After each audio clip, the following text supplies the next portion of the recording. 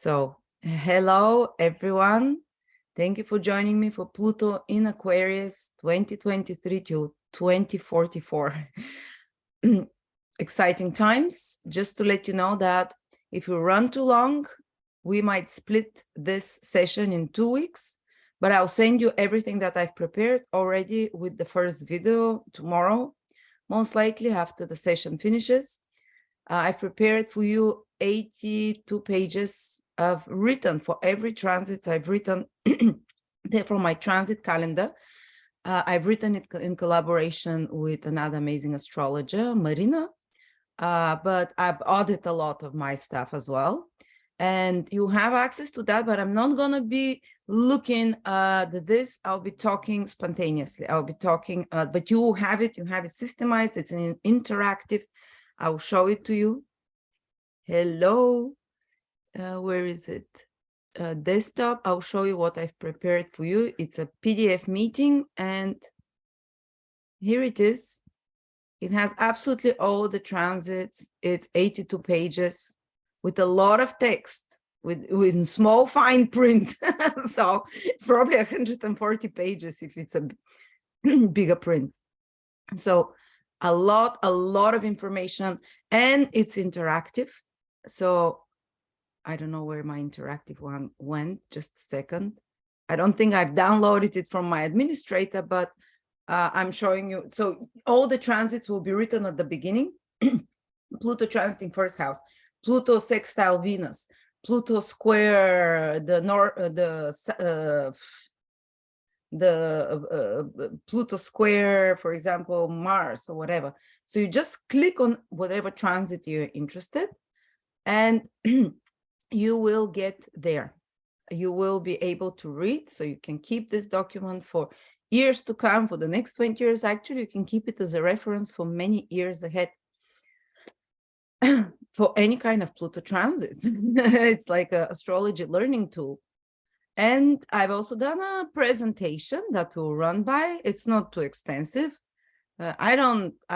Presentations are okay. They keep my thought focused, but I'm more spontaneous. So there'll be moments when I just go off on a tangent. I hope you forgive me. And I'm just stopping some of the videos. Okay. No volume, you idiot. Oh, I have no volume? No, you're fine. Oh, okay. I'm just gonna mute. Okay. If people can mute themselves, that would be perfect. Actually, I will put, I don't know if Sarah is online. Sarah, are you online? Sarah is the moderator, so she'll be taking care of this.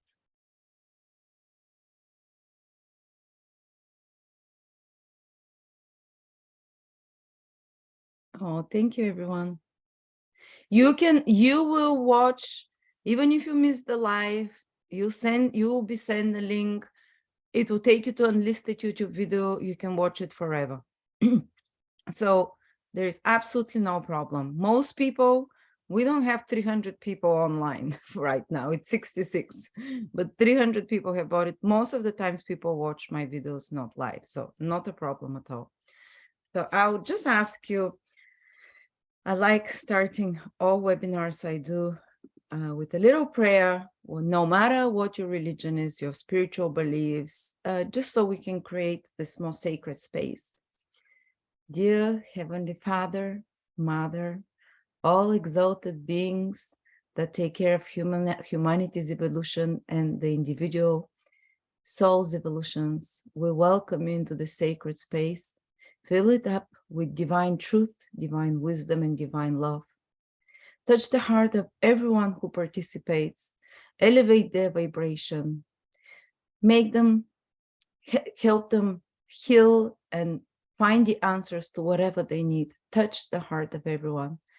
We welcome you to sanctify the space and for everyone to receive the most important message that you have for them and to transform their lives. Thank you.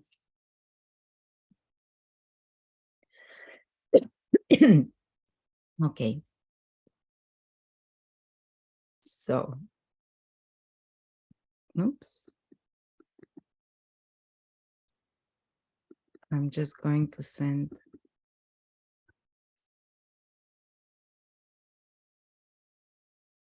a link to my moderator. I don't think she has the link, and we're going to start.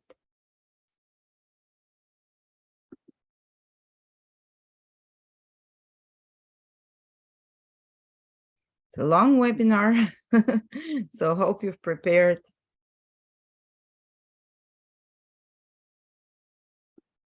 snacks, and we'll have breaks in the middle.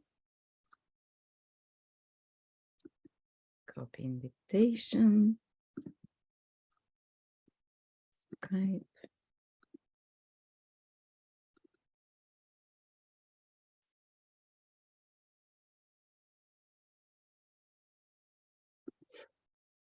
Okay, so I'm gonna open my presentation. We'll start with it, and when we start covering the transits, we're not gonna need presentation, but we're starting with some other information as well. Very quickly, we'll cover as well what Pluto in Aquarius can do for the whole world, generally. Otherwise, it will be all focused on personal astrology. There will be nothing connected to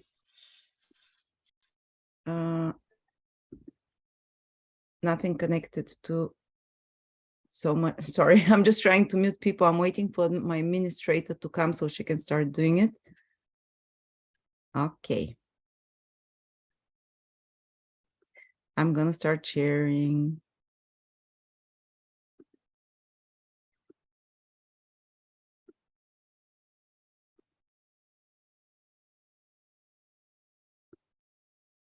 There we go. That's the first slide. How do I make it?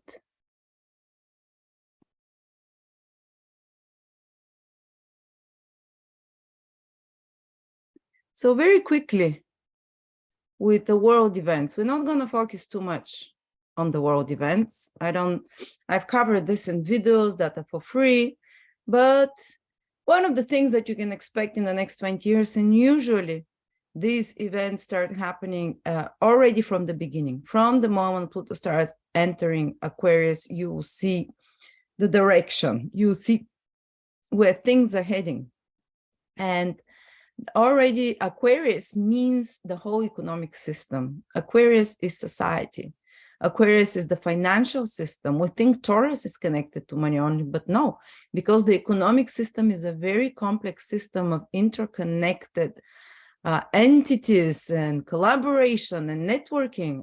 All the economy and finances are way more Aquarian thing than Taurus thing. Taurus is more like the resources, the food, and so on, while the whole economy, the import and export and all of those connections between you make one product, you sell it all over the world, and stock markets are also Aquarius. So what is Pluto? Pluto is the planet of crisis. Pluto is the planet of total destruction and recreation.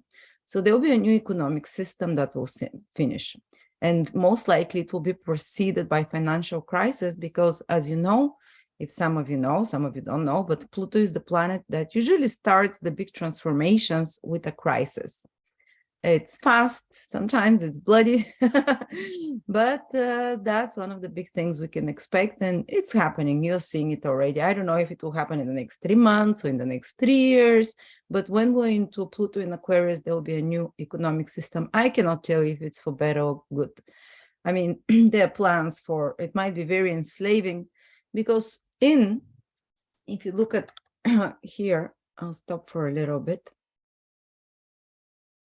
the share to show you the chart.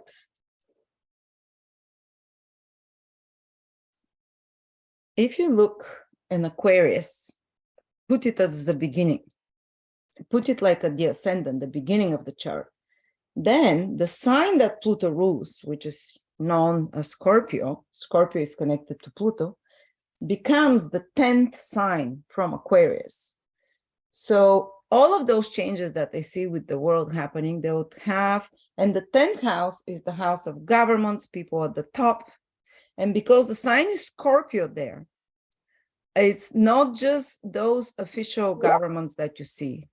It's not just the normal politicians and so on. It is actually the so-called, they are hidden, because Scorpio has a very hidden quality. Scorpio consolidates, just like Pluto, a lot of energy in a very small number. So we're talking here a few thousand people or a few hundred people that are pulling the strings of the whole world. So they'll be the big players, because the ruler of Scorpio, they're on the top, the so-called hidden elites, the so-called, the ones on the top that are, so the ones on the top that are, they call it the deep state or whatever, but there is a few families in the world that actually has most of the wealth. And it's becoming, everyone knows this now. It's no longer a conspiracy theory or anything. This is the energy of Scorpio, a lot of power concentrated in and Pluto, a lot of power, because Pluto is a tiny planet, we can't see it, but it punches. It has such an impact. Anyone who's had Pluto transit can tell you that. And so such a small group can strongly affect the whole next 20 years. And what is Aquarius? Is the normal people. Aquarius is the population. Aquarius is everyone, you and me, the average Joe, the masses, the average Joe, the masses. So there'll be a very direct interference, like some hidden people on top, because the height of the horoscope is the top, you know, the top, the governments, who are interfering and trying to control, another key word, Pluto, of Pluto in Scorpio, control, micromanage almost, the whole masses, all of us, you know, humanity as a whole. And that's kind of a bit more darker side of it. So a lot of the big changes that you'll see over the next 20 years, they would be orchestrated hiddenly. That's very Scorpionic, from people very much on top, and they'll directly impact the masses of people. Another thing, though, that the 10 houses on the high vibration, it's the highest, actually in ancient times, it wasn't the house of God, was not the 9th, was the 10th, the midheaven, you know, the highest, because it's the highest. So there'll be a direct intervention. It's always the higher forces are directly involved with the humanity. These are, I've done videos that there are certain levels of entities, archai and archangels, each one, like the angels are for the individual person, the archangels are for whole nations, the archai above, they run the history of whole eons and ages as we know them. And so there'll be a direct interference of very occult, esoteric, invisible forces acting on humanity as well. And these are so they're the two levels of Scorpio that Pluto rules. The highest level is divine will. Pluto is known in astrology as the higher will, or you can call it the will of your higher self, or the will, God's will.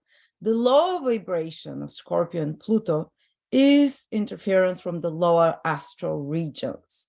So a lot of those people that might be interfering, a small group, they're not just normal people with money, they're people connected to the occult very powerfully, that are in power. I know I sound like a conspiracy theorist, but we're talking Pluto here. So we'll be unveiling some very uncomfortable truths. That's the ultimate goal of Pluto, to break your naivety cherry, as they say. Once Pluto passes through a planet, you're no longer naive there. You're no longer, it's kind of your initiation into much maturity.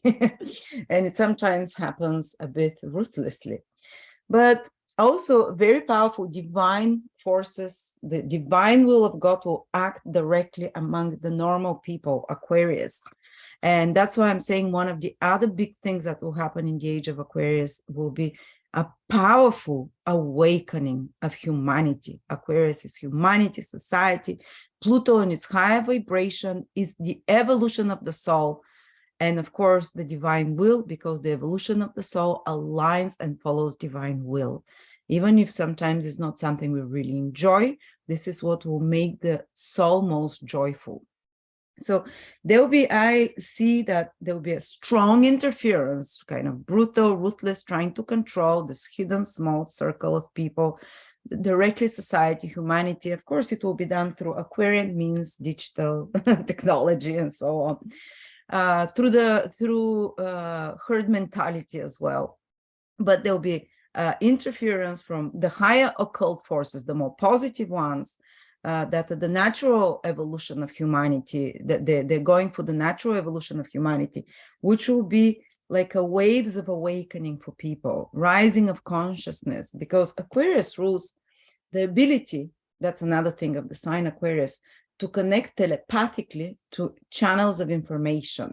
We do it now with the internet, channels of information through the air. Aquarius is an air sign.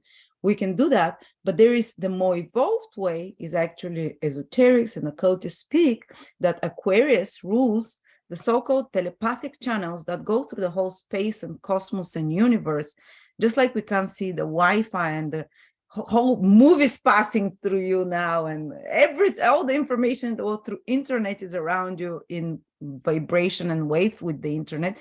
The same way, there is highways of information created by higher forces that if you tap into these highways, you can access Akashic records, you can telepathically communicate with others, you can just download information in an instant like we do with the computers now, but they can do it now with people, more and more people born in the next 20 years or that are born already will unlock those abilities of the brain, because Aquarius rules the brain, by the way. One of the things it rules is the nervous system, and the brain is the biggest part of the nervous system. So there'll be very powerful awakening for people that already have those capacities in the brain that can connect telepathically to those channels of information, and people downloading information, just knowing things. And Aquarius as well rules the nervous system, so we have to be more careful with the nervous system. We already saw the last 2-3 years Saturn was transiting Aquarius, the nervous system of humanity. They even say COVID is a neurological disease, not so much respiratory virus. They're proving it now. It's in scientific magazines that it's way more, the damage is way more neurological, but Pluto is entering now. So the nervous systems of humanity will become so sensitive. How can I say? And that's a good thing if you want to evolve your consciousness, but for people that are not ready for their nervous system to receive more higher vibrations, it can feel like burning of your nervous system. It can feel like going crazy. It can feel like depressions, mental health problems of any sort. So but based on the nervous system, neurotic conditions, and these will, unfortunately, these will speed up a lot. You'll see this, but that's usually because the energy is pent up in those people. There is pent up blockage of the chakras. Pluto is very much connected to all the chakras. Pluto and Scorpio rules all the apertures in the body. So it might be your anus and other apertures, but also there's 7 openings in the body, energetic ones. They're more than that, but these are the so-called chakras.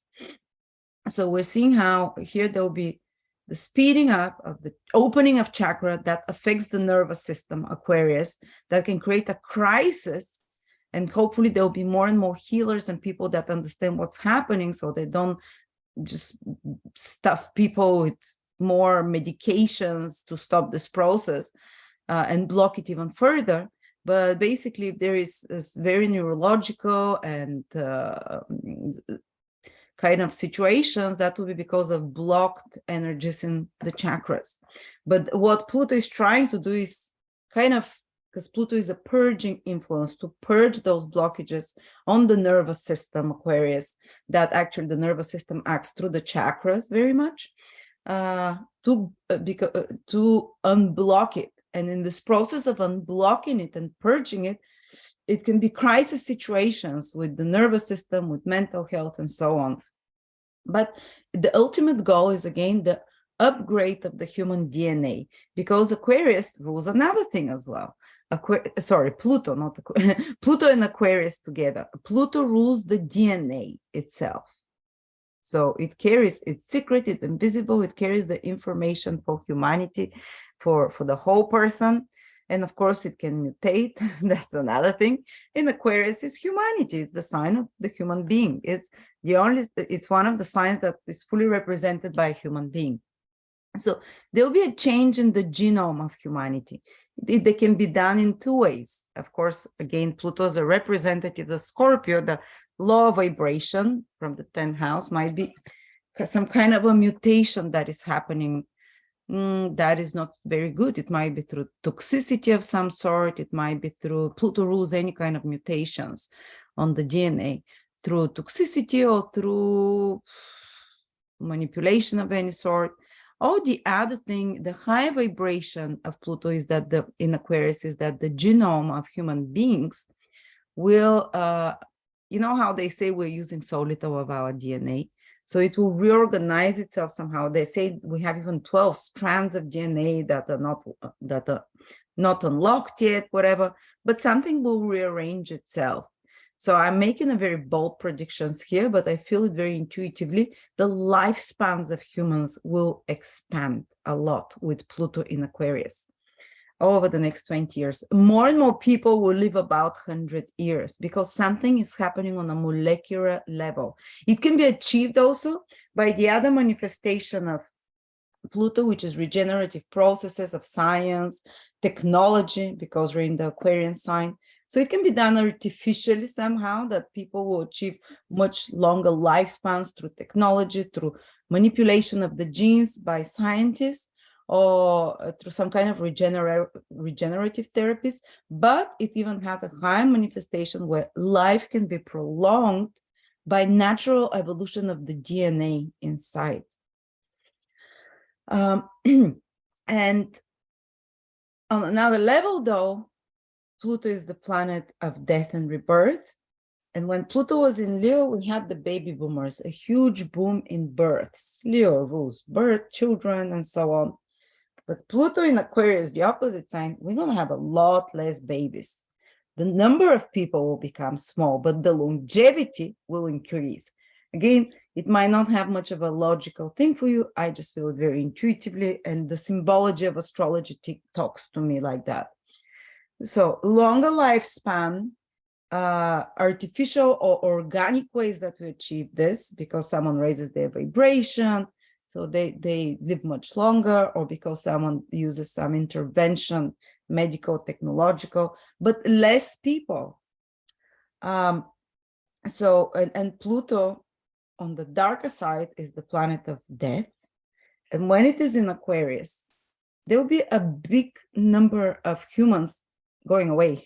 It's just we're not going to be as many over the next 20 years. It's I don't know if it's a divine culling or planned earth culling of some sort, but maybe some kind of a crisis, which is Pluto. But it kind of feels organized to me. But there is divine intervention as well that takes some of the souls away in big numbers that are not ready for this, that the events will be too intense. And just some souls will, their higher self will consciously, agree that it's time for them to leave. So there'll be mass exodus of souls. I'm not saying it will happen now in March, but you'll see more and more might be cataclysms of some sort, or I don't know exactly how it will happen. And some of them will be organized on Earth by hidden powers on top. Others will be divine interventions. But you see that there will be less people by the end of those 20 years than they currently are. But let me carry on with, and I wanted to tell you something. Why people say, well, Pluto, Scorpio used to be ruled by Mars till 1930, till we discovered Pluto. And Scorpio is the sign of death, the 8th house, Mars. And it made sense 100 years ago that Mars was the ruler of the 8th house, because people lived on average 40 to 50 years. I kind of have a morbid fascination, being very strongly Plutonian, with the cemeteries. And when I lived in England, I would go to old churches and would read the cemetery, what it says on each cemetery.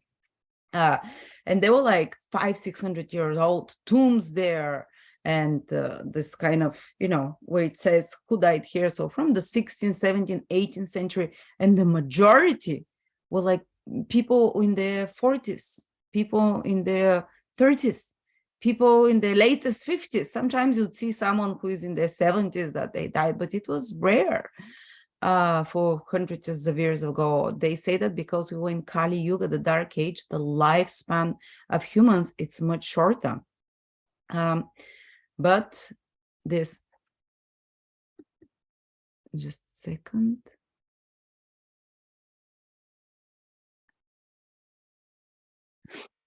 But I forgot where I was. So yes, Mars used to rule death, and death was sharp and fast. Most people died from wounds in wars, from high temperature, suddenly developing a scarlet fever, or it's like bam. So you're here one day, gone another. It was a very bloody, messy thing, death, before we discovered Pluto for majority of humanity. Of course, there were people that died in old age, comfortable in their sleep, but for majority, some virus, which is again Mars thing, comes, sweeps everyone away.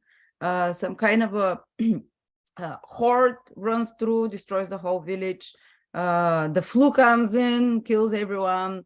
And or you get a wound and you can't, or you just get an appendicitis and you die because there was no surgery and stuff. Pluto comes though. Pluto gets discovered, and death was Mars is a very extrovert planet. Death was such a normal thing.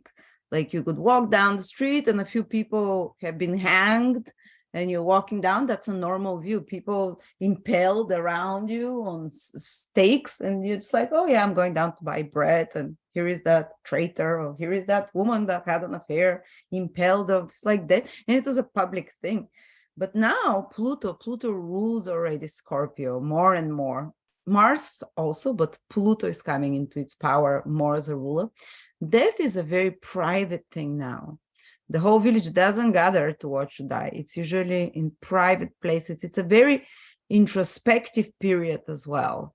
And death is prolonged a lot more because Mars is much closer planet to a much shorter rotation, while Pluto is the planet furthest away. So life is prolonged a lot more. And it's happening through what? One of the things is through surgery. Surgery is like if I had appendix at 30, if Pluto was not, if there was no surgery, I would be dead at 30, or they cut out a mass or whatever.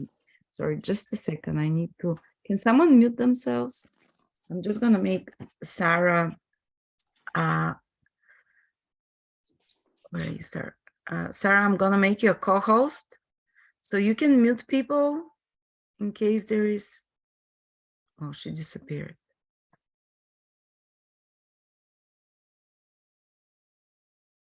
I'm so sorry, guys.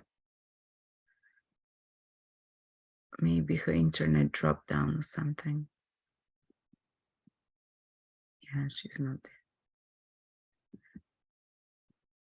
Yeah. But for now, there's no interference or anything.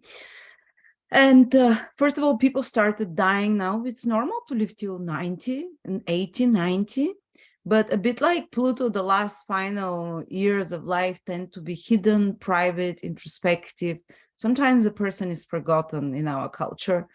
Just like Pluto is invisible, far away into the dark, little by little, people tend to shrivel into 80s, 90s. It's a little bit, and a lot of people die from Pluto diseases. Pluto rules cancer.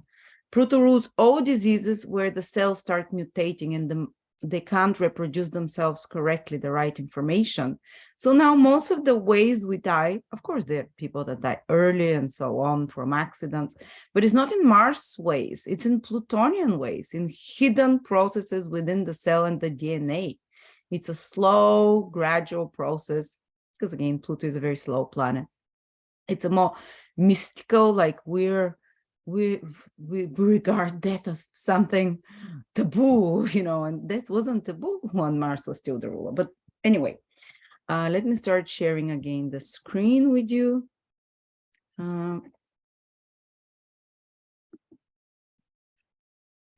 So the other thing we're going to see is new social system. Aquarius rules the social. Aquarius rules any kind of systems. So any kind of systems without a center. Society doesn't have center. The economic system doesn't have a center, even though they're trying to do it. They're trying to do it centralized. The nervous system doesn't have a center. It's the opposite of Leo, where the heart is the center. The internet that Aquarius rules doesn't have a center. So it's or if you're an electrician, electrical grid system doesn't have center. If you're someone who is anything Aquarians that works with systems, technology, electricity, all of those. So the social system there'll be a new social system. Pluto is death, rebirth. I don't know if it will happen in a night. Pluto is a slow planet. I think it will be a gradual process. But a gradual process that leads to a crisis, because the final stages of Pluto always like some kind of a crisis that happens and escalates. So there might be first some kind of a society collapse that we witness. Oh, it sounds scary. Oh, I'm bringing of doom and gloom. Well, it's Pluto. It's a possibility, okay? I'm not saying 100%. We can change it. But Pluto in Aquarius, when I've looked back, when Pluto was in Aquarius the last time, there was a total collapse of the normal society system. The French Revolution, the whole society based on nobles and those below them was destroyed. And as a result of the French Revolution, monarchies started falling left and right around the world, and democracies appeared for the first time. So huge change in the political and social system. Also, another good thing that happened was that's when the American War of Independence was happening. Pluto in Aquarius the last time. And why am I saying it's a good thing? They rebelled, because Aquarius is a very rebellious sign, so it's Pluto, a very rebellious planet, and Aquarius wants freedom, but they didn't do it just because they wanted to be independent from England, from the crown. They did it because of the taxation, the taxes that the crown was taking, and they were quite unbearable. So when they freed themselves, they did the American Constitution or whatever, how they did society is that there was no taxation at the beginning in the States on your personal labors. So they rebelled against that because they were kind of against this enslavement, financial, economic enslavement. And Pluto wanted to destroy that. So I'm really hoping and very positive that this will, because history repeats, but in different ways, that there'll be like something that abolishes the whole enslavement of people through taxation, because Pluto rules taxes, by the way, as a ruler of Scorpio. Scorpio rules like those things, death, taxes, and sex. So it's a bit of a love it or hate it topics.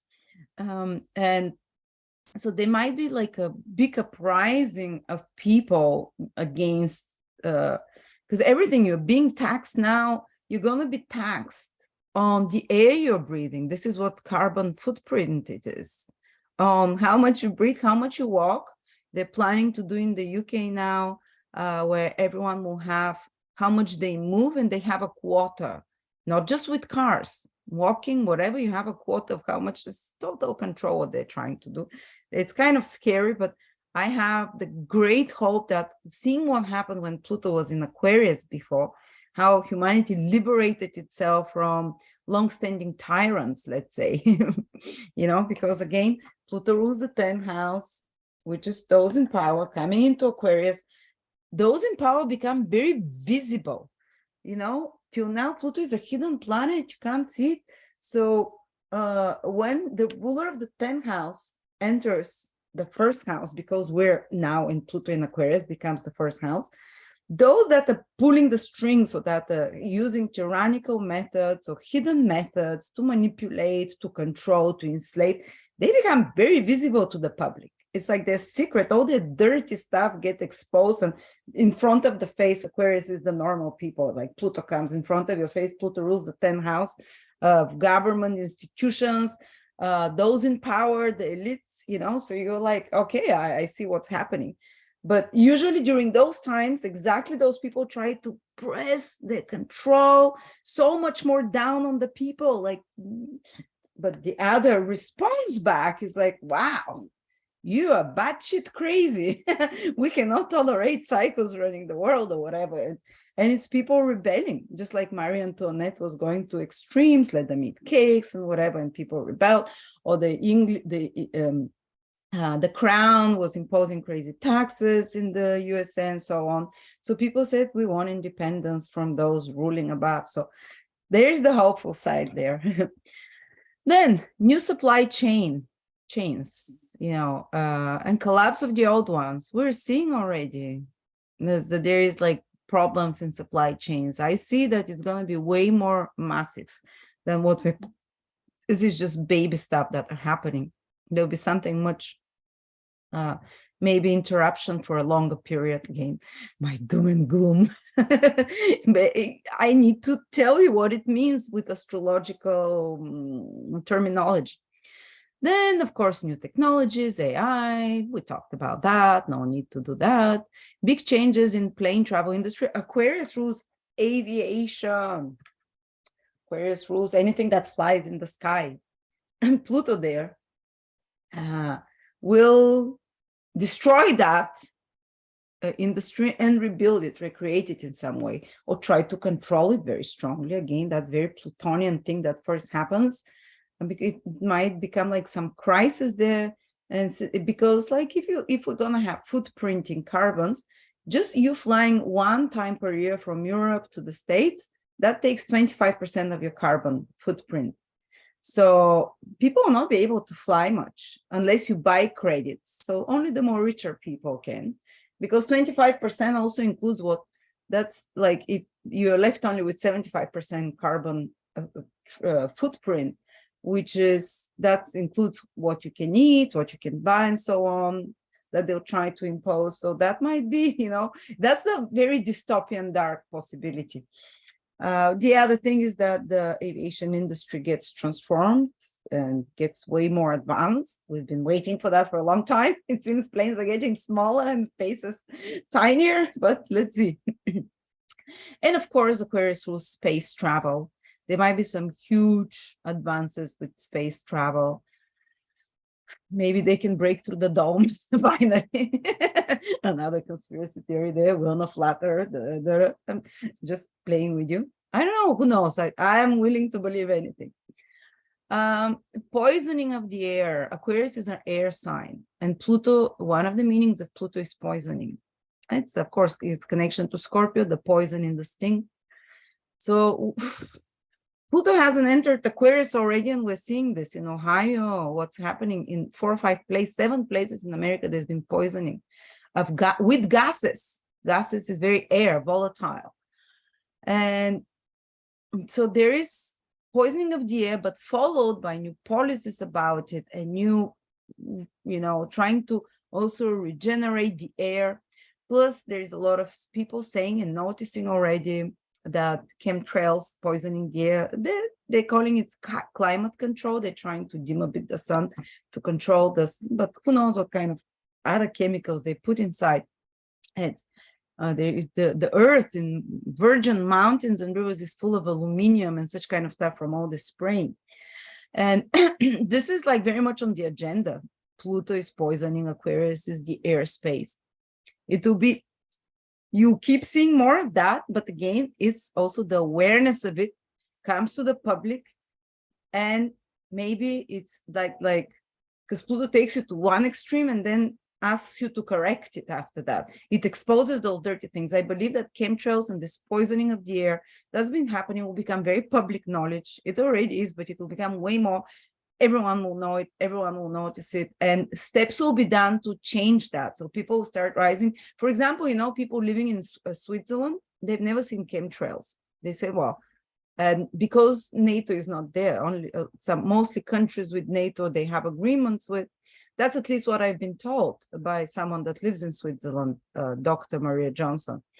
And other countries, I read somewhere that Mexico is saying that they're going to be the first chemtrail-free country. Was it Mexico, some other country? I'm not sure. But they're going to stop the military spraying or putting this in travel planes or whatever they're putting. So it's coming out, but there will be a lot of focus on that, cleaning up the pollution in the air. Rethinking relationships with technology, social media, because of the mental health crisis. You know, one of the biggest addictions now is not even anymore substances. Well, substances are there. Neptune is still in Pisces. The epidemic with substances is crazy. What I see in Seattle, where I live very close to, oof, it's scary. I can walk on the streets. It's people out of their minds. It's like demonic possession. But Pluto in Aquarius, addiction is now with scrolling, social media, Aquarius through social media, the internet, and Pluto is obsession. This obsession will intensify to the level that it has to be dealt with. And just like now there are AA groups for sex or whatever, there'll be groups for breaking the addiction toward social media. And there'll be a big reversal, because that's how Pluto works. It intensifies the crisis. It makes it worse at first. Mental health starts breaking down. Do you know that more than 24% of Generation Z and even into Generation Alpha, our children now and the teenagers have suicidal thoughts? When has this ever been? 24%.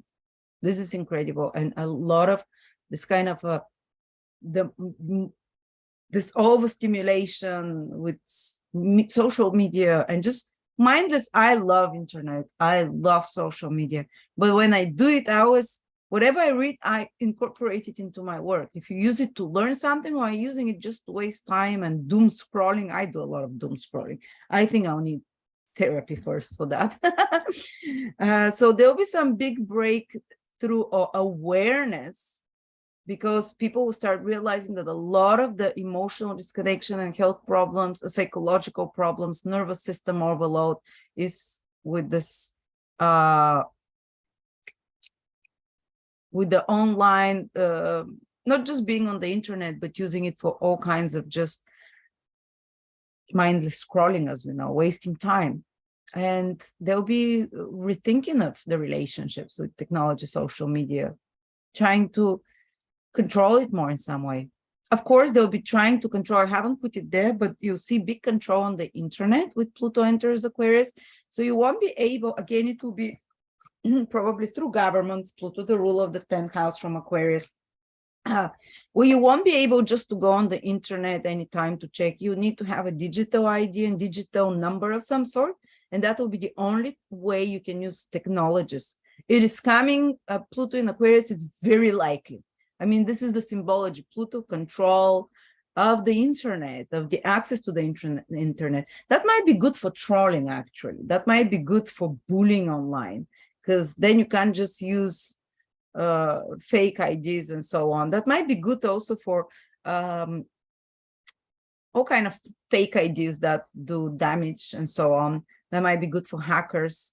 But also that will be every single click you do will be observed, and what you're and who you are and where you're doing it from. So that's also control. So there's good sides, there's negative sides.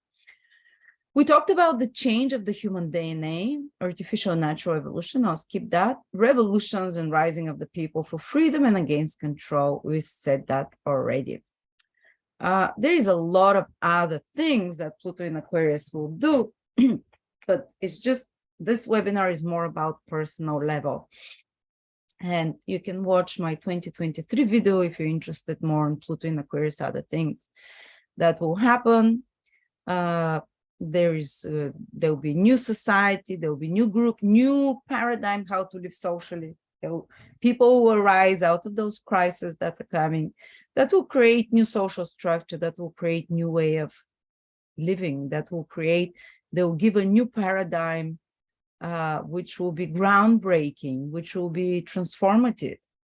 They'll not want, as I said, Pluto in Aquarius increases the control over the population, but at the same time increases the desire for freedom of the population to the level where they rebel, to the level where there's a lot of rising, or there is a lot of more tactical, clever ways to go around it. Pluto rules underground culture. Pluto, I'm not talking people that live underground, but they call it not the mainstream, but the underground. So the underground will become pretty mainstream in humanity, and a lot of humans will be clued into those trends. Okay, so now let's start on the personal part of of this webinar. I would ask someone to give me their details so I can show you what, and everyone grab a pen and paper. Okay, Zach, okay, so the first that came, I need the time and the place. Rosali, 5th of October, 1973, Pretoria. So I will show you what we're gonna do, and everyone else follow. I'm not gonna do interpretations, I'm just gonna show you what we're gonna do so you can calculate your transits. Not Skype, Google Chrome. All right. So we're going to, you can use any kind of website for calculation of the chart. I'm going to use mine, astrolada.com. We don't care what the picture is. What the way it's presented, we'll be looking only at the tables. So I'm writing here, Rosali.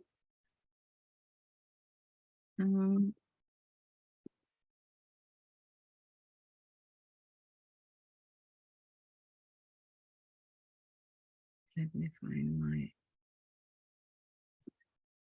my, where's my chat? Sorry. Here. October 5th, right here. So now you need pen and paper, and that's the only work you're gonna be doing. That's the only thing, nothing after that. After that, you sit and listen. 1973, 8 a.m., yeah? 8 a.m. 05. Pretoria, that's probably in South Africa.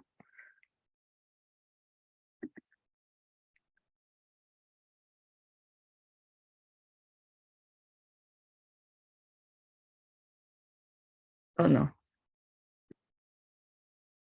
Entry South Africa. Pretoria. If it is.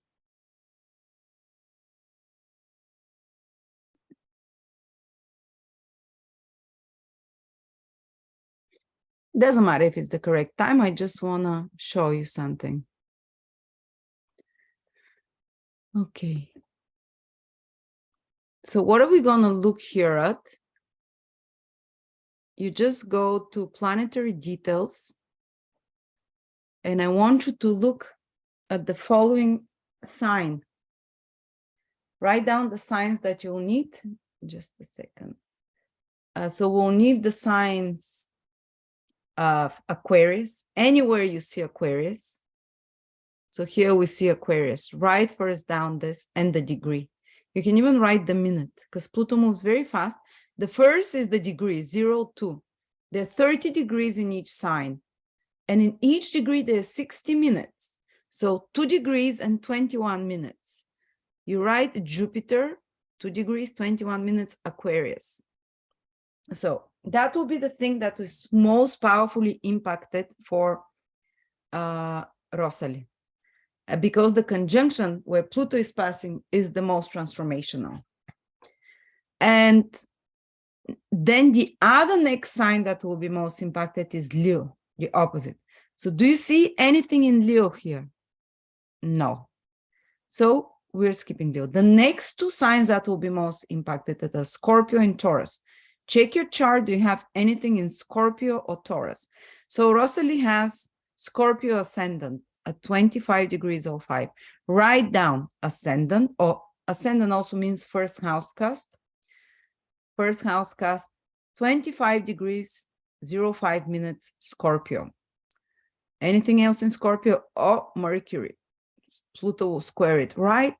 3 degrees, 21 minutes, Mercury in Scorpio. So you have them. So after that, when I speak about Pluto will make an aspect to Mercury, you listen to this because you're going to have this hard aspect. These are first the hard aspects. Hard means not necessarily that it's a bad outcome, that it shakes up your life more. It's more hardcore. The final result can be amazing. I just went through 7 squares of Saturn to my personal planets in the last 5 years. The results, it was emotionally turbulent, but the results were great. So having a hard aspect of a square, conjunction, or opposition, it doesn't necessarily mean horrible stuff will happen to you. It might be some crisis, but the final result can be amazing. Just like I feel so much lighter, reborn, and so on after those things. So the most potent is any planet in Aquarius, write it down in the degree. After that, Leo, that's the opposition. That's the other so-called, well, call them hard aspects for ease of way, but don't put this negative thing in your head that it's negative. It's more challenging. The circumstances are more disruptive around. But what you make out of you depends on you again. So write it down. Anything in Aquarius, the highest, the most important thing, conjunction. Anything in Aquarius is in conjunction. So when I speak about conjunctions, if you have anything in Aquarius, this is Pluto will be doing it. Anything in Leo that you have will be opposition. That's the second. It's almost as powerful as the conjunction in manifestation. With the conjunction, there is a bit more free will involved because you're doing a lot of the things. With the opposition, so if you have planets in Leo, somehow it will come to you from outside. Somehow others can trigger it, or it might be more relationship oriented. And it might be a little bit less of the free will thing there. And then the square is if you have any planets in Taurus or Scorpio. So we saw that Rosalie has Mercury in Scorpio, ascendant in Scorpio, write the degrees, because I'll tell you exactly when you feel it. Then Venus in Scorpio. Oh, you're born with Venus conjunct the ascendant, great. Venus in Scorpio, so write that, 25 degrees, 20 minutes. So we're seeing Rosalie will have 1, 2, 3, 4 transits, hard transits of Pluto, like the more intense ones. So Scorpio in Taurus. Oh, and she has Mars, sorry. Mars in Taurus. Wow, Rosalie, no wonder you're taking this webinar. You're going to go almost through what I went through with Pluto squaring all my planets. So you're going to have Pluto squaring your ascendant, Pluto squaring your Mars. So write it down, the degree. So everyone check your charts. And Mercury, Pluto squaring your Mercury. Pluto conjunct your Jupiter.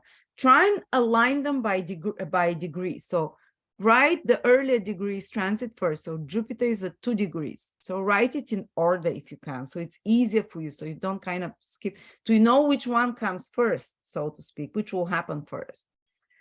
Venus. So Pluto square Venus.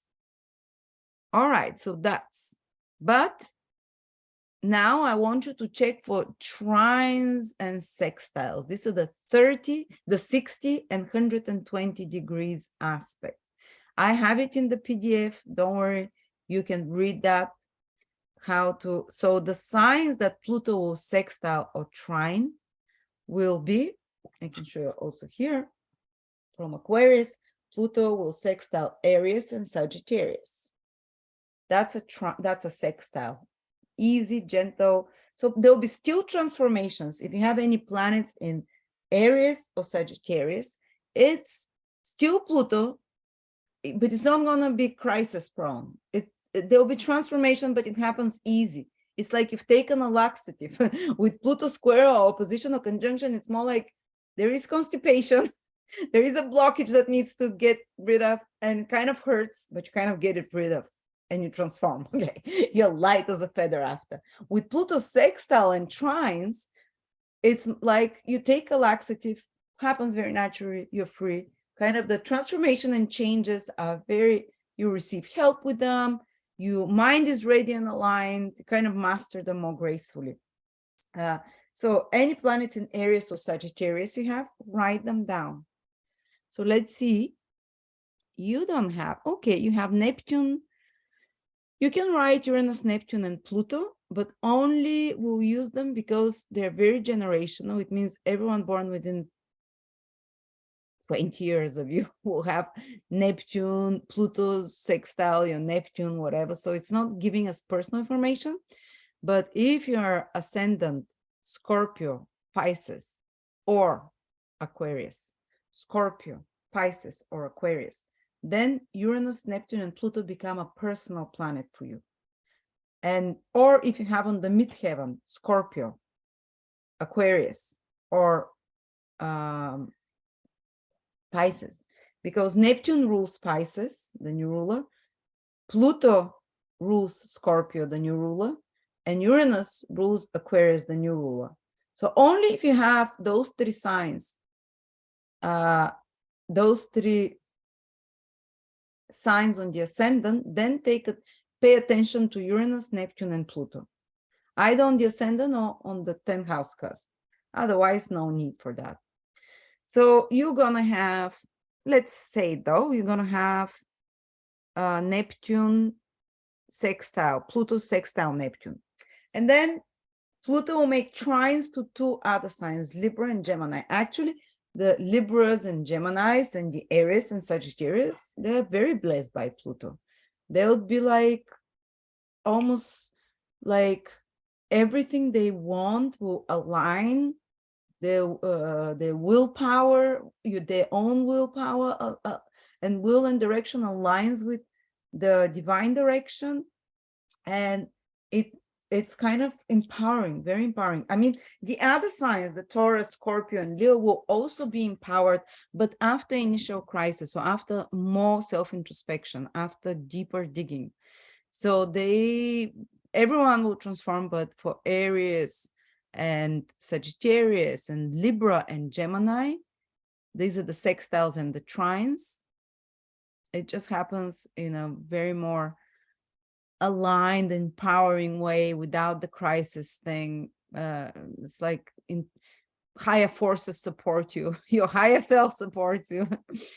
Otherwise, with the square opposition and conjunction, sometimes it's like your higher self shows you where you've misaligned and puts you back on the right track, and you're very grateful after that because you feel like you're way more aligned to your path, but initially there's resistance and so on. So that's one thing we'll be watching, the planets. And then go to house cusp details. It says Hughes cusp details. I'm using here Campanas house system. If you prefer Placidus, go somewhere on astro.com, whatever, and find there the house cusps. If you work with house cusp, some people work with equal house system. But even for the equal house system, you need to write down the first house and the not equal, but whole sign house system. The most important houses to check is the 1st and the 10th. If they fall in those signs that I mentioned, and for Rosalie, of course, that's the ascendant is the first the ascendant is the same as the first house cusp. So you write ascendant of first house cusp, Scorpio 25 degrees, and you write the 10th house cusp. Well, yours is in Leo, so you have to write it again because your 10th house cusp will be opposed by Pluto, which means, oh, here it is, sorry, Aquarius, I missed. You're going to have Aquarius, yeah, Pluto conjunct Aquarius, your 4th house cusp. So, but the first most important thing to look in the house system, where is Aquarius? You don't even need to look at other house cusps at all. Actually, I don't look at if Pluto is squaring your 5th house cusp, if Pluto is trining your 7th house cusp. You can add it on, but the most important is where is Aquarius? Is there house cusp in Aquarius? And which house cusp it is? So here it is, the 4th. So you write down Aquarius, 4th house cusp, 10 degrees, 44 minutes. And when I speak about Pluto transiting the 4th house, you'd see that around the time it's around these degrees, which I'll show you how to see. something very big will happen with this fourth house that I'll speak what it is. So that's all you need. And for the house cusps, honestly, just take the degree of Aquarius. If you don't have a house cusp in Aquarius, if you're using Placidus or Campanus, there might be no Aquarius because they use an equal house system. I would advise using the whole sign house system. I personally love it. I look at cusps as well. So I would look at cusp for the ascendant and for the midheaven. So the first house and 10th house cusp, always look at degrees. These are very sensitive points. But the other house cusp, they're 20 house systems and they put them in different places. And it's like such a mess. I mean, use house, but do check what house cusp falls in Aquarius. It will be a sensitive point. And when I speak, so and some people might be, for example, they might have the 5th here. You might have the 4th house cusp in Aquarius, but using whole sign house system, you might have Aquarius in the 5th house from the ascendant, in the 5th sign. So I'd listen to both videos. Pluto transiting the 4th house and Pluto transiting the 5th house. I hope you understand what I mean. If you use whole sign house system, if not, just check here where Aquarius is and where the 10th house is. Is it going to be affected by Pluto for this person? Yes, by an opposition. And you can add sextiles to the 6, the 7, but it's too much. Like everyone will have Pluto transits. I mean, everyone has something either in Aquarius, in Leo, in Sagittarius, in Aries, in Gemini, Libra, Scorpio, Taurus. Unless you're born only with planets in Capricorn, Pisces, Cancer, or Virgo. Capricorn, Pisces, Cancer, or Virgo, Pluto makes no aspects to those signs. So if you have only planets there, you're not gonna feel Pluto. It's like, it's not gonna be this, but you will feel it through the house it is transiting in your horoscope. So that will be through the house cusp. Here you come and find what house cusp Pluto will be transiting for you.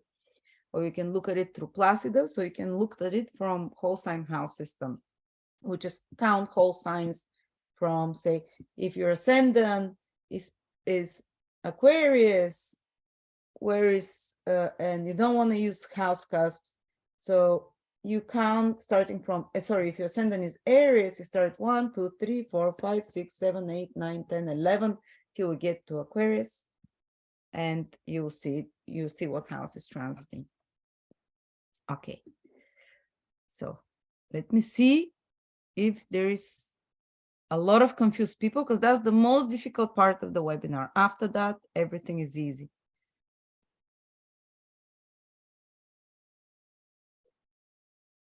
Yes, you can use whatever house system you want. I personally like to look at the whole sign where is Pluto transiting, plus if it's going to transit the cusp, the moment it transits this cusp for 2 years, that house will be activated. My sun will be squared at 0 degrees, so pretty much in March. So now let me show you. So I hope I'll give you 10 minutes for everyone to write down. So these are the signs in the chat. I'm writing them. Anything you see in those signs, again, I'll leave you actually my presentation, so because I've covered the signs in it. Zoom, zoom, zoom, zoom, zoom. And we'll take a 10-minute break so everyone can write down their signs and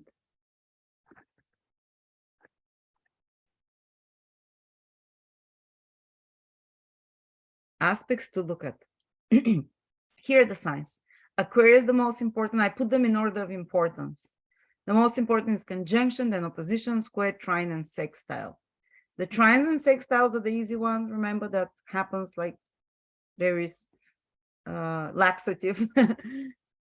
And here I give you the most important ones to check. If you see your Sun, Moon, Mercury, Venus, Mars, Jupiter, Saturn on North and South node. Rahu and Ketu, that's how they're written in my birth chart calculator. Rahu, Ketu on North and South node. Write down their, where they are. And we'll come back in a second. I will stop recording for a little bit, and we'll just giving you 10 minutes to write this, and we'll start with interpretations after that.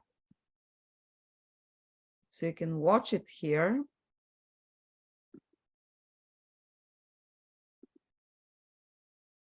I can't stop recording. This is stupid. Sorry.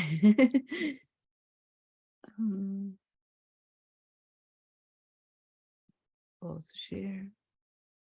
Yeah, if I'm sharing the screen, I can't pause recording. Well, I leave this so you have it for a little bit to take down the details, and I'll come back in 5 minutes and we carry on.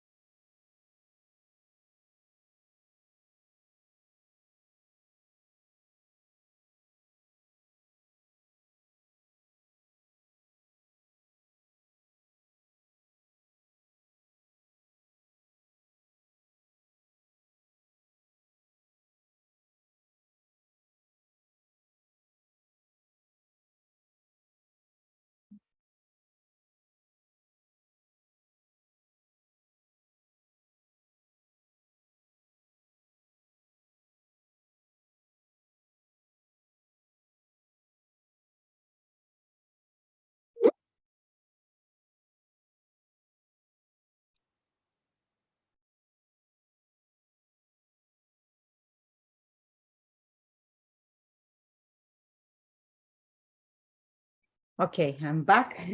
I'm excited to carry on. I hope everyone wrote their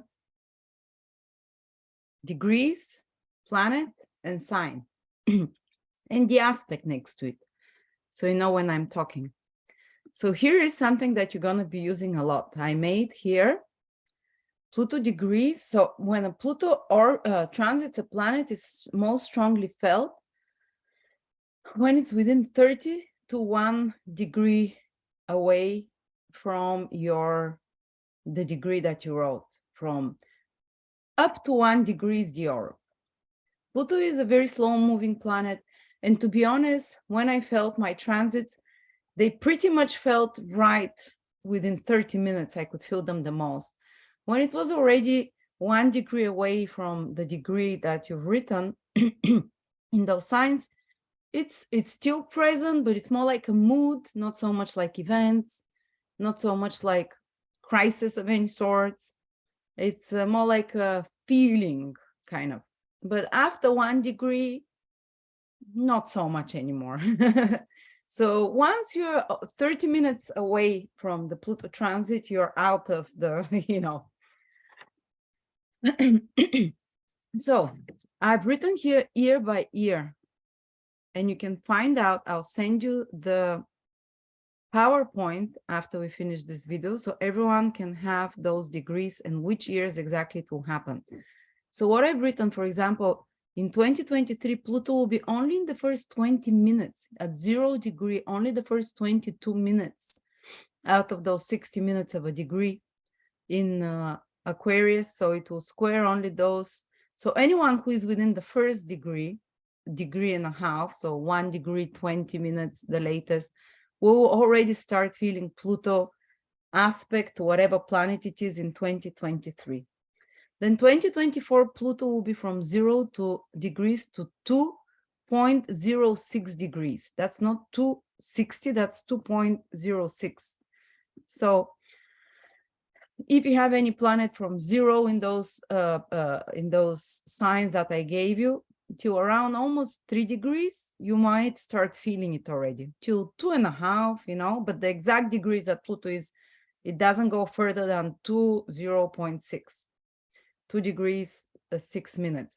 Then 2025, Pluto is from 1 degree, 4 minutes to 3 degrees, 50 minutes. But look now, there's something very interesting happening in 25, 26, 27, 28, and into 29. While Pluto will be in Aquarius, it will be trine by Uranus, by transiting Uranus, and sextile by Neptune and Saturn in 2025. So there is a lot of help that comes to those degrees from 1 to 4 degrees approximately, or even from half a degree to 4 degrees something in the year 2025, because of the sextile and trines. These are all easy aspects except the opposition from Mars. That will be a bit more stressful a little bit, but in shorter periods.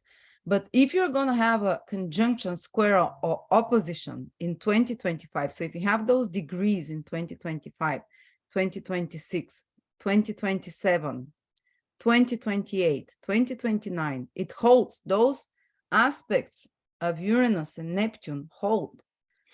There is like it's easier. It's that's why I'm thinking that despite of the big changes that will be happening collectively in the world with Pluto and Aquarius, those few first years, there will be also a lot of help universally from us. So it's not such a big crisis and so on, because Pluto is holding this trine already from 2025 onwards, because Uranus will move into Gemini, Neptune is gonna move into Aries. So Neptune and Uranus are gonna start making trines, a trine and a sextile to Pluto. So there'll be a lot of help. But here, for example, 2027, whoever is from those degrees, from around 4 till 7 degrees, 2027, they'll also have the North Node pass over there. So they would experience very big changes. North Node means there'll be eclipses on those degrees as well. So 2027 might be very big year, especially we're talking here, those who have conjunction oppositions and squares, they'll feel it the most. Because whoever is having a sextile or a trine, already things are easier. Things are easy, empowering for them. And the sextiles and trines from Uranus and Neptune, they will really help those with the conjunction and opposition in particular to make it easy for them, which are the most difficult aspects. The conjunction. So anyone who has planet in Aquarius or Leo, they have a lot of help for those years, 2029, if they're those degrees. So find out what degree it is and which years exactly is Pluto passing through those degrees. Because you see, if you have something at 8 degrees, for example, in Leo, let's say, or Aquarius, you see that in 2028, Pluto will be exactly making the aspect, because it's 5 degrees to 850. And then in 2029, Pluto is from 7 degrees to 10 degrees. So again, they'll feel 2028 and 2029, this aspect. Maybe write down the year next to your aspect to know when exactly this will be happening. Then we continue 2023, 2023. So it continues, you know, Neptune holds the sextile for many years to Pluto within less than 1 degree. And in 2033, if you're between the degrees of 13 and 16 or 17 degrees, not only is Neptune helping, but Jupiter is also conjunct. So if you're between those degrees, there's a lot of help for you. If you're gonna go through the conjunction or the opposition, because of Jupiter helping with the conjunction or the opposition.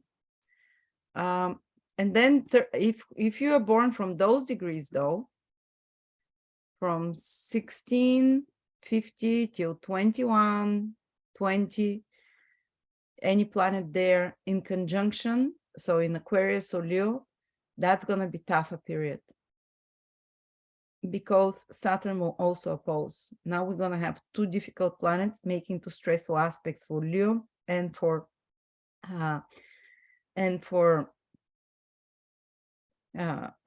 Aquarius in particular. That's more challenging for those degrees. That's when it might be harder if you have those degrees. But from 3036, Jupiter enters in a trine and starts healing and helping those degrees.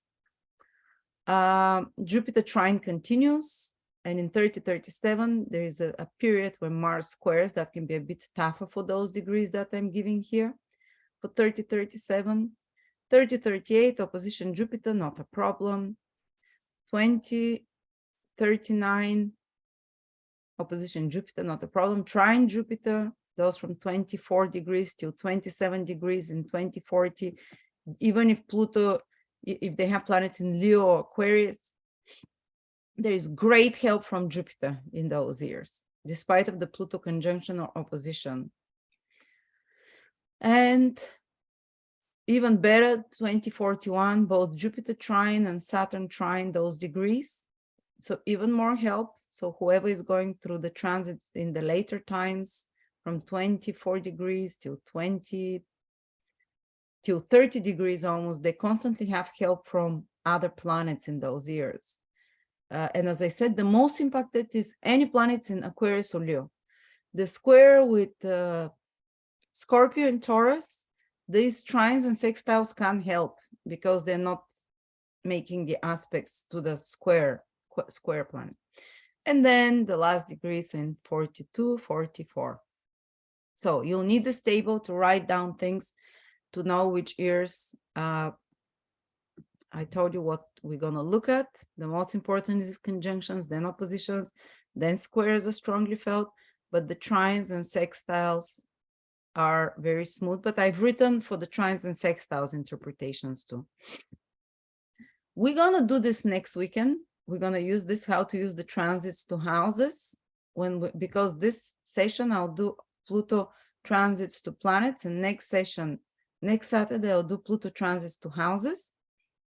And just quickly, 3 levels of transits: the physical, the psychological, It's more like not emotional, but psychological.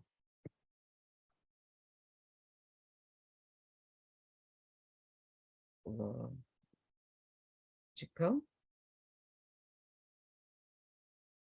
Okay. So usually the physical is the most difficult to predict.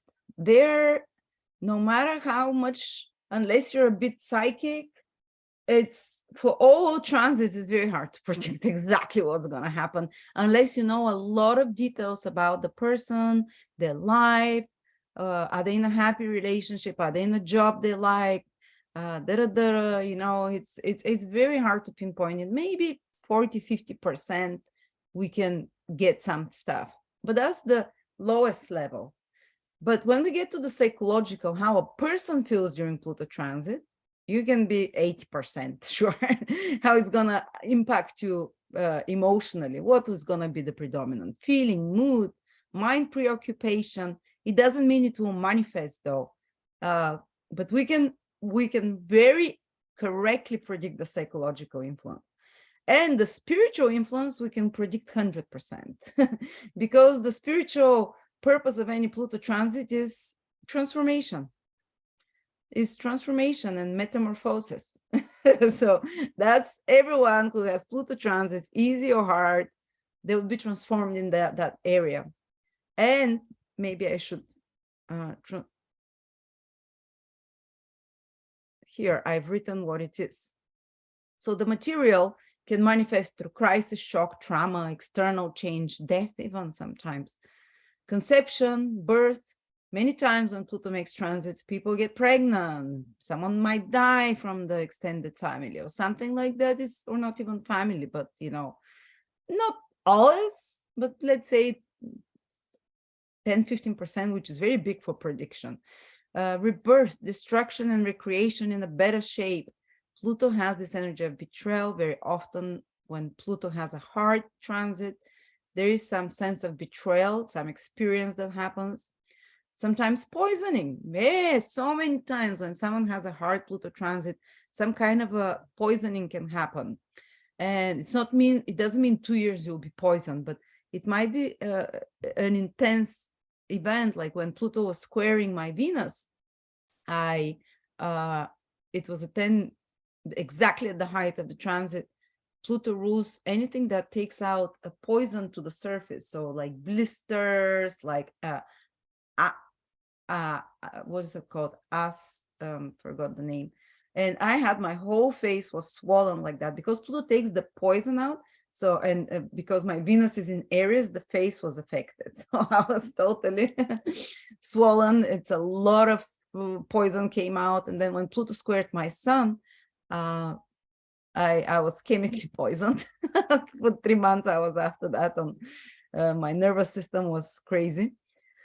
But adrenal burnout, because Pluto rules is the high octave of Mars. Pluto is very much connected.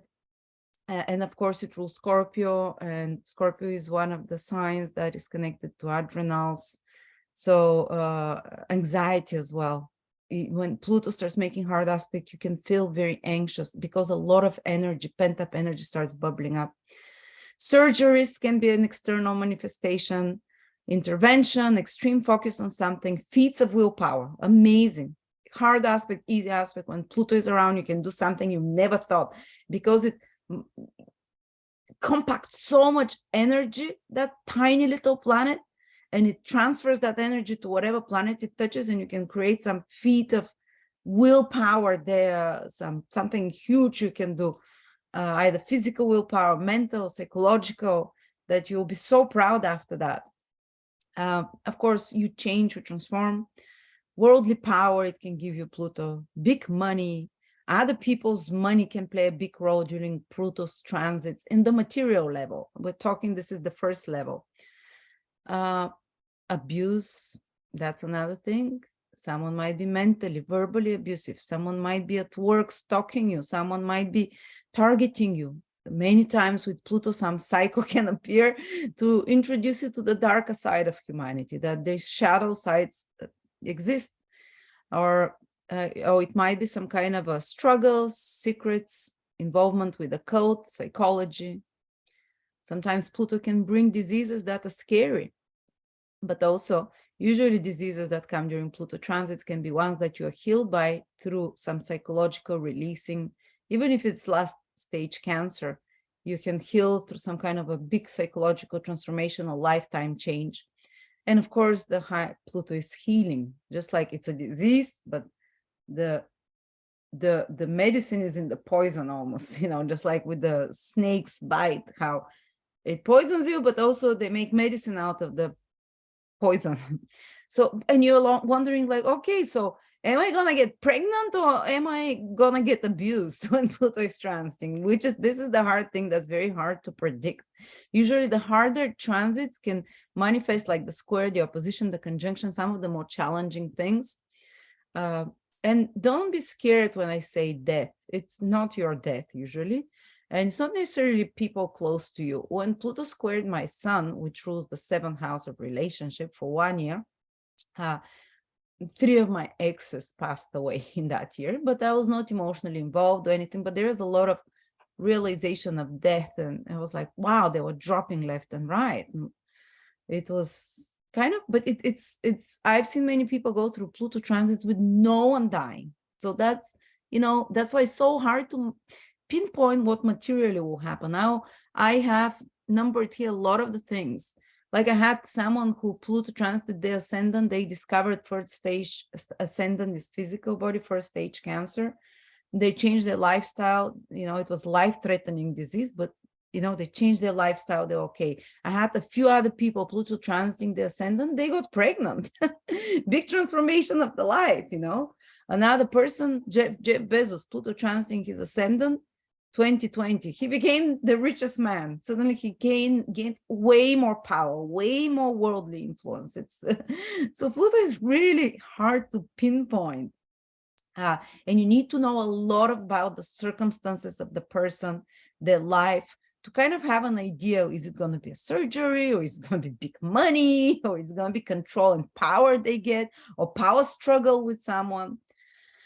If someone is already in a shaky relationship, there can be some betrayal that happens when Pluto comes, or breaking down of that relationship or whatever. But if someone is a very, very solid relationship, Pluto activating their Venus might be something like transformation of the relationship in some way. And then the emotional is way more, this is way more certain you're going to feel some of those things. Jealousy, strong desire, obsessive feelings, cravings. Doesn't mean you'll become a junkie or drug addict or anything. It's just you can get very obsessed on something, very focused. It's the passion. Pluto ignites a lot of passion. It's connected to Scorpio. Foreboding. Everyone that's gone through Pluto transits, while it's within 30 minutes to a degree or obsessed, had a feeling like nothing bad happened externally, but like I had this, especially if it's the moon, Pluto is transiting Venus, the sun, the ascendant, these more private personal points. They kind of have a sense like I had this feeling of doom, or something was about to happen, like to expect a crisis. And nothing happened for many, it's just like an internal space environment that makes you become more introspective, look inside, because the ultimate goal, one of the goals of Pluto is to make you introspective. And actually people that are naturally introspective, that analyze their behavior, because Pluto is like Scorpio, analyze, dig deep, looks for the motivations, the psychological reasonings for that, and observes the behavior. If you have this already as a natural tendency, oftentimes even the hardest Pluto transits are very much just a psychological phenomenon, where you do more introspective digging. Maybe I never went to a psychologist, but I did a few kind of constellations, family constellations. I have read a lot, I thought a lot, what I need to remove from my life. And people that are more flexible, that are more willing to change, to transform, Pluto transits for them are wonderful, transformative, naturally. But people that are more stubborn, they find it very much harder, the Pluto transits. Who are stubborn, who are, especially who have very strong ego. That Pluto hits very hard, because Pluto is the destroyer of the ego. no matter where it transits, ego connected to that planet, and your planet has a different ego connection, it can hit very hard. But if you're more flexible, more humble, because big ego, it's usually there has problems with humility, and they're stubborn, they're very willful, and people that are very willful, that want to impose their will no matter what, and they don't want to change and align their will to whatever is happening around them, or to higher, to divine will, then these are the ones that tend to suffer more of the more crisis, external crisis, internal meltdowns. It doesn't mean bad things don't happen to good people, but the more humble you are, the more introspective you are, the easier Pluto transits are. And sometimes there can be a fated event with Pluto that it's out of your, no matter how good you are, your grandma dies that year, it's not your fault, it's nothing to do with that. It's just Pluto it's a Plutonian period of your life where you have to turn towards more invisible matters, life after death, and such kind of a deeper topics. But there is this feeling sometimes that people can feel, since it's usually the death of the ego that feels this foreboding. It's not actually something horrible will happen, but because you're changing inside in a very slow, imperceptible way, but in a very powerful way that lasts, that it's for after Pluto transit, this part of you is not going to exist anymore. It's not going to be the same, this part of your ego. So it's like the dread of the ego that feels this dread, because it's like a death process and rebirth, but you don't see the rebirth till after the transit is finished. So you kind of, wow, something scary is going to happen. There is also the theme of temptation psychologically that can happen, a fascination with something or someone forbidden, hidden. Also, there's sometimes even affairs that can happen that are very intense, and there's something secretive there.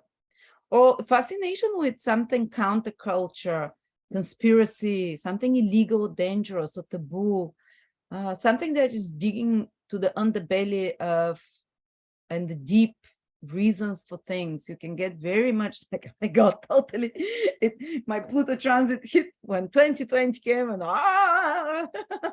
I've always been into conspiracies, and then Pluto since the age of 15, when I was prepared for the apocalypse.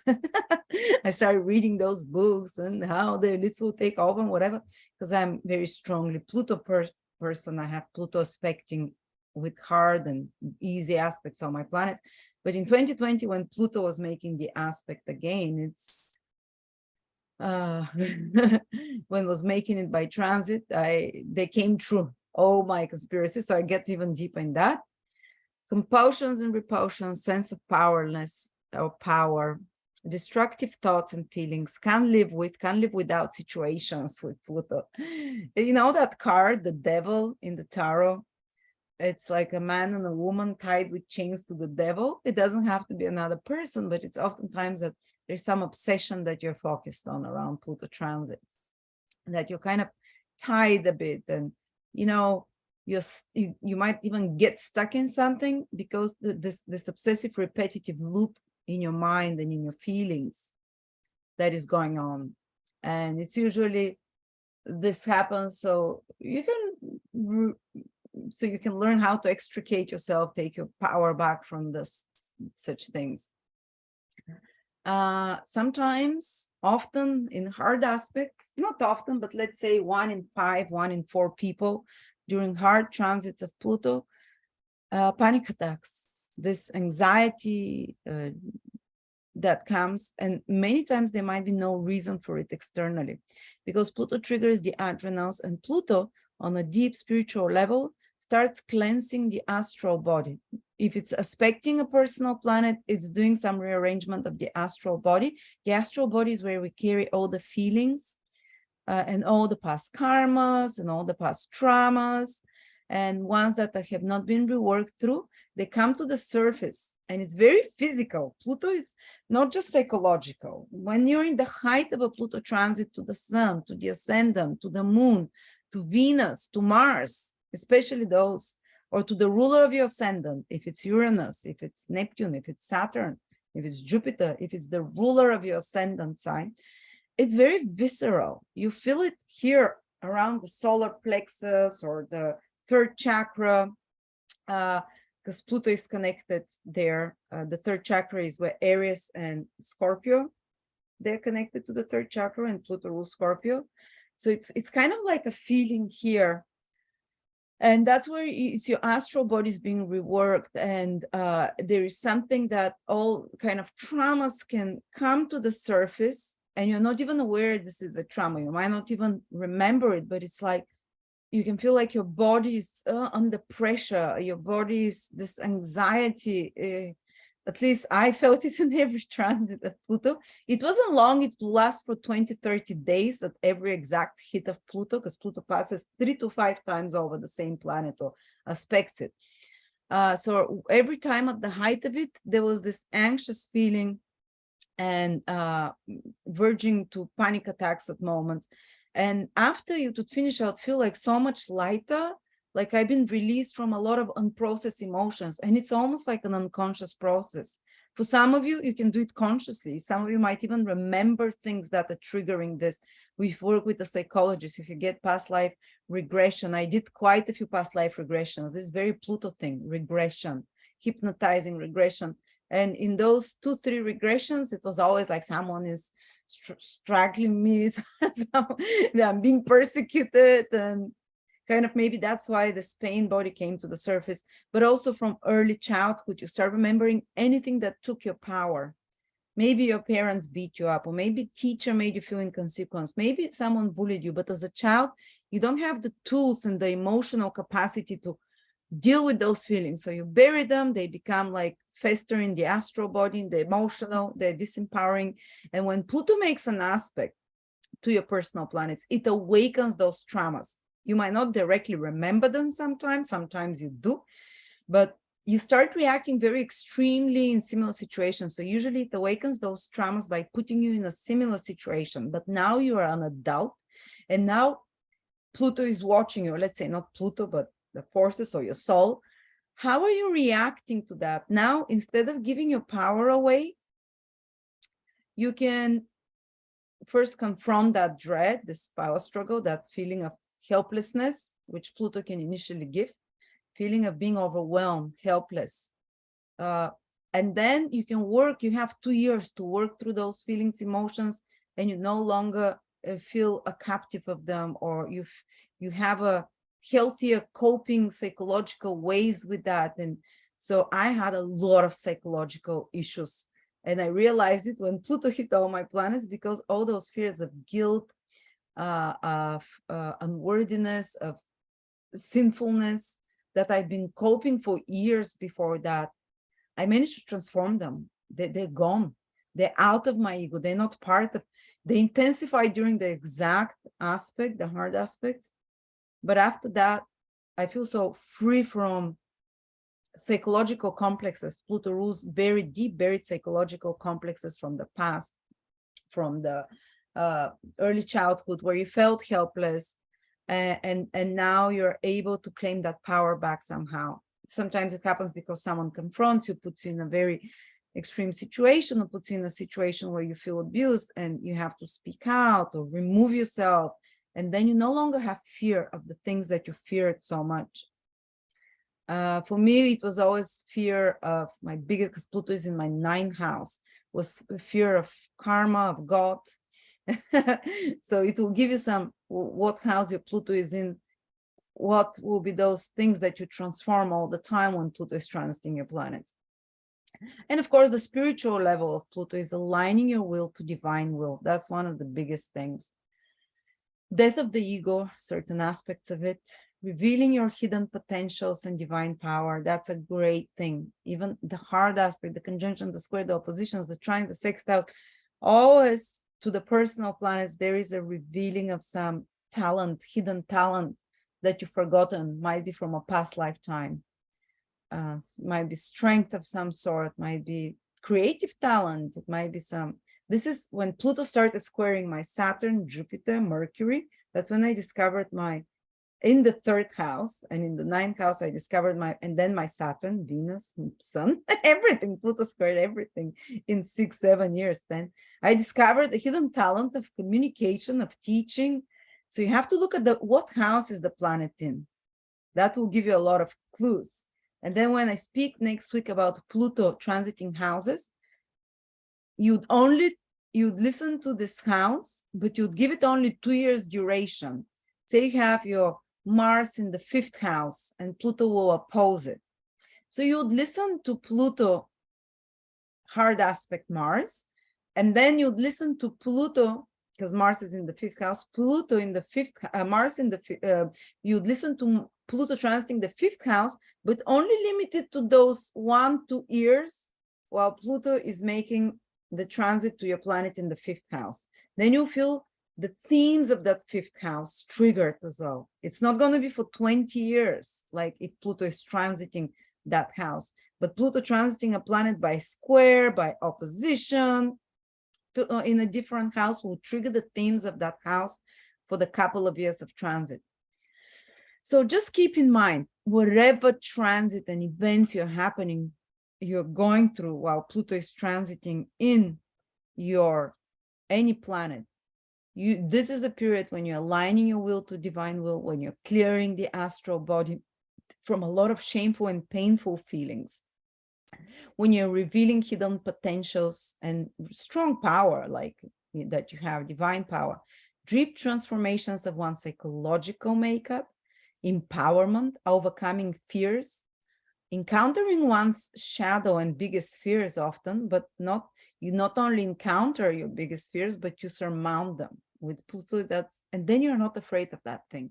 It's a scary process when it's happening sometimes with the conjunction, opposition, and the square, not with the sextile and trine, but you feel so much more powerful. You're not afraid of this thing. It's not a psychological complex and blockage for you. You unblock so much of things. I had a intense, because I have all my planets that Pluto squared in the 3rd house mostly and the 9th.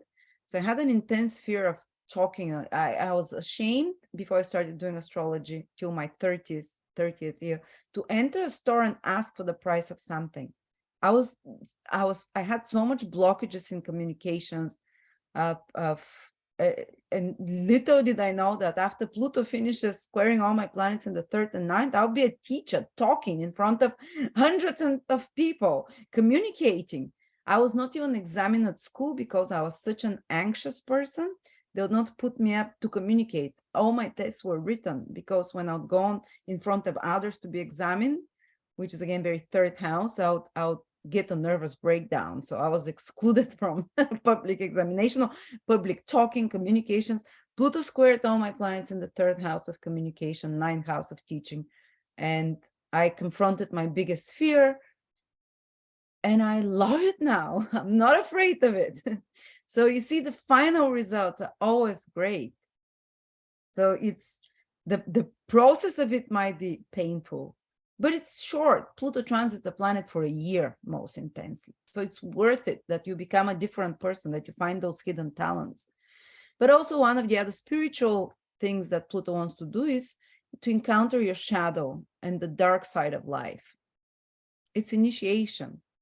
It's initiation into, it's not all roses and flowers and namaste, good things, everything is think positive. No, they're dark, ugly things.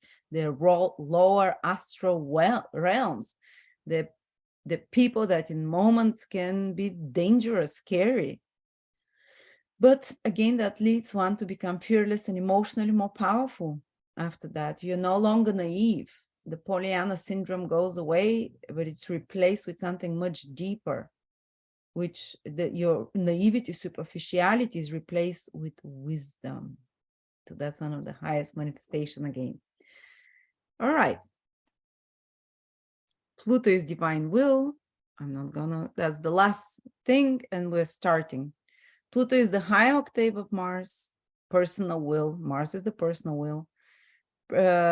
Represents the will of the higher self, soul, God. I think I talked about that. We talked about that. So Pluto's transit will be most difficult for those who have misaligned themselves from divine will, whose personal will has taken a darker turn to abuse others, to manipulate, to, you know,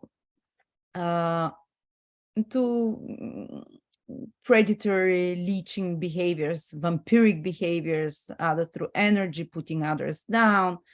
If you have such tendencies, paranoid as well, or obsessive, to if you're someone who again with their will is following someone all the time, if you're very vindictive, Pluto is very destructive transit. This is one of the, you know, I hope people here, I mean, everyone has their dark side, and Pluto calls it out, and you become aware of your dark side, because if you're totally unaware and unconscious, there are people like that I've met. When Pluto hits you, like you're shocked and your life is turned upside down, and like your biggest fears can manifest sometimes. But it's only so Pluto can awaken you.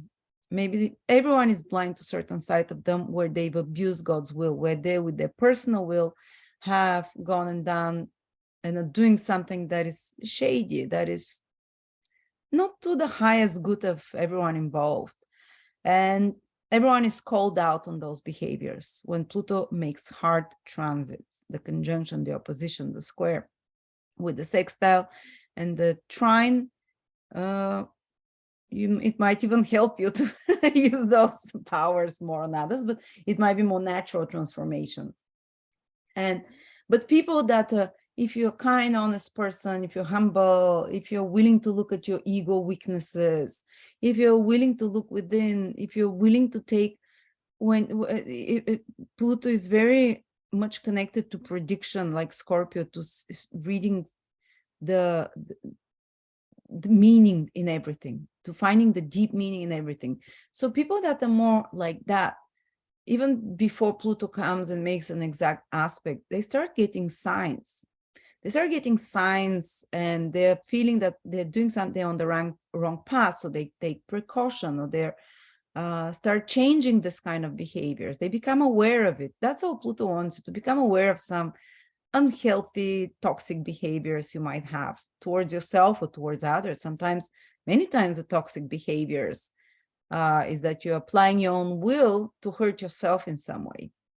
So you become more and more aware of that. Okay. But I've seen many people just like, I'm like, oh my God, Pluto just transited like 3 of your planets.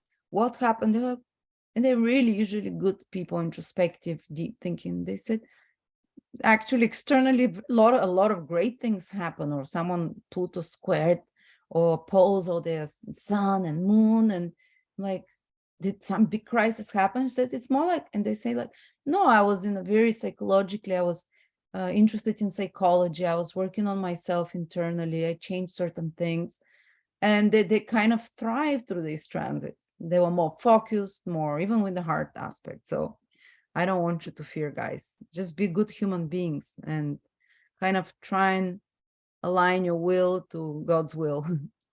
So I'm going to stop sharing. I'm going to start talking about the transits. And I'm not going to look at my notes because I don't want to get influenced. Whatever is in the notes that I'll be sending you, 82 pages of Pluto transits, every single Pluto transits that I will cover, they're written there, but they were written a few years ago. I want to speak now from my personal experience as well, and observations. So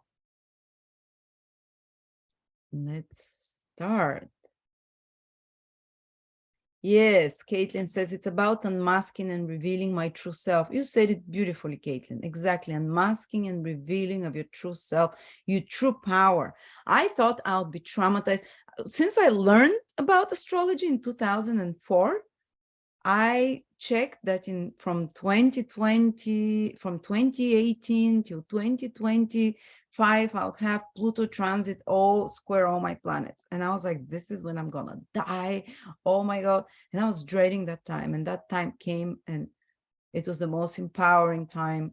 And eventually, as a result, I feel more true, more authentic, less ego driven. I peeled so many layers of feelings that were very self-hurting and painful, like guilt, shame, inadequacy, low, these are all part of ego. These are ego things. The ego thinks it's shameful or whatever, So I peeled, these are my shadow layers. Some other people might have shadow layers, different shadow layers, but that's what Pluto does. Oh, wow. Yeah, that's astrology. Astrology is very Plutonian thing. If you notice any video where Pluto is or Scorpio or Pluto transit has 3 times more views than videos for Aquarius or something, because Scorpios, people with strong Scorpio, people with a strong Pluto on the ascendant, on midheaven, with the sun, square the sun, opposition the moon, this is all means Pluto is strong planet for you. Pluto aspect to personal planets. All those Plutonian people, they are drawn to astrology. Not all, but a big part. When they start awakening, they're drawn to astrology because it reveals a lot of, puts in order all this overwhelming psychological processes happening during awakening. So, and it gives answers. Yeah, I'm most people that I know in astrology, they're Plutonian. Okay.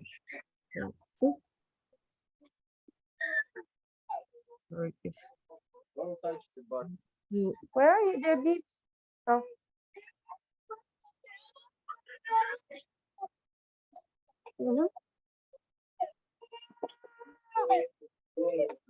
Anna, can you mute yourself? Sorry.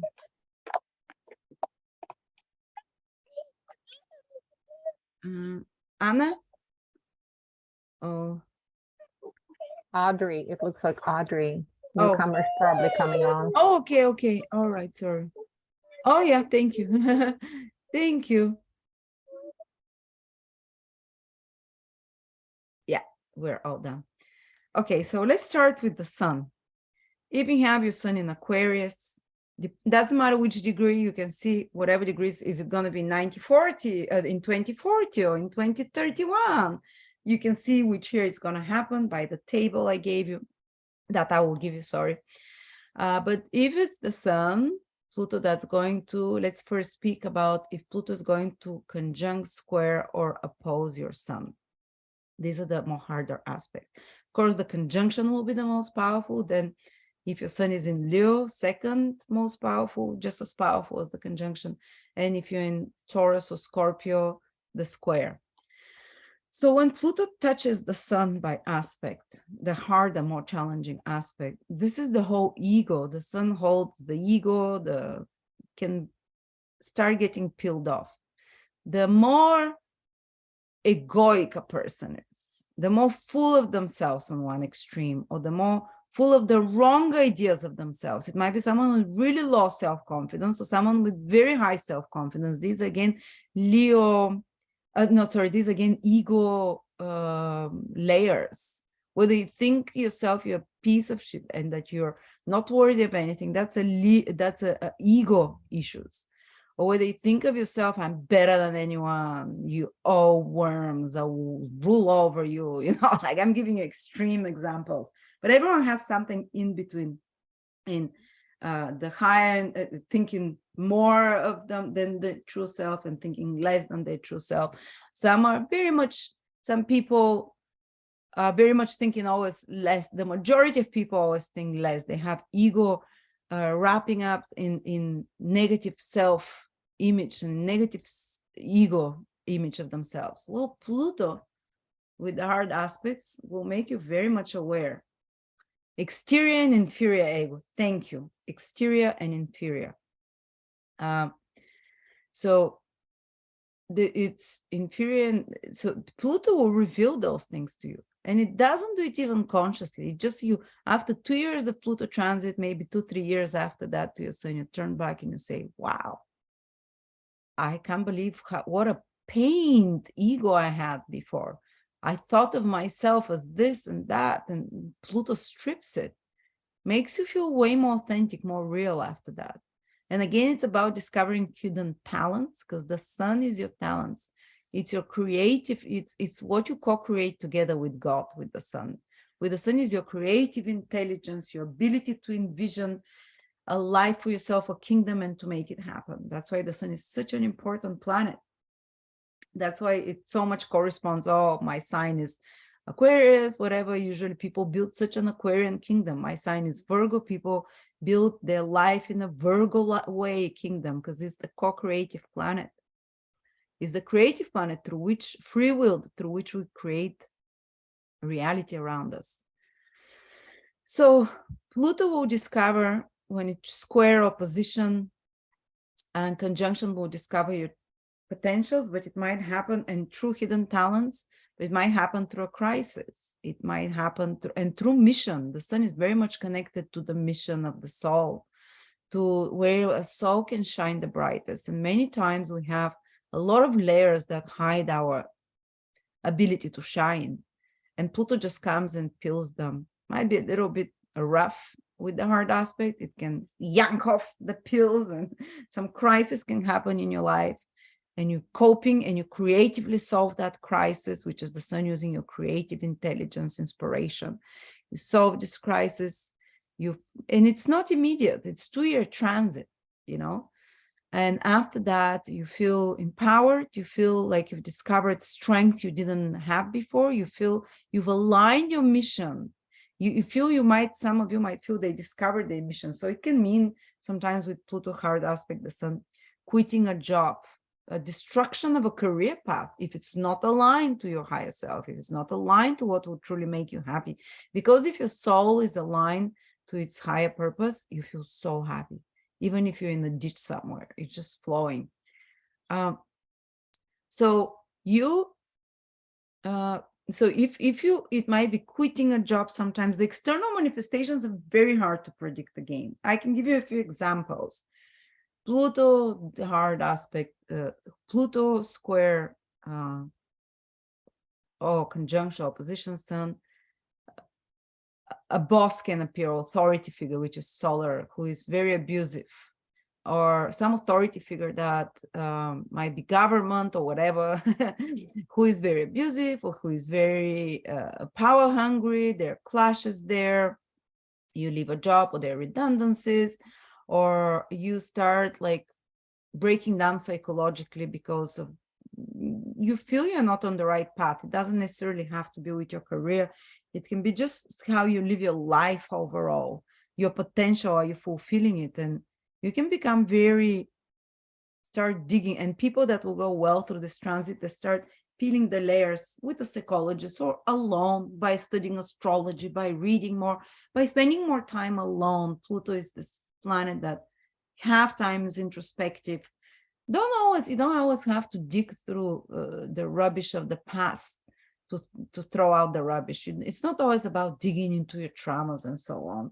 I don't like digging into traumas. I don't like it's some people are future oriented. I don't exploring their traumas. You can release the traumas and throw the rubbish without digging through it. That's what I'm trying to say. But it's good. A lot of people feel they benefit a lot from some psychological counseling, especially more when Pluto transits the sun. Is not about digging into the past. It's more like not a psychological counseling so much, but someone who can help you see your potential and help you figure out what you want. Because the sun is about those future things. What do I want? What do I want to create? What do I want to achieve? And that's what Pluto wants you to align your will to divine will, so to the wishes of your higher self. So that's what. So maybe if something is bugging you on your path and lifestyle and you can't figure out what it is, that's what a psychologist can help you for during Pluto Sun hard transit, rather than, let's dig into the past, let's look at your past lifetimes and so on. Well, it might be helpful. It always might be helpful. Another thing, even with the hard aspect, is the sun is a male figure. So there might be some power struggles with the male figure, with the father figure, with the boss, with someone with more power.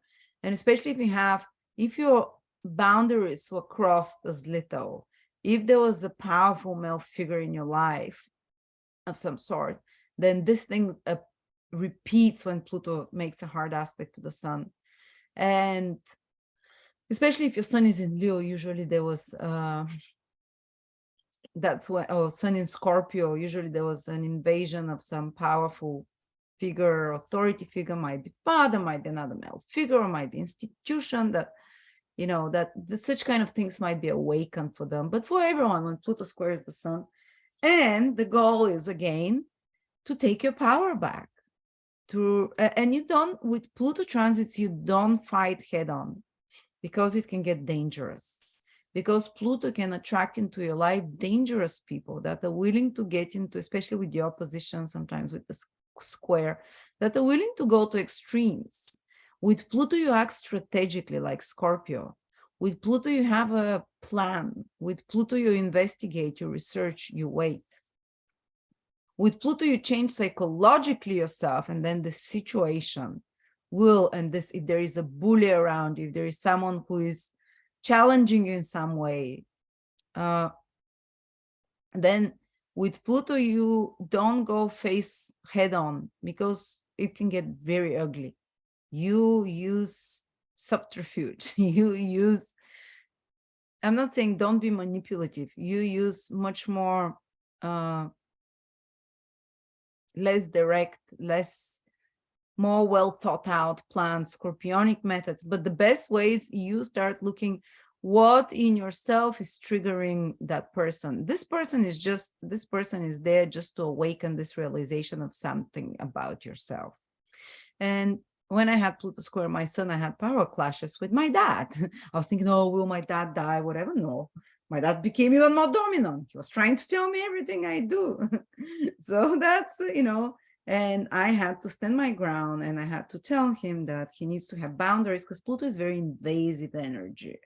It's like, I already have sun opposition Pluto. And by the way, if you have an aspect between the planet that Pluto is transiting already in your natal chart, any aspect, conjunction, opposition, square, sextile, or trine, and Pluto is making now an aspect. So if in the natal chart you have aspect between Pluto and the planet that Pluto will transit now, wow, you really feel it. This will be a very important period in your life.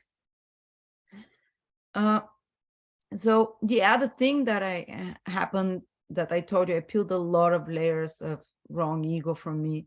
My goals for the future changed. I transformed my business as well to some extent.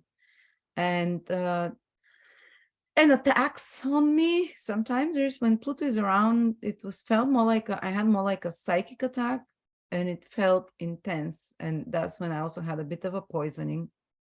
And it hit hard.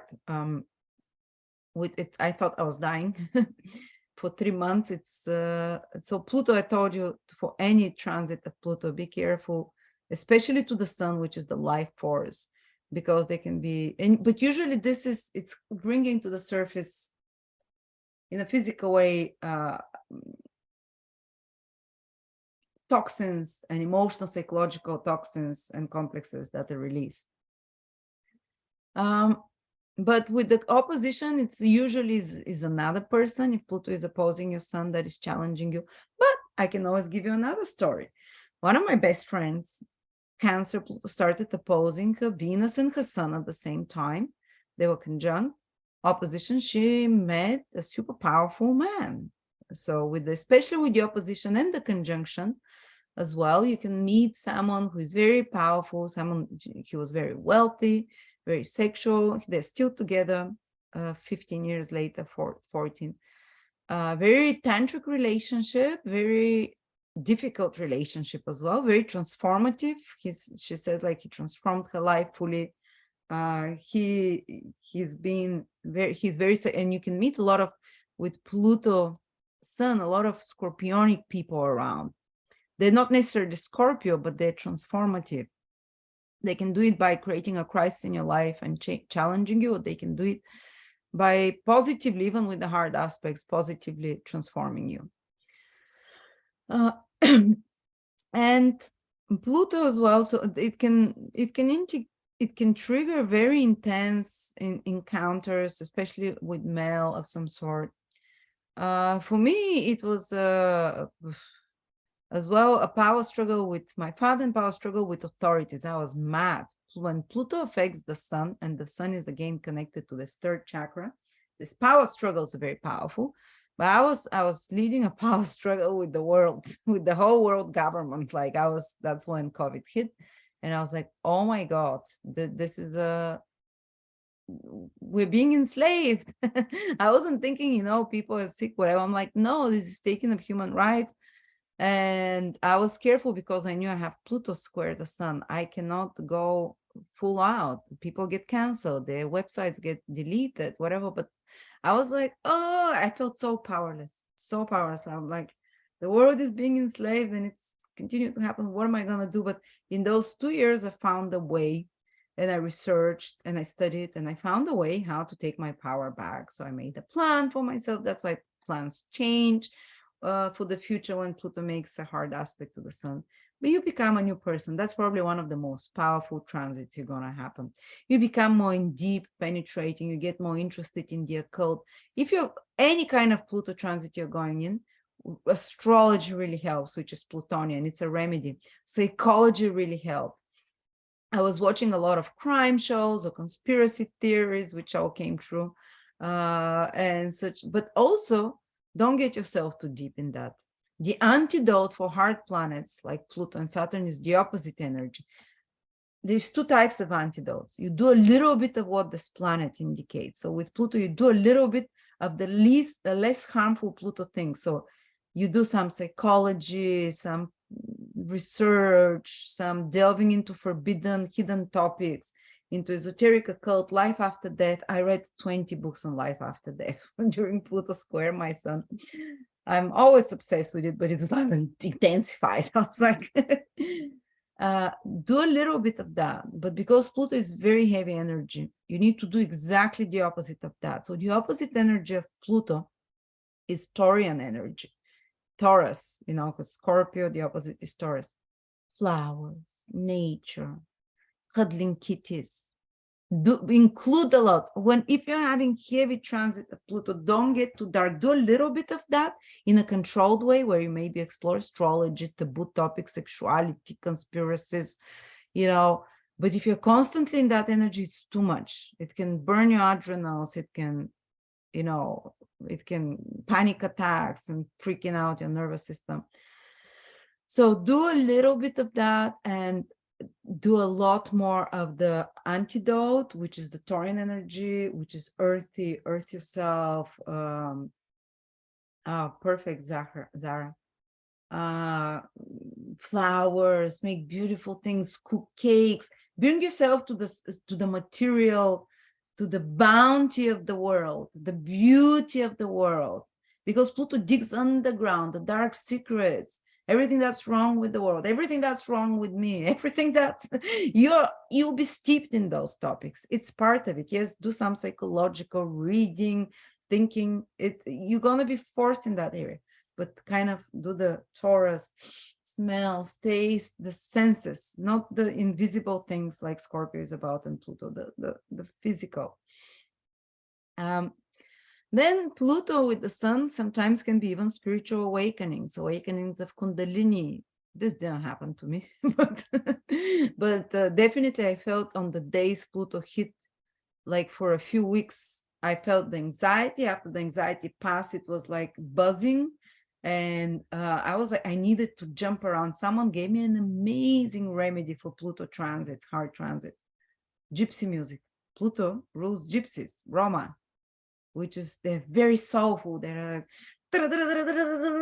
and because Pluto is high intensity. So she said to me, play some gypsy music. And I did it. And I did it 2-3 days in a row. And all this pent up energy, because as I said, well, Pluto transit, especially the sun, moon, or ascendant, a lot of complexes, psychological complexes and trauma that you're not even aware of come to the surface, and your body can feel overwhelmed at moments. As I said, it can turn into panic attacks or high anxiety.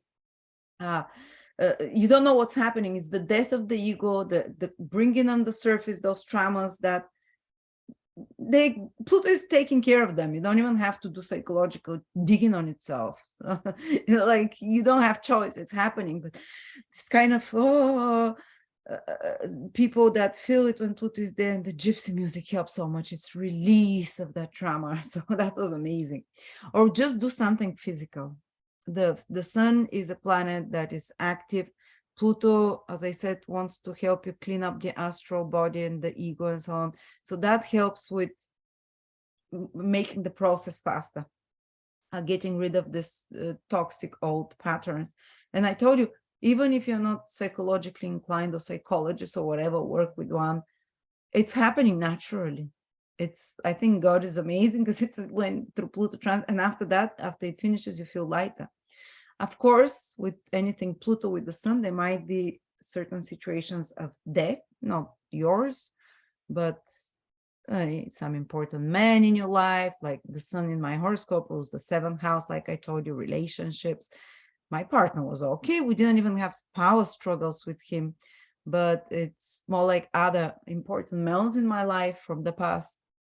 3 of them passed away. It's crazy.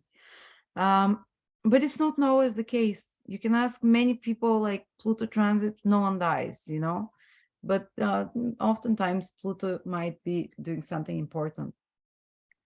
The other thing is that just getting interested, so transforming your career, more Plutonian people, males in your life, your ego, your goals. I think we covered most of the sun. Oh, the health. So yeah, I told you there was a poison, but also there is the with Pluto, make sure if it's making a hard aspect, conjunction, opposition, or square, check yourself once a year. But because Pluto is the planet that's responsible for mutations and so on, so that's more. So check yourself. I don't want to give scare anyone. It doesn't. It's just. It's sometimes there might be hidden illnesses that appear. That is more difficult to diagnose. But again, it's not the case for everyone. I've seen many people pass through hard transit through their sun without serious life-threatening illness or whatever. So, but it's good to be cautious, to be careful. And if Pluto is making sextile or trine to your sun, that means if you're in Gemini sun, Libra sun, Aries or Sagittarius sun, then these transformations of the ego happen very naturally. There is no crisis of identity like with the hard aspects. Who am I? Where am I going? There's not usually like losing jobs. So it happens very naturally. All those transformations of the self, and you can strengthen your body and your vitality is increased with the sextiles and trines. Pluto trine your sun or sextile can really support you in your career endeavors. You can achieve something with ease, where you focus a lot of passion, where you focus a lot of concentrated power, and you make some goal or dreams of you come true. For those couple of years that Pluto is trining your sun, anything professionally or to fulfill, to build your kingdom, to fulfill a goal of yours can align, a man can appear again of Plutonian energy who transforms your life, important person that transforms your life in a positive way without the crisis. With the sun Pluto square or conjunction opposition, there can be some betrayal from important males with the hard aspect. So there's the chance of more challenging, and that's how I've written the transits for you in the thing that I'm giving you: positives, negatives. But remember, the positives will manifest as well with the hard aspects, as a result, as a consequence, plus the negatives. So don't think if it's a square opposition or conjunction that only the negatives that I've written there or the more difficult ones will manifest. It includes the positive. So even with sun square Pluto square sun, you can achieve a great feat in your career. You can put a lot of willpower in some goal or project. It's just there's more friction, more internal and external friction till you get the final result. So I hope you understand that it's not squares, oppositions, and conjunctions are not a doomsday. That's it, everything goes wrong. No, internally it's more challenging and externally it's more challenging, but you can still get the same great results. With the sextile and trine, it just flows. With the sextile and trine, they can be even a spontaneous remembering of the past and the trauma, spontaneous release of qualities and transforming of qualities and finding of hidden talents and qualities that you have. So finally, the fire and air signs, excluding Leo, they'll get very empowered in the next 20 years. They would, in a gentle way, a lot of support there with the sun. Not constantly for 20 years. There is a period of about 2 years that everyone feels at a certain time. So remember that. So when you see Pluto about to sextile or trine your sun, maybe find out what house your sun is in, or square. You know, if your sun is in the 6th house, you can do amazing transformations with your health, or you can make amazing business to do with nutrition, with yoga, with health, with healing. Or if you're in a career like a lawyer, or a career 6th house is military lawyers, people that are in conflict situations and resolving them of some sort, so you can have a tremendous, you know, positive alignment. Or if your sun falls or rules, also check what house the sun rules. If a sextile and trine of Pluto to the sun, if your sun falls in your, let's give another house, 4th house, and Pluto will trine it, you can build a house or something with your family that goes really well, some transformation.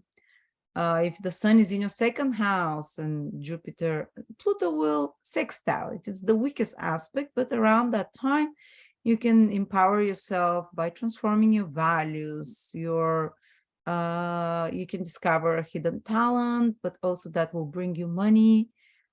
Or maybe implement some goal or idea of yours that creates more financial stability for you, which is in the 2nd house. It can create more self-worth in some way, you know, and it's you kind of, the 2nd house is very material house. It can help you transform the material circumstances and to create something physical, material around you that feels empowering. In the 8th house, if Pluto is in the 8th house and is receiving a hard, not Pluto, sorry, the sun. Well, then it's like a double whammy. The 8th house has the energy of Pluto. So that's where huge transformations will happen. I mean, wow. Your personality, your life circumstances, they might be more of the theme of, you know, astrology, occult, esoteric, research, investigation of some sort. They might be, if it's a good aspect, the mutual finances with a partner can really empower your confidence, sense of power, support your goals in life. You can unearth hidden talents again, especially in 8th house topics like astrology, the occult. You can do you can empower yourself with psychological work or transform through research of such things. In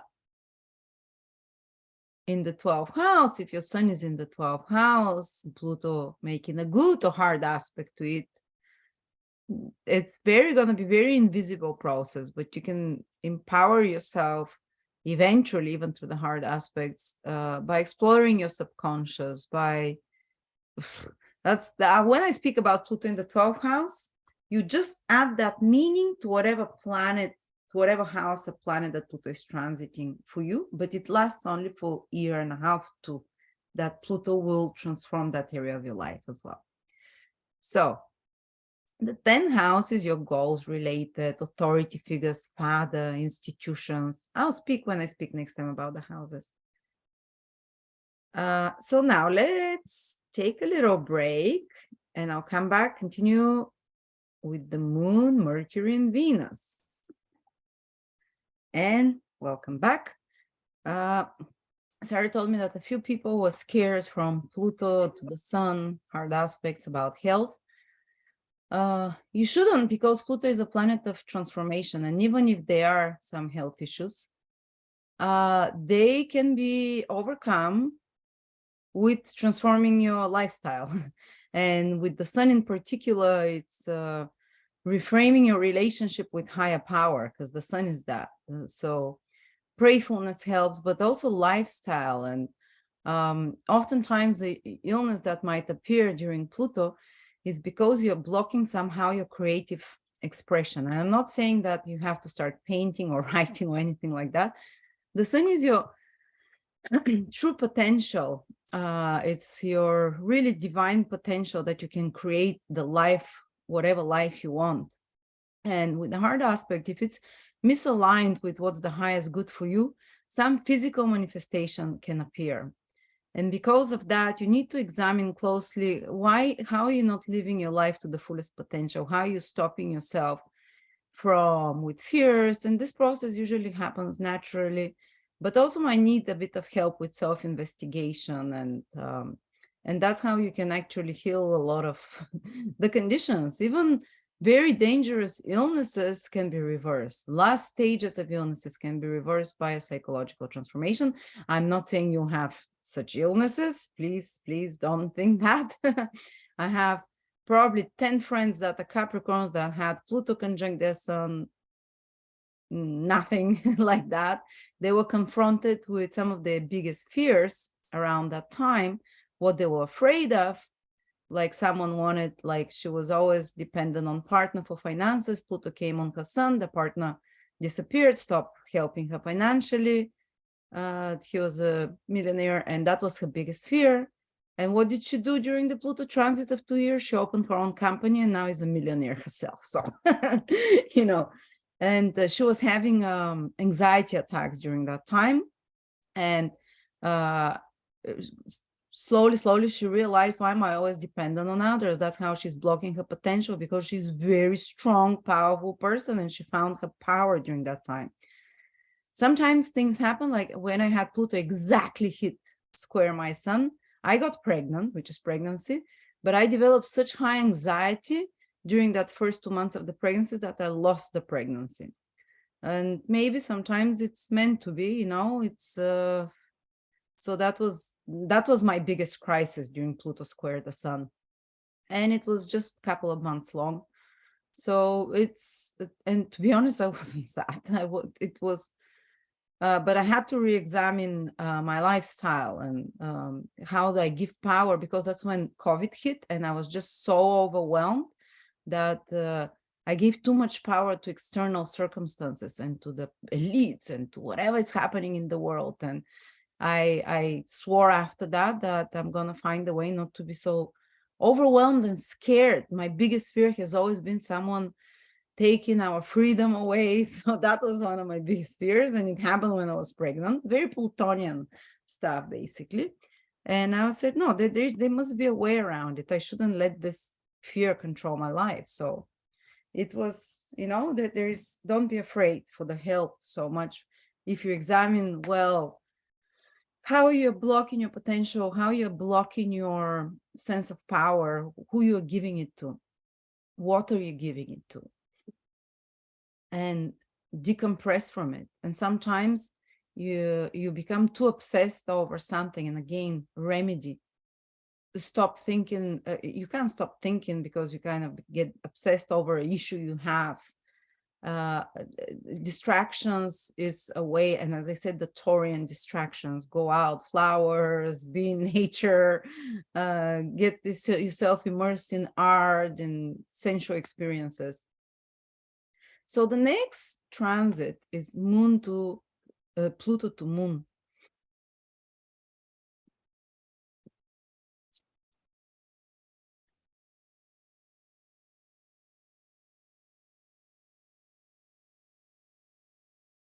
Yeah, that's great comments. Thank you, Vera. Very good what you've written. So the moon is Pluto. Do you have a moon in Aquarius, moon in Leo, moon in moon in Scorpio or Taurus? Pluto will square, conjunct, or oppose it at some moment. So the moon is, now that's a strong one as well. That's the sun and the moon. Pluto transit to the sun and the moon, especially the harder ones. that's like you're never the same after that. And for many people, the process is so slow, it's almost imperceptible until after a few years, they look back and they say, wow, I'm so different. And the moon is where we carry, the moon is astral energy, emotional. So it's very much connected to the pain body we carry, the traumas from past lifetimes, from early childhood as well. Those especially feelings and emotions that haven't been processed well. So they can come to the surface when Pluto makes an aspect to the moon. They can come to the surface like, as I said, the sense of doom and gloom, of fear something will happen, or of anxiety and worries sometimes, and a feeling of being intimidated or threatened. And usually it's a throwback to a period when you were growing, when you were little. The moon rules the first 7 years of life. When something happened to take your power away, might be something very, doesn't have to be like you were raped or you were abused and locked in a locker. Sometimes it's, like a little tree, a sapling. When it's little, you make a little scratch in it, and when it grows a big tree, it's like a huge gash.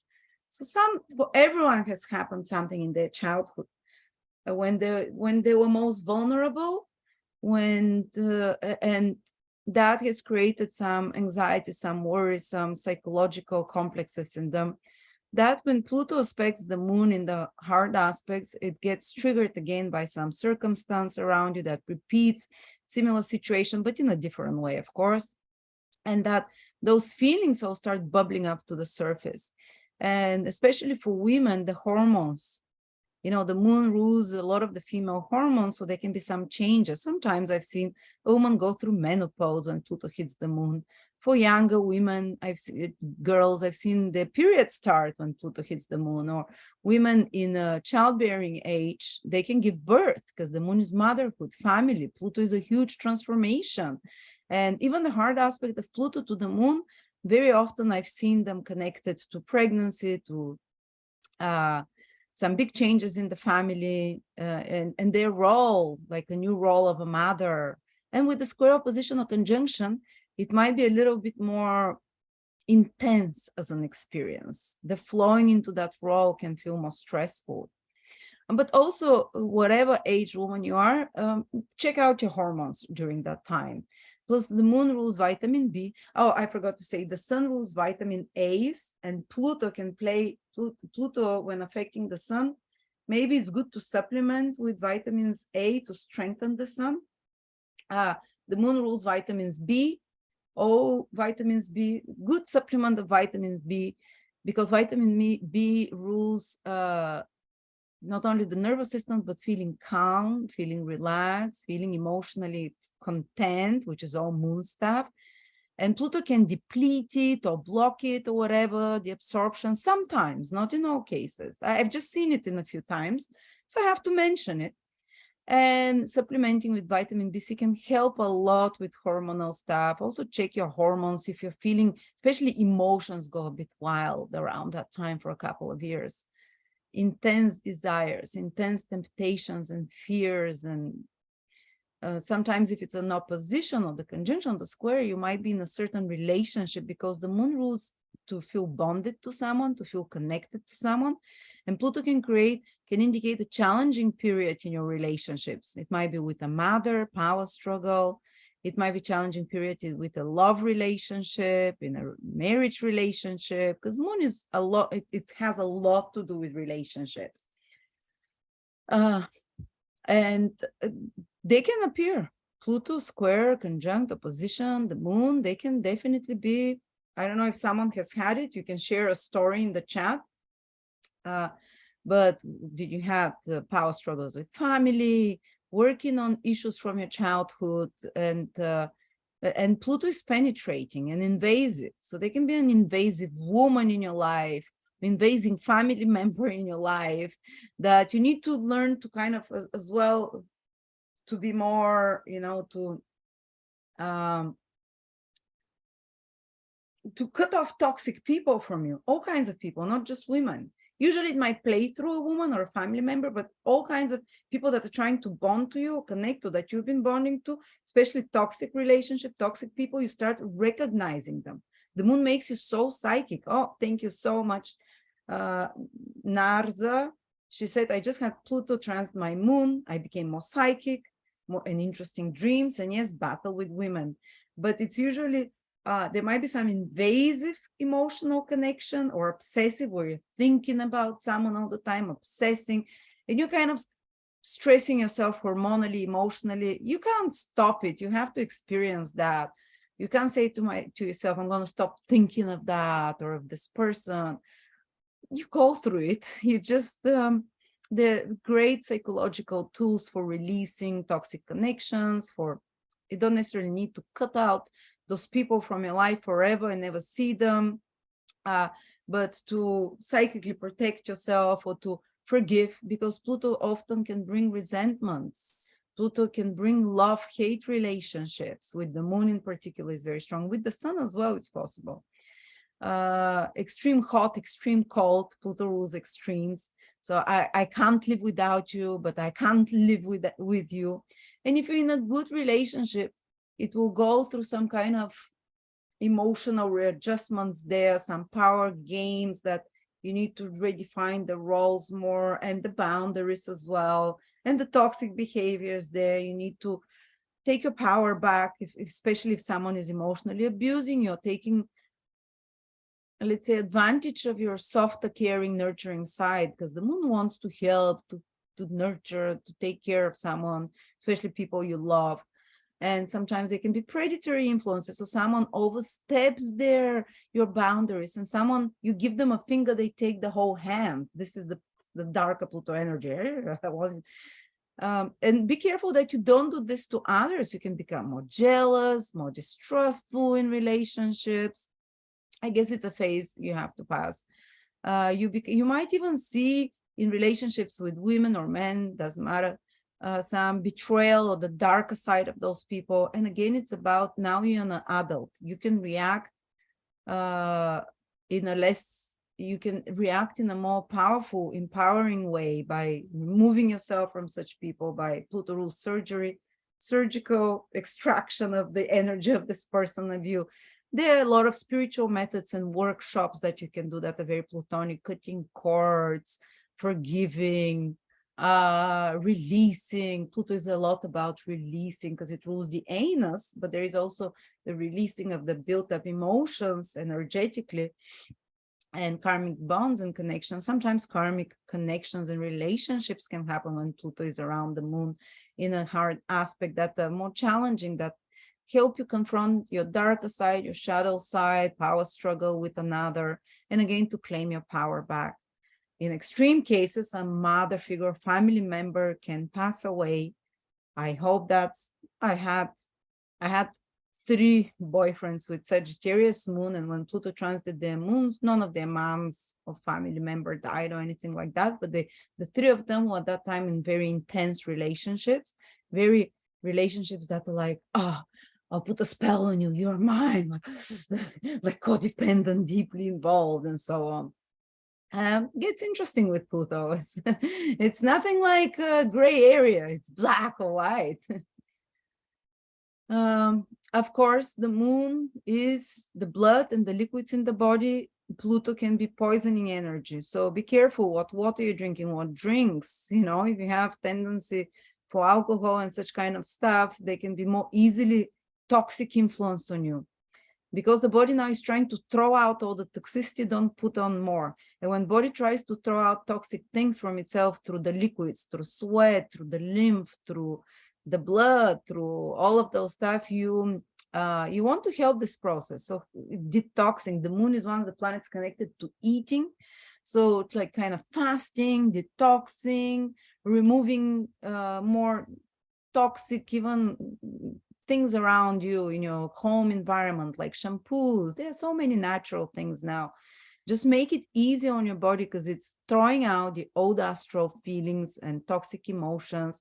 And you don't want to add on to that, because the body can get overwhelmed. Just like if someone has done candida detox, and what happens is they start taking those pills that start killing off the candida, or if you have the flu or whatever, when the virus starts dying off, That's when you get the worst, like crisis, the die-off crisis.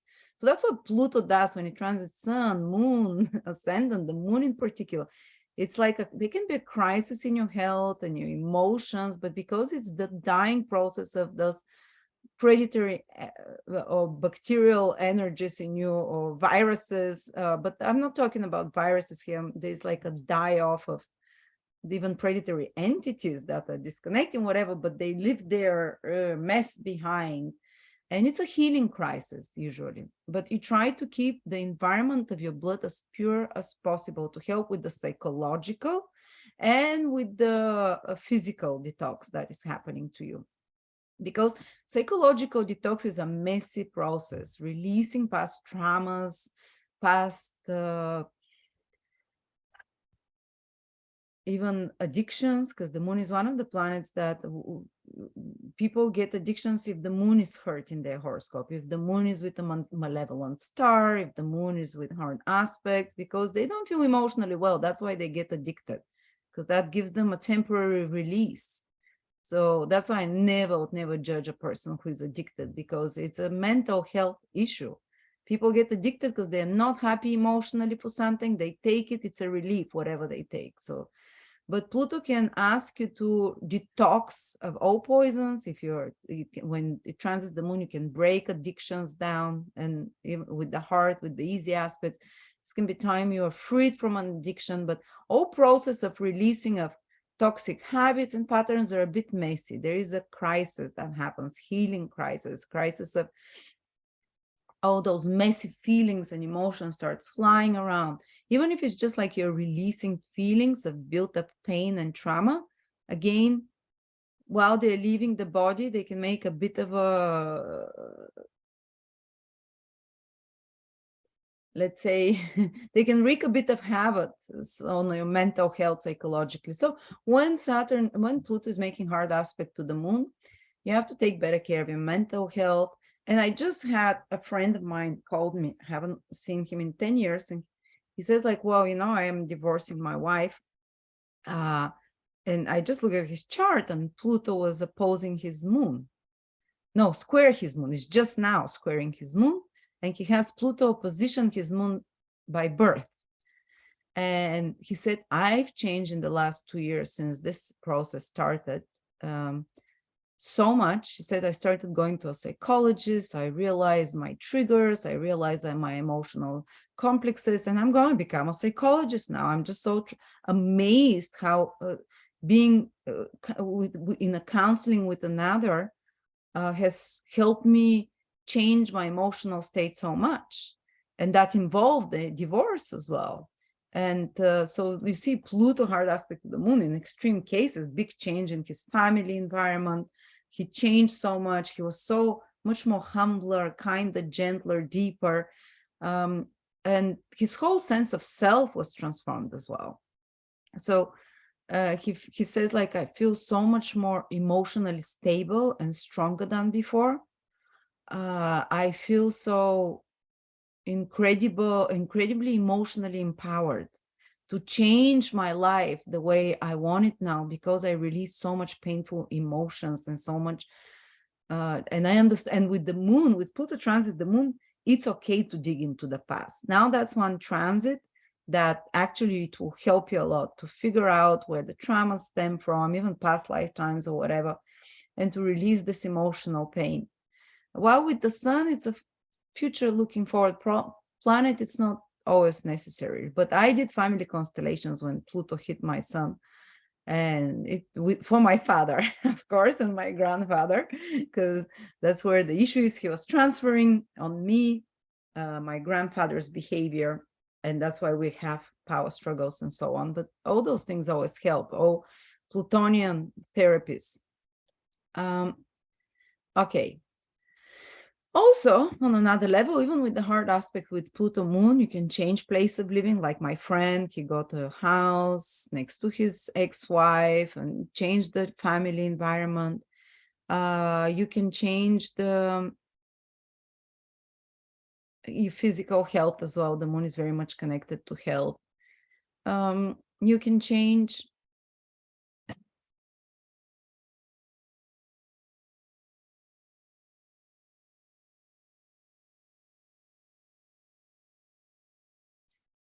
You can become much more psychic, as someone mentioned.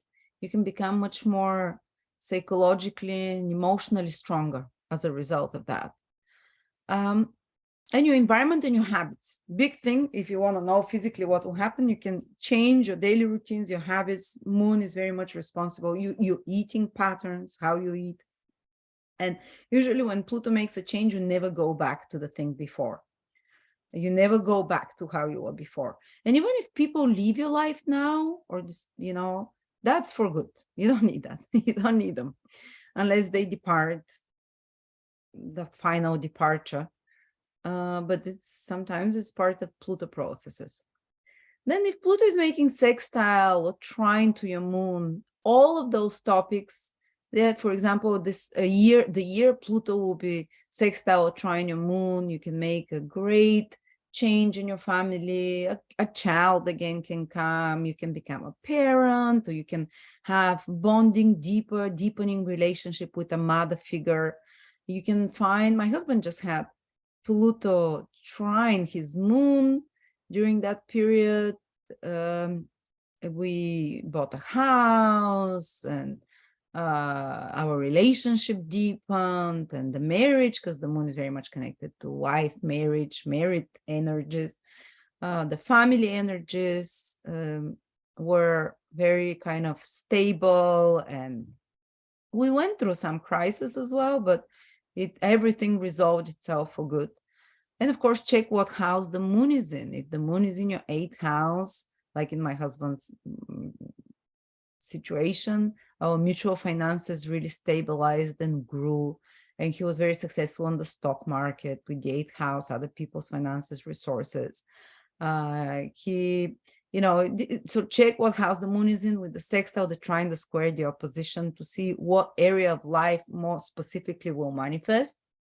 With the moon trine sextile by Pluto, you can definitely have a deep psychological realizations that are not painful, that don't cause a crisis, psychological and emotional, during the purging. It just happens naturally, spontaneously. It can be good for all types of relationships with women, being empowered and helped by a woman, or in deeper, feeling stronger bond emotionally, psychologically to others, deeper intimacy. If you're working in any Pluto career, you can, like if you're a psychologist, astrologer, you can have deep insights, deep realizations, good for any kind of family, property, home, land, empowering of the self. If you do some deep investigation into psychology, astrology, and those things, you'd have very easy transformations that would flow. And of course, you'll still be emotional because it's a Pluto conjunction, Pluto energy, but it's in a way more harmonious way. It's not going to be so triggering. Then let's continue with Mercury. Pluto hard aspect first, Mercury. Pluto conjunct square or opposition Mercury. You might be called to develop new skills. Not necessarily talents, but skills is something that you can learn. And because it's a hard aspect, you might be kind of forced into it, or you might get dragged there kicking and screaming. Let me give you an example. When Pluto squared my Mercury, I was just starting to do my astrology, and I was kind of forced, it's the nature of the hard aspect, to learn to do editing, filming videos, speak in front of people, which is all Mercury realm, to do marketing, to do all this media. Mercury's marketing, media, communications, any kind of skills. In those 2 years, Pluto squared my moon, my Mercury, I learned so many new skills, but I'm always resisting it because it was a hard aspect. And I was like, I don't want to do marketing. I don't want to do editing videos. YouTube, are you crazy? I have problems with talking to people, saying hi, I'm too shy, making videos. Pluto forced me, and I was forcing myself. I was like, and I was not, that's the hard aspect. Usually people resist a lot because the hard aspect comes because you truly have a talent with whatever planet it is hitting there, and it needs to be upgraded to the next level. but you kind of like you've been suppressing it too long, and Pluto comes with a hard aspect and you can't anymore. Something will force you to develop this knowledge, those skills. So you can learn a lot, and you can, yeah, the only thing with Pluto square Mercury is danger that you get, your mind gets, your mental narrative, internal mental narrative and thoughts can get too negative, too dark. You can get into conspiracy theories. Again, there are good ones, there are ones that can make you, that come true, others that make you so you want to shoot yourself. Is that the future? You can like doom scrolling, doom surfing with Pluto Mercury. I was not only doom scrolling, doom surfing, I was like reading all such kind of materials, but also I got very obsessed with watching crime, because Mercury is media, what information you receive. And I was watching a lot of documentaries about serial killers, which is very Plutonian. You want to go into the dark, deep things. And this is actually kind of like a remedy as well for hard Pluto Mercury transit, to more innocent remedy. You dive into those topics, you research them to understand them. I was reading again a lot of books on life after that, and of course a lot of astrology. This is a lot of course after course to obsessive level. So you can become obsessed with some skill, with some information, some knowledge to learn, but there might be this forceful getting pushed into it as well, and some crisis. I kept having crisis after crisis for a couple of years with my media, and you learn a lot. Plus your voice, not voice like the sound of your voice, but your ability to communicate can be transformed. I told you I've always, till the age of 30, I had incredible, I'm born with Mercury opposition Saturn, opposition Jupiter, no good aspect. And I had very big fears of communication. I could not talk to a person unless I had a glass of wine. It was that bad. I could not go to a store and ask how much something cost. If someone spoke to me on the street, aphasia, like I don't know what to say, like social anxiety. Pluto came, forced me to do all the things I was always afraid with my Mercury, to talk, to speak, to say what I want. And I learned to do it. And now I can't recognize myself. I'm never going back to that person who was afraid to say what they wanted, who was afraid to express, not to be judged how stupid they are, or if they're going to say something stupid. Not only that, now I record 5-hour videos without stopping talking. It's like Pluto triggered the other extreme for me. Before that, I would not talk. I was like a deer in the headlights. Talk? No, I would not pick up my phone to answer people. I was like a medical case, batshit crazy, socially. And Pluto came and forced me into all of those things with the hard aspect. And now I totally transformed how I communicate and express myself. So don't worry.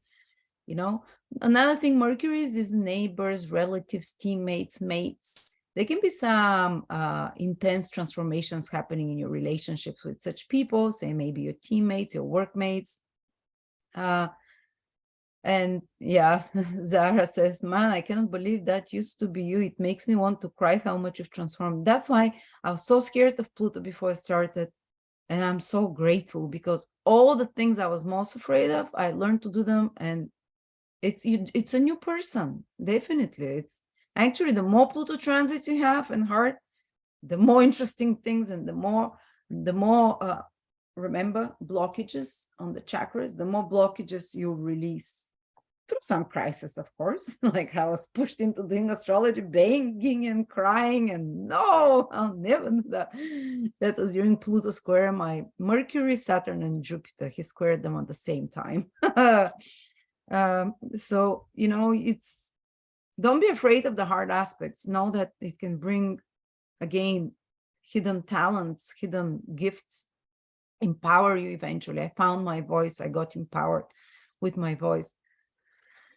So though, one thing to be careful, I remember with the hard aspect, I was having breathing problems. Mercury rules part of the nervous system, especially this nerve, the vagus nerve with the breathing, or was it the cranial nerve?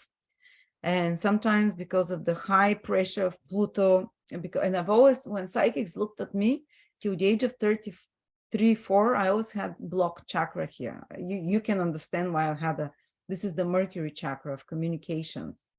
Well, I always had this chakra blocked. I told you how I was before that. And Pluto came, and after Pluto finished, 2 years later, again, I went to the same psychic, and she looked and she said, your chakra is not blocked there. And she's like, it's still not fully functioning well, but it's like almost decent. She says, what happened? And so you see, we can make ourselves change. It is possible.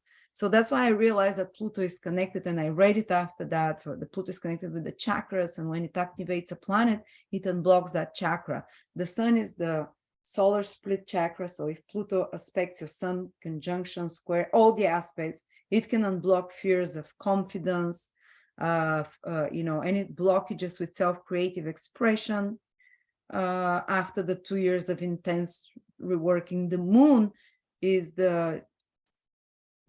connected to here, the third eye, so it can unblock third eye as well. And in the imagination, after the 2-year period of transformation, the moon is very strongly connected to the imagination. Mercury is the throat chakra. It's very creative chakra as well. It can unblock issues there, but again, it can do it in a bit of a crisis way. So I remember having those anxiety and breathing issues for a few months there. Like I went to doctor, and they were checking, there's nothing wrong with you. There's nothing physically. Even one of the doctors, bless her, she was Indian, said, you know what, girl, how old are you? And I said, 31. She says, are you married? No. You should get married. That's why you're having problems, anxiety. But anyway, when I started working on communicating better, and what helped me was making those videos. So it helped me so much. And then you change, it's never going to be the same. So Mercury as well is those relationships that we said with siblings, relatives in a team environment. With the hard aspects, there can be some power struggles there. And it's again about you not being heard or not saying things the right way. Or there might be some energy of manipulation, like someone, especially with the opposition or the square, someone from your team or from a social environment might be either predatory, or there might be some vile rumors going around, or there might be someone who is a power struggle with such people, some kind of like darker energy. So around your social context, you can cut off quite a few. You can start recognizing, and these are not like your dearest and closest people. Mercury are friends, acquaintances, siblings, relatives, neighbors, people that are in your life around you, and friends as well, but not like your closest close, but it can be sometimes, but it's people. It represents a lot of different people in your life that you daily communicate with. So you can question such relationships, and how much are you allowing predatory people, especially verbal abuse, or someone undermining you with words? Or are you using your own words to put people down, to manipulate them? If you have such tendency, or to twist the truth or the information that you give, a tendency to use words in a striking way, there can be then some more crisis situation that happens with you around such behaviors, that you're shown the consequences of such behaviors, that you're shown the impact that this carries. I've seen some people who have criminal inclinations. When Pluto affected their sun or Mercury, they get involved themselves in even more criminal kind of underhanded deals and stuff like that. But everyone has to pay for things. And usually you can get involved, but Pluto can create this fall from grace, or this being revealed for such behaviors. And that's why like a scandal or a big crisis happens there. So you have to watch out how you use the words. And sometimes you don't do it. Many people don't do it consciously. They don't realize the power of their words. And when Pluto comes and affects their Mercury, for some, it will empower them with other words. For others, it will show them that they've been using wrong words to disempower others or themselves. The internal narrative is Mercury, how you're talking to yourself in your head, that monkey that jumps around. Well, Pluto there can make it like, ugh, you go to extremes, you look at yourself and you're stupid, or whatever is your internal narrative becomes very painful during the hard transit Pluto to Mercury. Painful to the level that you can no longer avoid it. You can no longer put it under the rug. This monkey goes crazy inside the brain. This monkey, So some kind of a calming meditation techniques are very useful. Also, Mercury rules the five sense perception. All the perception is very much Mercury of the external world. Get yourself the opposite energy of Pluto is Taurus. Again, great remedy. Focus yourself on perception of nature, of sound, of colors, of smells, of something more, the beauty, the bounty of nature.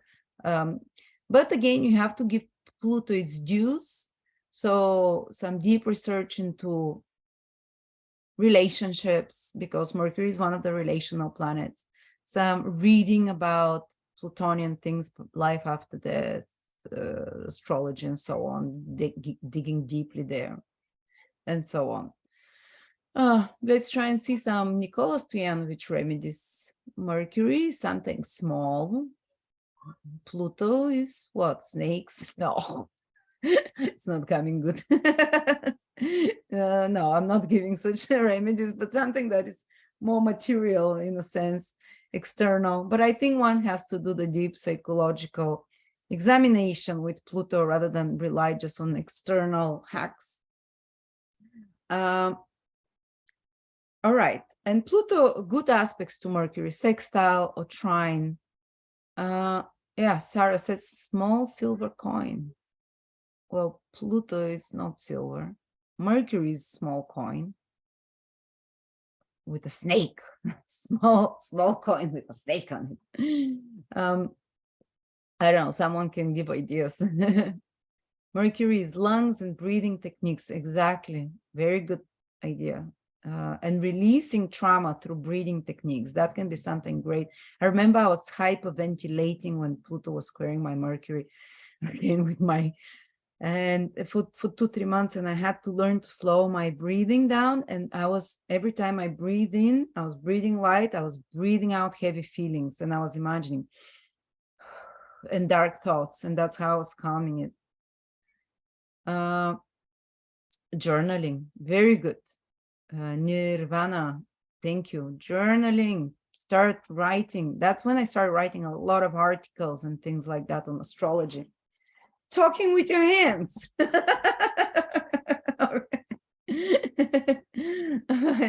Making more like obscene gestures with your hands. And Pluto has to be in there. And Pluto good aspects too. I found Astrolabe and Vedic YouTube during Pluto Mercury. Astrolabe? I think. Yes, Pluto Mercury. Again, you get deep into such topics, and that's again another remedy. Give it the healthy expression of Pluto. Don't obsess over things. Don't have crazy, you maybe can avoid it, but get obsessed with astrology, with esoteric, with media of some sort. Again, addictions, media addictions, like obsessive scrolling. It's dangerous during the hard aspect. Just be aware. If it happens. Maybe it happens, so you become aware of the dangers of it, and then you don't do it. Then Pluto sextile or trine Mercury. And again, finally, it's very empowering. But sextile and trine, it happens without the crisis surrounding the square, the opposition. It deepens the mind incredibly. Your mind becomes so profound, so insightful. Your communications with others are powerful and impactful. You can start feeling the power of your words. With the sextile and the trine, you naturally and very easily develop new skills, new abilities, because Mercury is skills. You can dive passionately into some obsessive interest, even with the square oppositions. You also dive passionately in obsessive interest of some sort. Pluto is much more the planet of hobbies, because it's something that you're doing to play around with, Pluto is to play. It's not so much the sun in the 5th house, so as interest is like, what do you read, what you're interested in, what you like to do, like activities. So you can get passionate with the sextile and the trine, develop deeper interest in something. It's great if you're taking exams, if you're studying something, whatever it is. If you're doing any research, you can do a lot of that. It's great for business. Mercury is business. As I said, I was forced to learn marketing and business. I didn't want it. I'm like, I'm not a salesperson.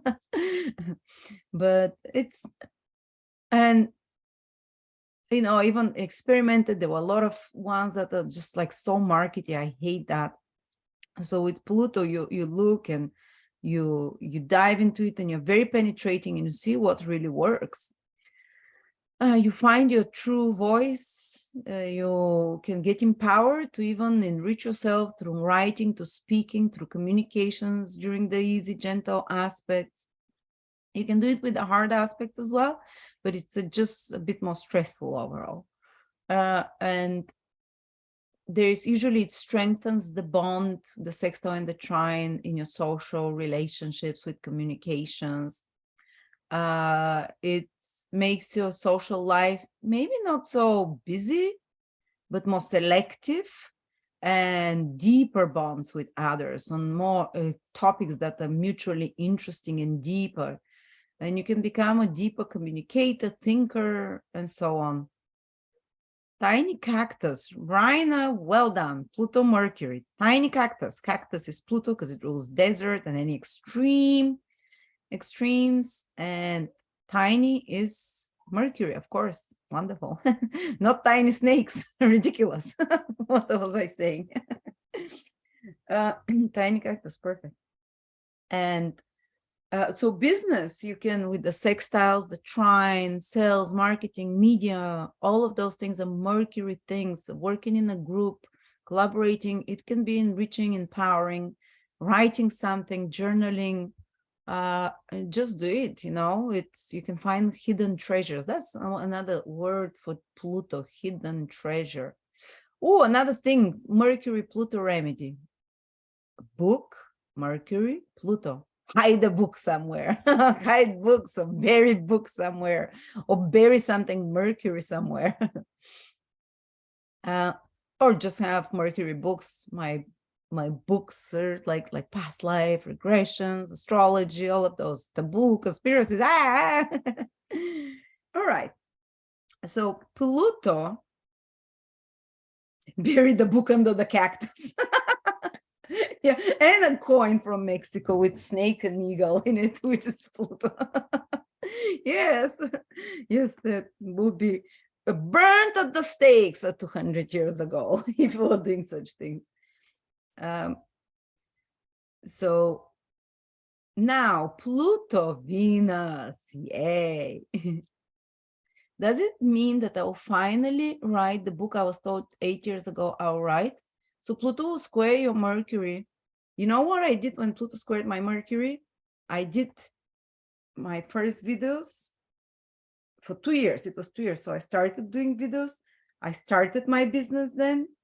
And I wrote hundreds of articles. So why not Vera? I think very likely.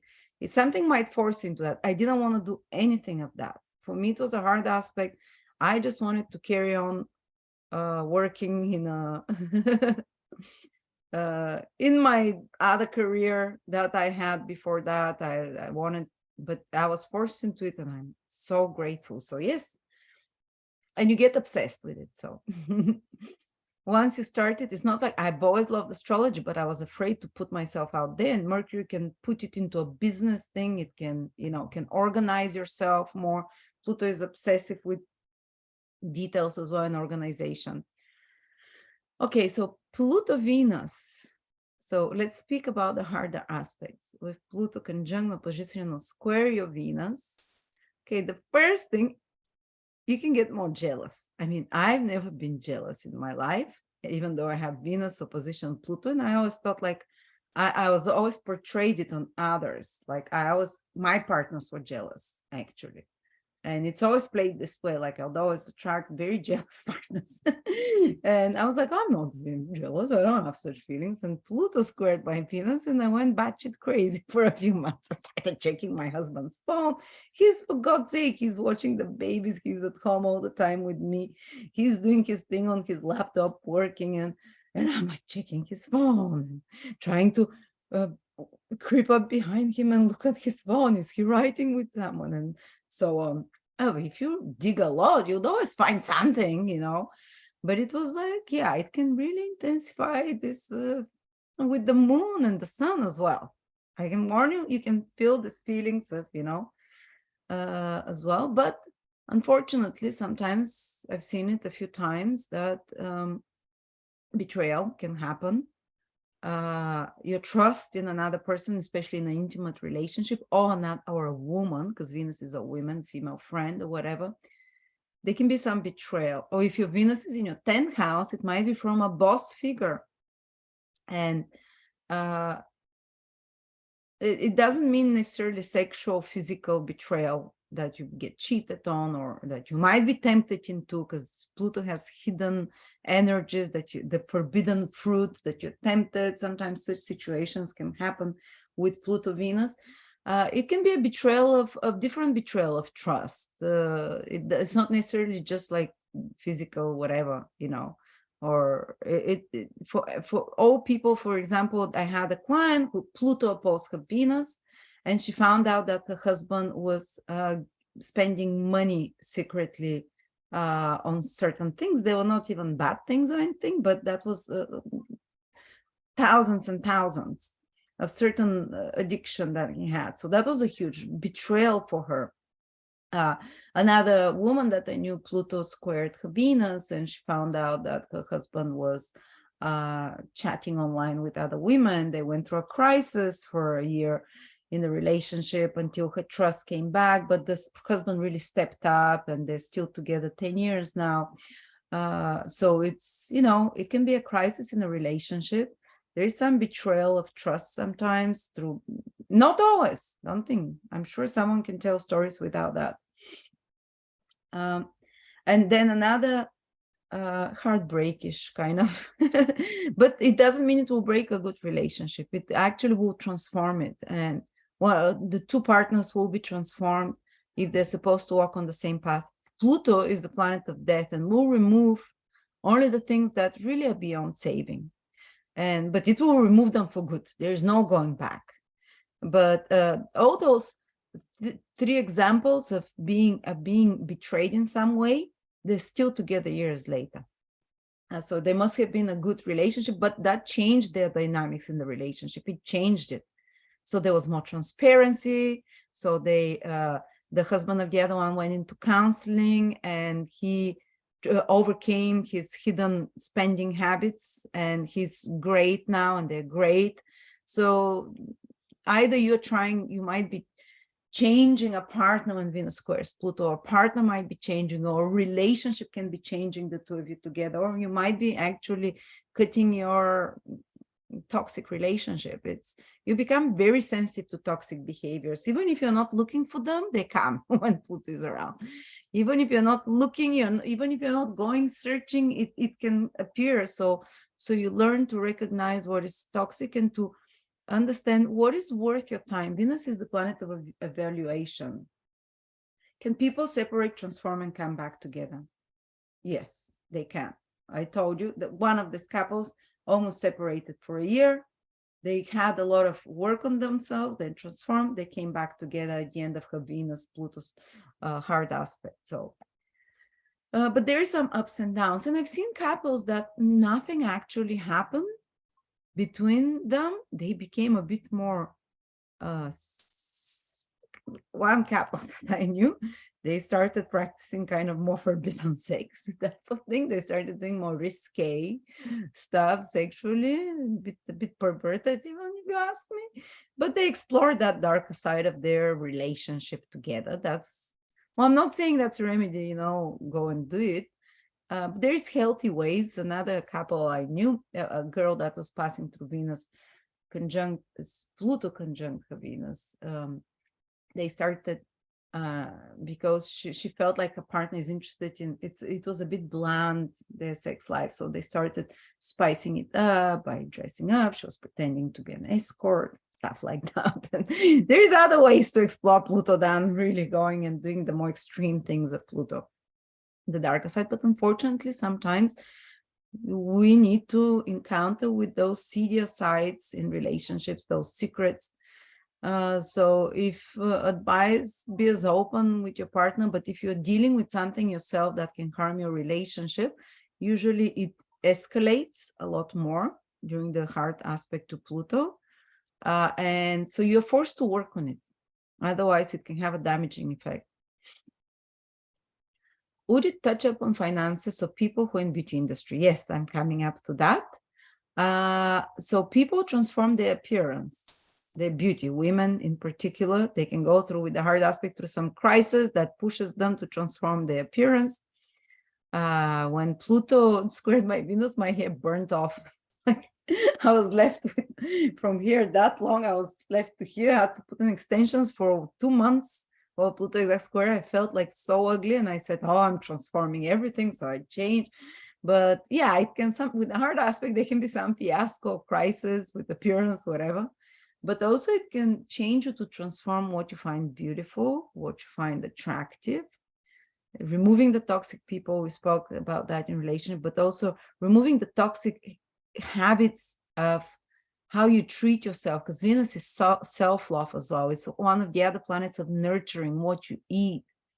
Venus is the planet that gives you life force, the life force of the body to heal itself. So these are the foods that give us life force. So when Pluto squares Venus, I remember I became vegan for 5 months when Pluto squared my Venus.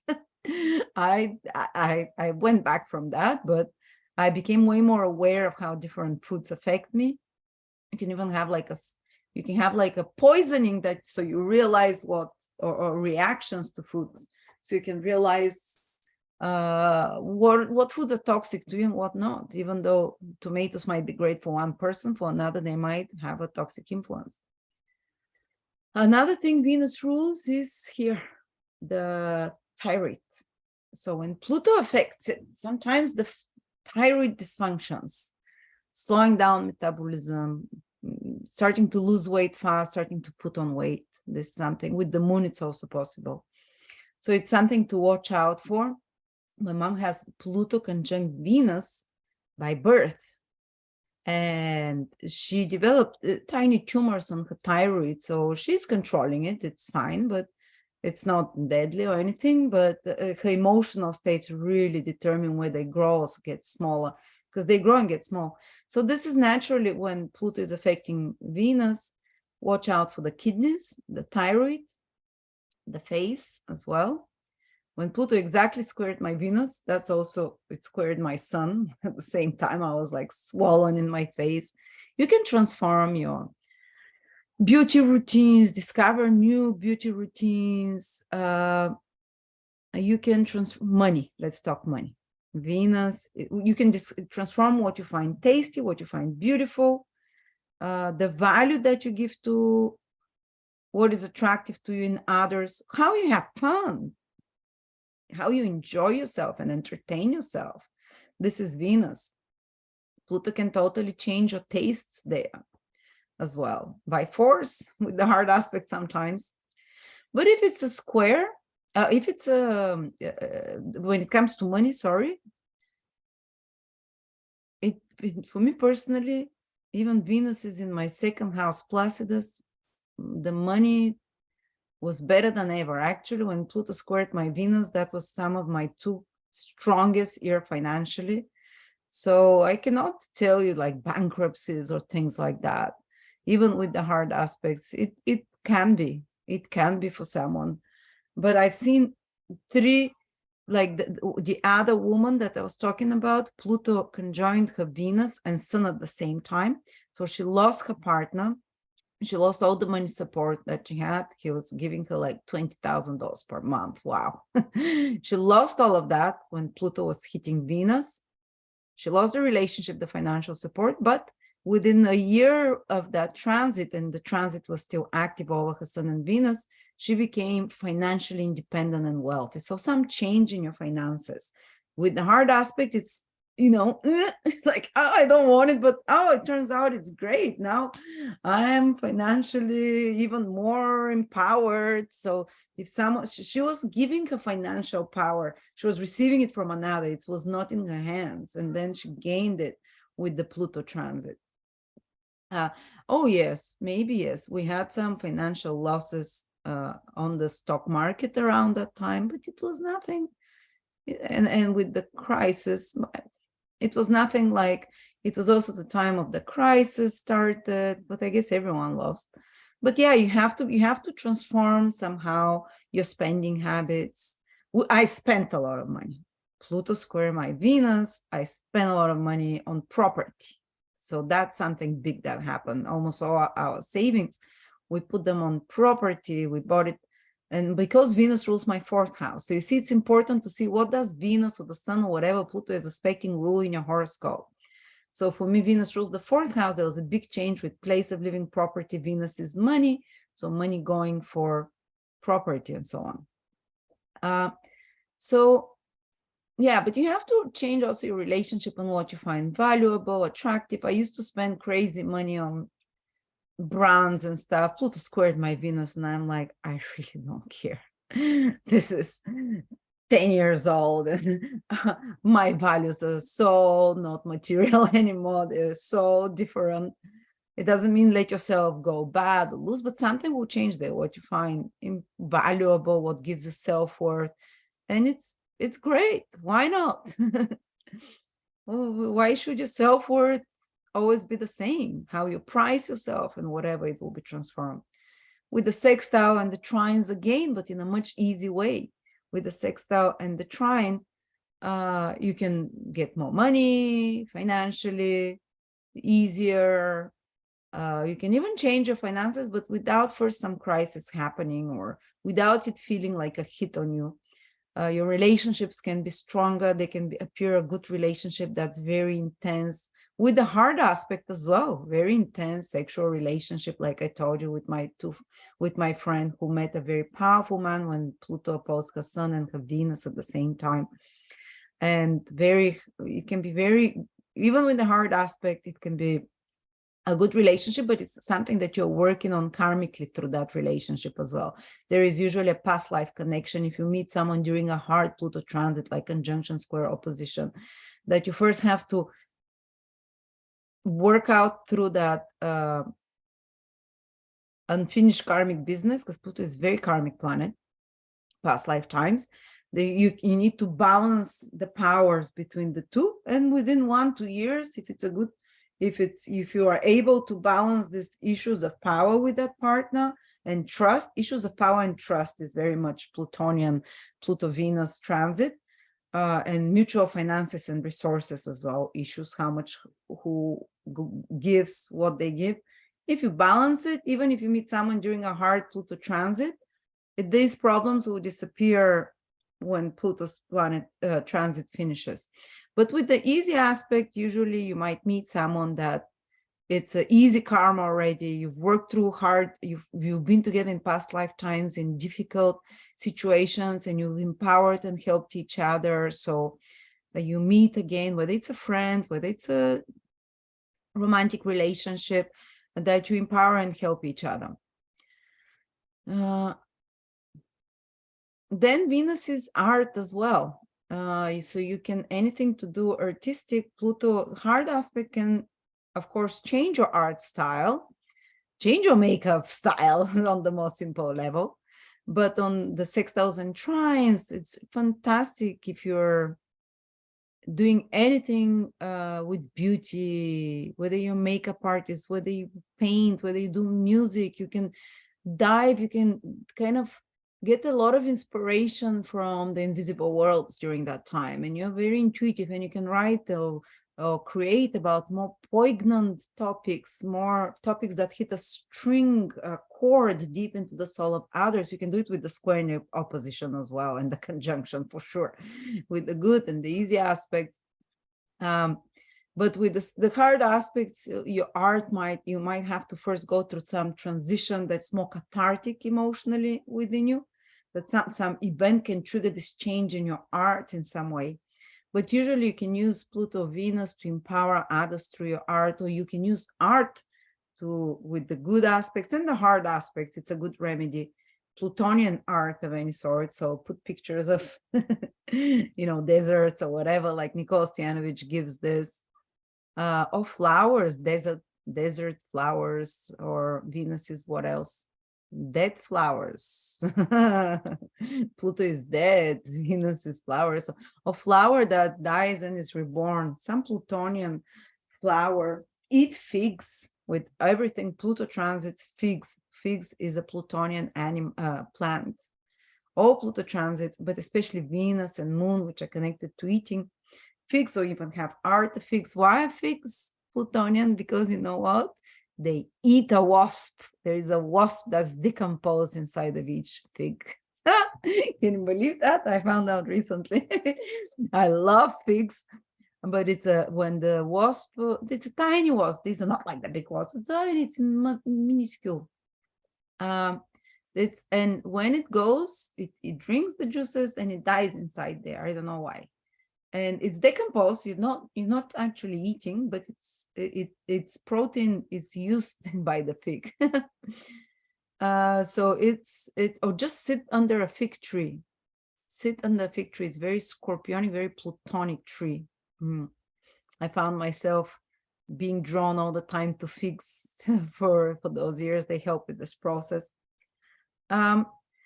Also, dry, if you can paint couples, happy, couples in intense romantic, art. If you're having problem in your relationship, put art of happy couples around, but kind of sexy, where they're in a sexy black little dress. There's some beautiful, they're dancing sexually, they're in a bar or something, in the night, painting of the night, a man and a woman in a kind of sexual. So this is some kind of a silly, funny little remedies. Why not also Venus's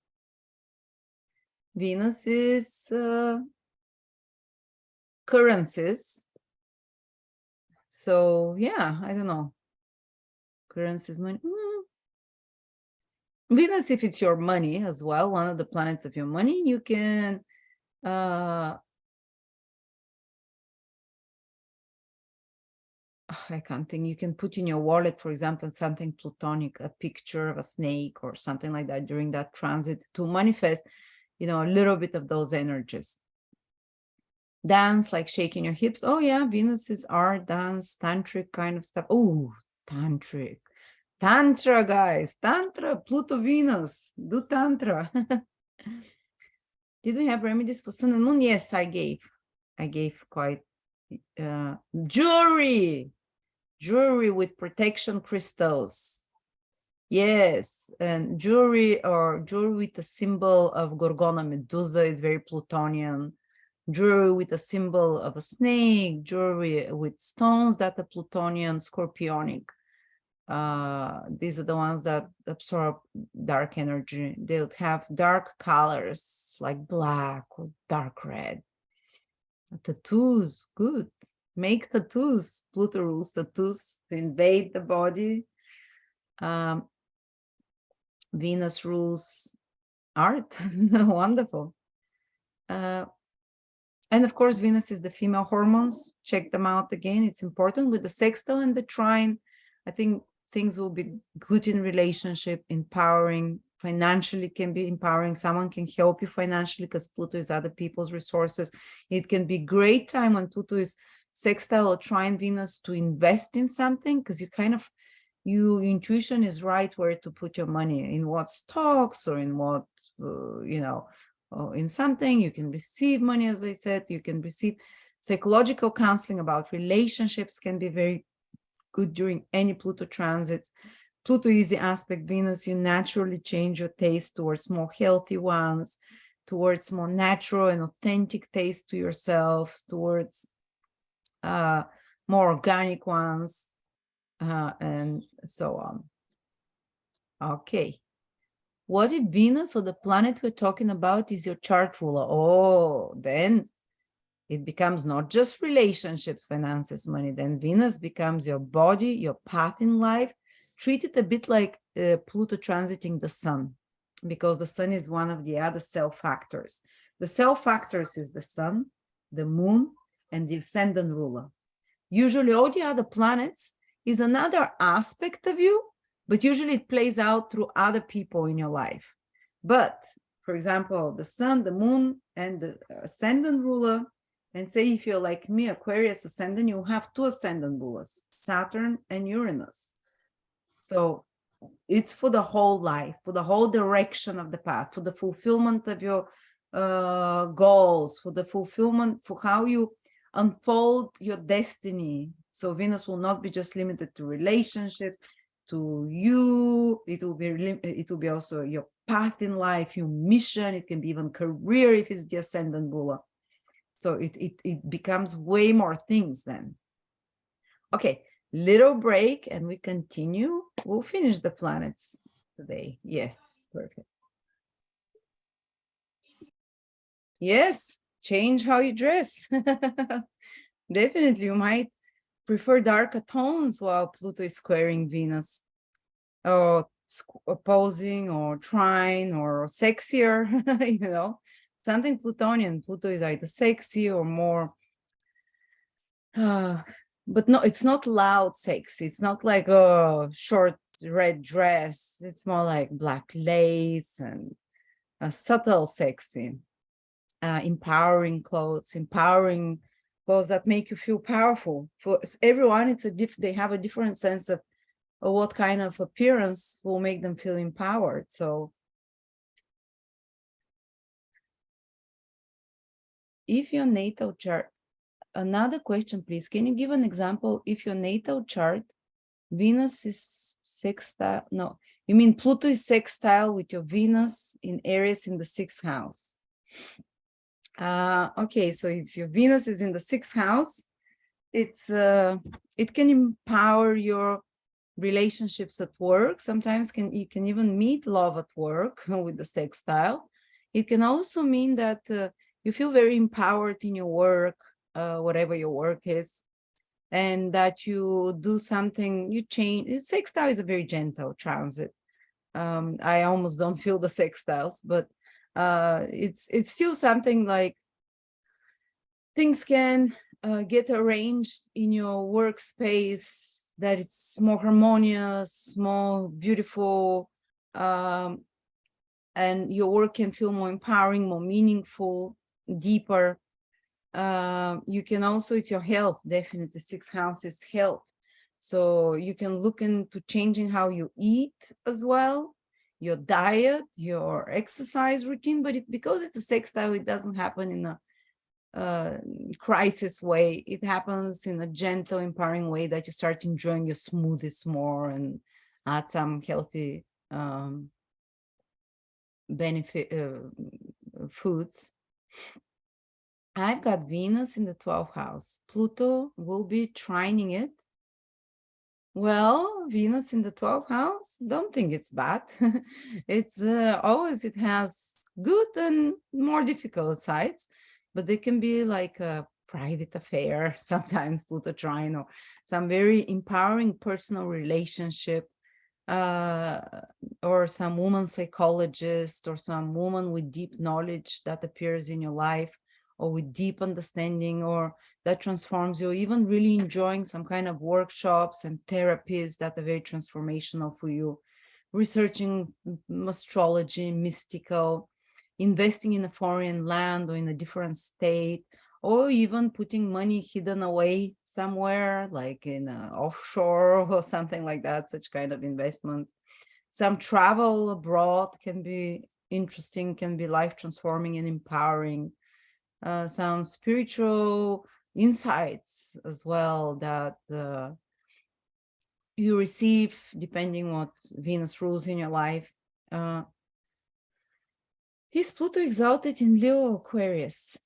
So since Pluto is a new planet, it hasn't been given to us by the seers like, oh, Mars rules Aries from a long time ago. we had to figure it out for ourselves. And I know what Nicholas Stoyanovich said. He's adamant that Pluto is exalted in Pisces because of the hidden side of it as well, in some way. I can't tell you. I don't know. If I have to be honest, I wouldn't know what sign Pluto is exalted in. I just know it has strong correlation to Scorpio.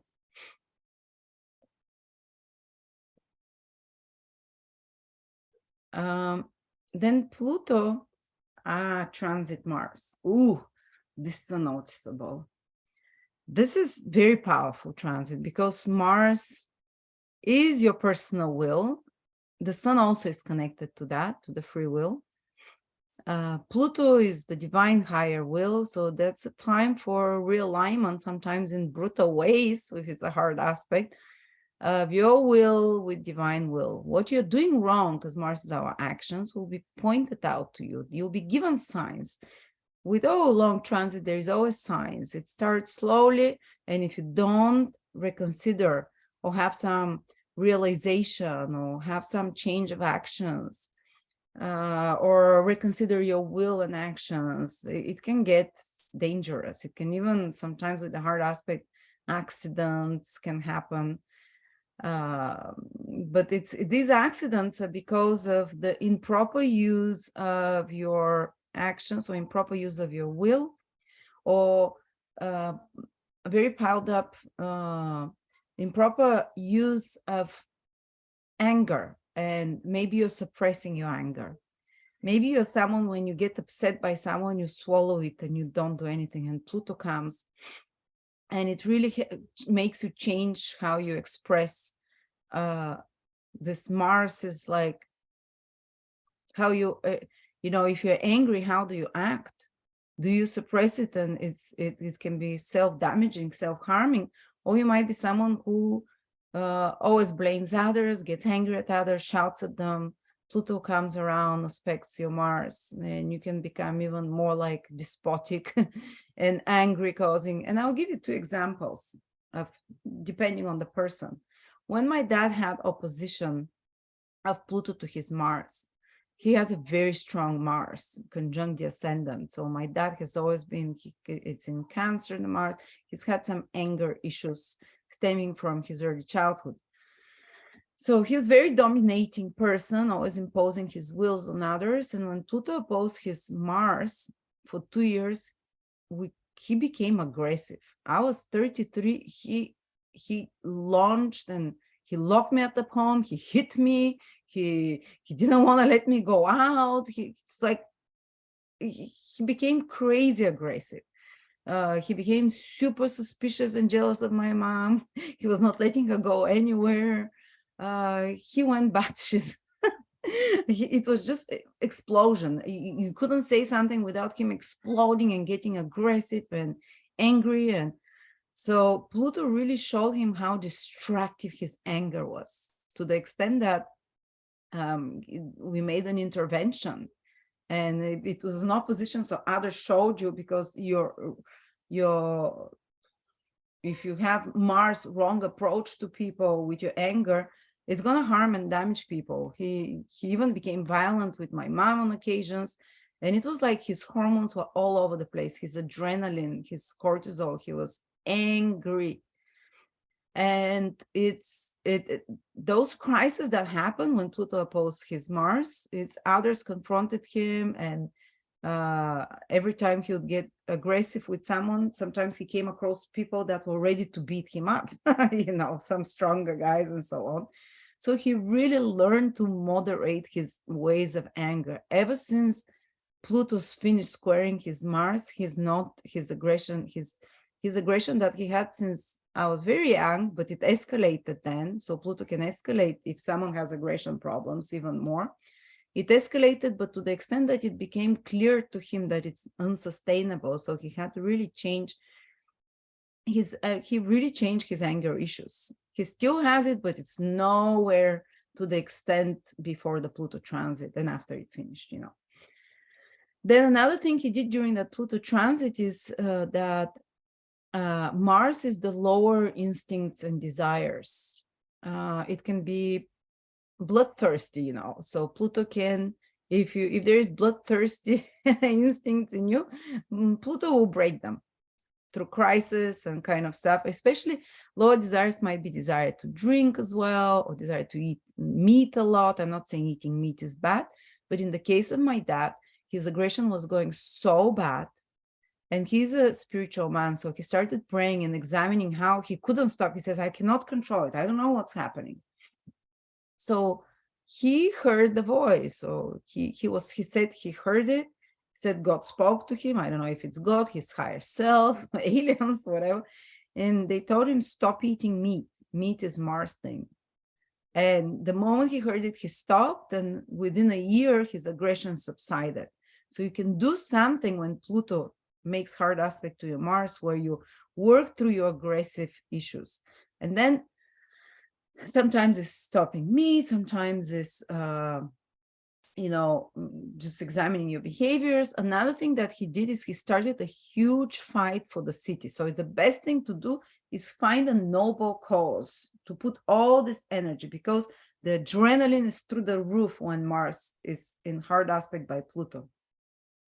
And you need to focus your channel energy in something, some fight of some sort. So when Pluto aspects your Mars, you might be going through certain fight with visible, invisible forces, with real things. So he basically organized the whole town. They wanted to destroy one of the most pivotal buildings in our town that was 1,000 years old. They wanted to destroy it and build something else. And he organized the whole town of 100,000 people. And they stopped that. So for 1 year, that's what actually first Pluto started. He was so aggressive. He was attacking us all. We're like, oh my God. Then he stopped eating meat during that Pluto transit, and he channeled all his energy into fighting a good goal. And he saved that building. So some were the cause. So you can do amazing feats of willpower with the hard aspects, with the easy ones as well. With the hard ones, usually there's frictions, others resist you. Is quincunx like a square transit? I work only with the traditional transit. Quincunx is more like the planets don't see each other. It's like they're in an aspect that is 135 degrees or something like that.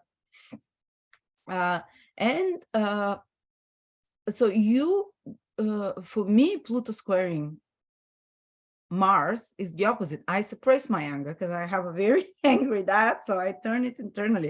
If I'm angry at you, I'm never gonna tell it. If I'm upset with something, I'm gonna bottle it.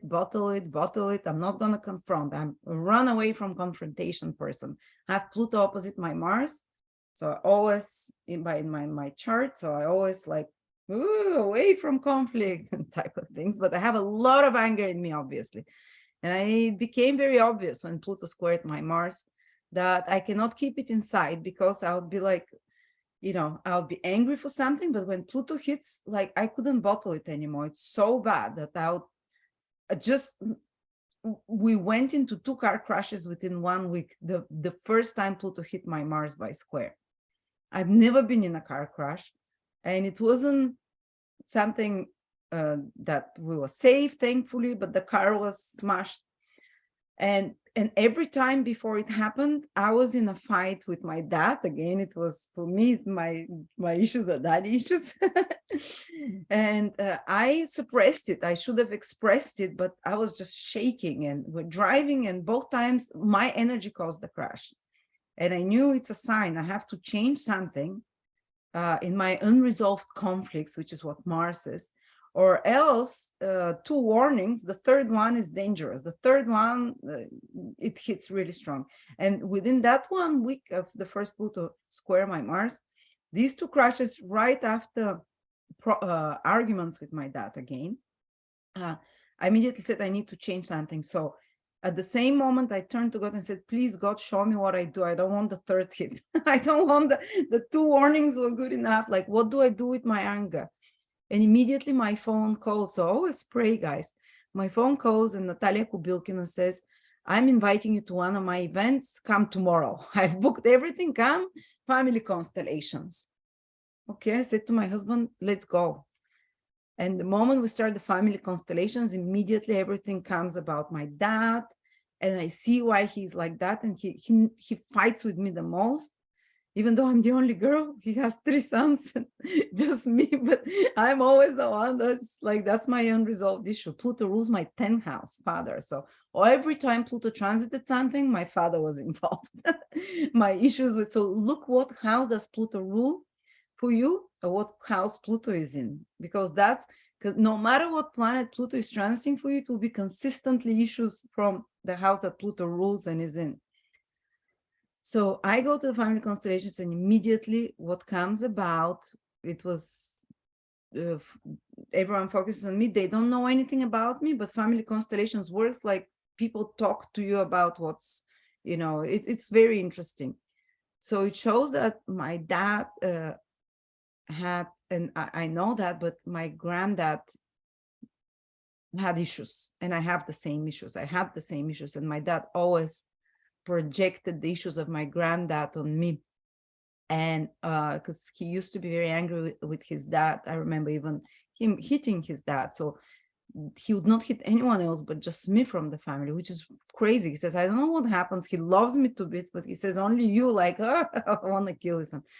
And I saw why it was. And I saw that he thinks I'm his dad, in a sense, not that I'm repeating the same patterns of his dad, and he can't forgive me. And when I realized that, I was released. I stopped being so angry at my dad.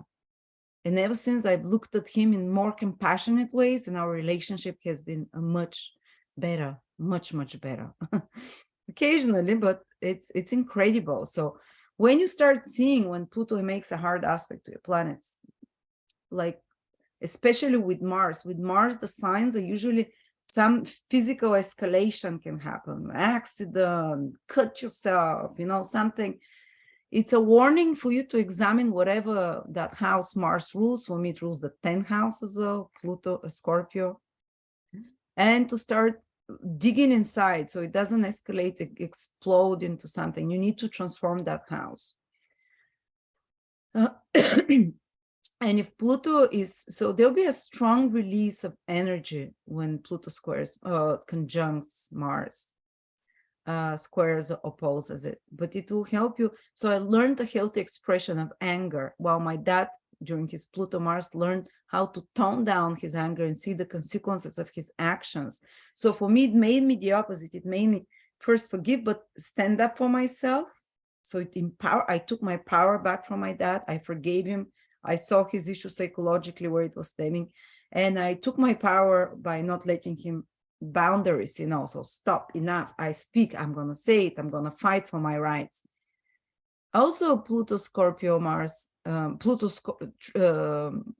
transit Mars can be about some fight that sometimes I've seen it, the court case or power struggle with another person.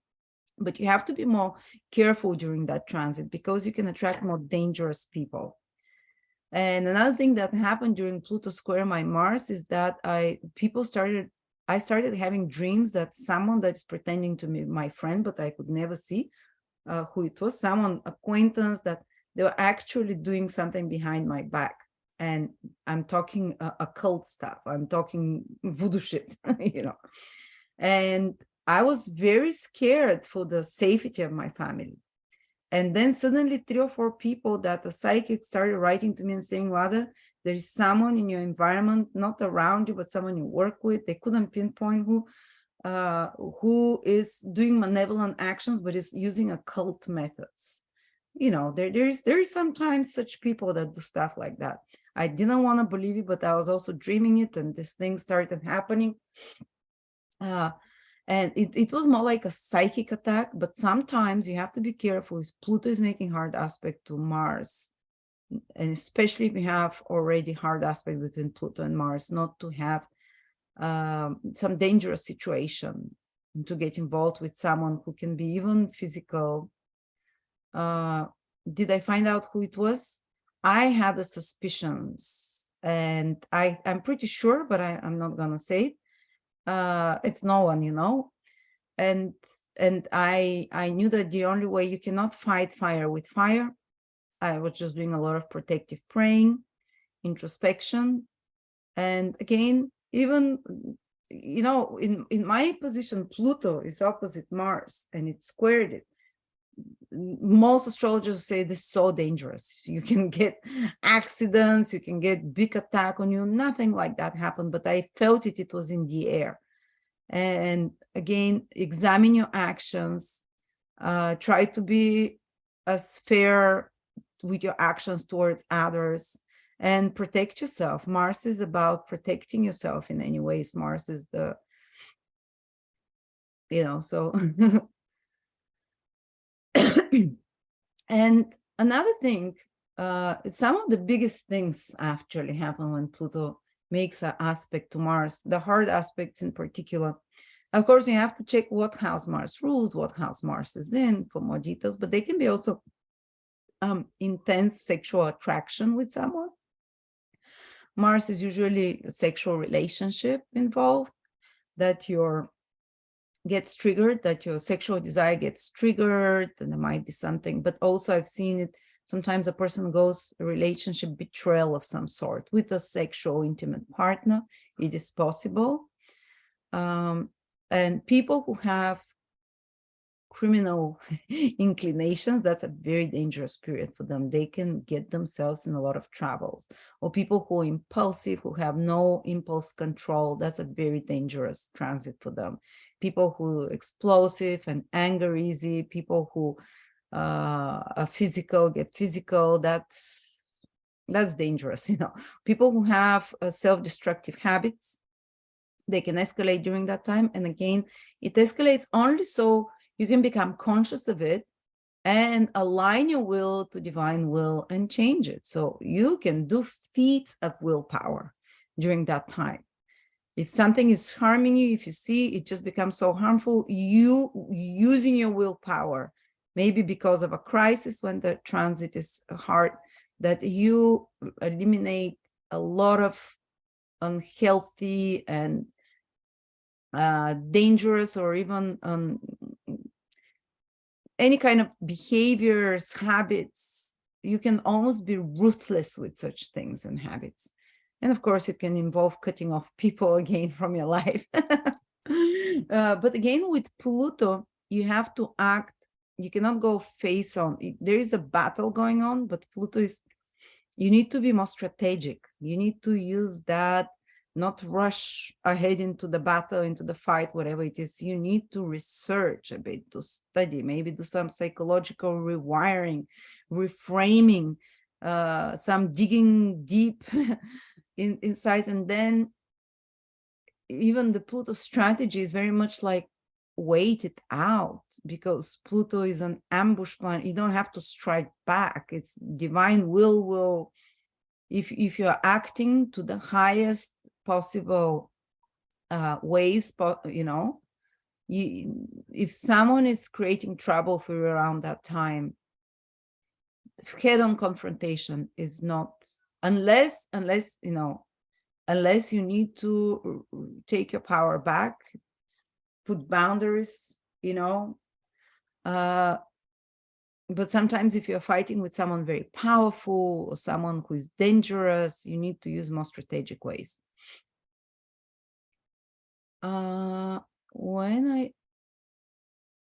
When I started to make people accountable, I was attacked and my granddaughter was attacked. Wow.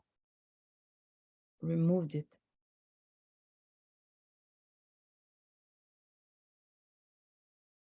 You did a healing, both. It looks like an external attack, but it's really waking up what is hidden. Yeah. And Mars is enemies. So hidden enemies thing can appear. Pluto is hidden. You have to be, I was constantly under attack during that time. And this person, there was, I'm not sure if it's the same person who was doing the psychic attacks, but there was this person that basically started making videos about me and saying horrible things and attacking me. And it's like, what? And again, I chose non-reactivity. I mean, not bottling it down like I usually do, but I don't, it's like you don't want to make it too public and stuff, and it went away. It's like, just don't, one thing to remember with Pluto, Mars, and any other Pluto transits, don't get embittered. Don't get vindictive. The more vindictive you get and you start plotting how to, you know, to hurt this person back or whatever. I started praying for that person. I started blessing them, praying, taking my power back, but I don't want them to be harmed. I don't want in any way. I just cut those people off of my life. And I said, I'll never tolerate such people. And Pluto Mars gave me the strength when I found out certain people that were abusing their relationships. I was said, no, I don't want you here. Before I was going to let them carry on, work with me and so on, I just found my strength to confront people because I didn't have it before. But people who are too confrontational, because Pluto doesn't like to correct any kind of extremes of, you know, if you're too confrontational, it's dangerous. That's when you need to tone down. If you're too like non-confrontational, you take your power back and learn how to do it. Yeah, kill with love. Exactly. So yeah, there might be some enemies that appear again, but they're again to claim your power back. I was so frightened at the beginning when this person started doing those things. She started threatening and so on, threats, real threats with police. Because I asked her, why are you taking my clients away and taking their phones and sending them to other astrologers? You work for me on my left hand. How can you do that and take the astrologers and send them to another website? And whatever. Like I confronted her, and she started threatening me. I'll call the IRS. So there can be some very underhanded game. Or I'll call immigration service. You're in America, you don't have visa. I said, I'm waiting. There were threats to my family and stuff. So Pluto, Mars, and other Pluto transits can sometimes get ugly. But if you stay moral, non-reactive, non-vindictive, it gets solved. So don't worry, you know, as long as you can do that, but you stay firm. You stay firm in your rights, and you don't lash out. And it's, you know, you take your power back. So it was a fascinating experience. I'm no longer afraid of such things. Were there also 7th house active? No, Pluto was in my 12th. It was all done secretly and hidden from me, and other people told me what was happening. So Pluto from the 12th was squaring my Mars in the 3rd house of associates and colleagues. So it was, someone was doing it from behind the scenes, Pluto in the 12th house transit. And only some other people came in, they said, you have no idea what this person is doing. She's asking, demanding money from the readers, bullying them, threatening them on their social media, and such kind of crazy stuff. And communication techniques, yeah. And it's all developed on online social media, Mars in the 3rd. So you see how you can pick up different things. But for me, Pluto went through the 12th house, squared 7 of my planets, and everything is okay, guys. It's, you know, as long as you're a good person and you pray, protect, and of course, don't be a mat. What was that called? Like a mat where people walking mat. You stay strong in yourself, and after that, you're not going to be afraid of anything.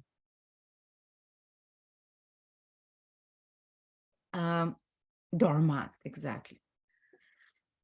Pluto can squaring or conjunct the opposite Mars can make you work out. It's a great time. Oh, you have to do your adrenals under stress. Work out, guys. Otherwise, panic attacks can develop. Otherwise, kind of anxiety can develop. Motion, action, walks. Do some, doesn't have to be intense workouts. Go out and walk 1 or 2 hours, or you can run. Pluto can help you high intensity workouts, whatever it is, just move. You're going to move a lot of that pent up anger and energy and use it for some productive goal. I achieved a lot. Mars rules my 10th house of career, 3rd house of writing. You can achieve a lot during that time in whatever houses those planets rule with your goals. So with the sextile and the trine, you become empowered. you become stronger physically, great for muscle building. You can become, you can express your willpower without the disruptions of the hard aspects. You can find like whatever you're starting to do, things align for you. They happen very easily. And it can be very, very empowering. It can be very gentle and psychological. You can do some feat like, oh, I'm going to build a house. I'm going to start a company. When Pluto trines Mars, you'd have the staying power with your actions, the dedication, the passion, the intuitiveness when it's right to act and when it's not right to act. Again, good for sexual relationship, can empower them.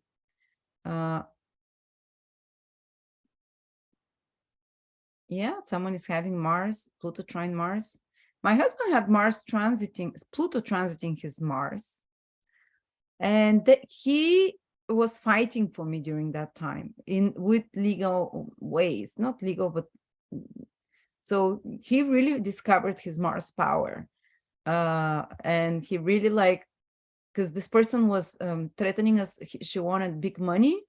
So she would not release the details of all my clients and things like that. And they were asking for money.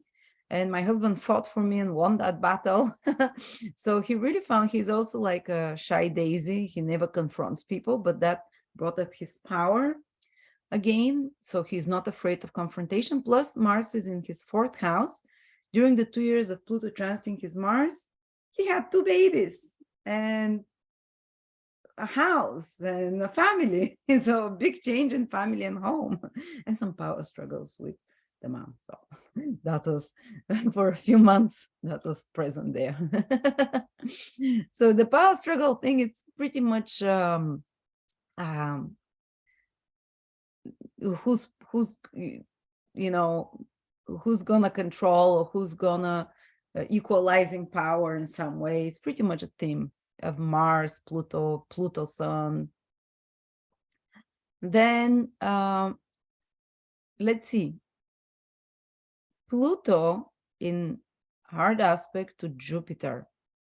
So Jupiter conjunct, Pluto conjunct Jupiter, Pluto square Jupiter, Pluto opposition Jupiter. And now Jupiter on its own, it's your belief system. So Pluto will transform that in a challenging way. It might be like a reality slap on you, on your beliefs. Like, how can you be so naive to believe such things or to think like that? But it can be also a great thing because a lot of our issues stems from beliefs we've acquired subconsciously, till the age of 16 or whatever. And Pluto comes there with a hard aspect and blows up your fake beliefs. And I had a crisis of faith when Pluto squared my Venus. My Jupiter. Jupiter is in the 9th house of beliefs, higher knowledge. So I had a big crisis. That's before I started, just when I was starting my astrology career. And I was like, I don't believe in astrology. So like, how can you start doing astrology when you don't? But when I was questioning it, is it true? Is it not true? I was questioning God. I was going I was so suspicious of everything. And it led me to explore, because Jupiter is knowledge, to explore ancient methods of astrology, to observe a lot more the astrological process, to develop a deeper bond and connection with the higher power as well. It helped me through that period. And Jupiter ruled finances and wealth as well. So it transformed. I had a crisis financial. Jupiter rules my 2nd house as well. Had a financial crisis, but Jupiter is naturally wealth. So there might be some crisis there.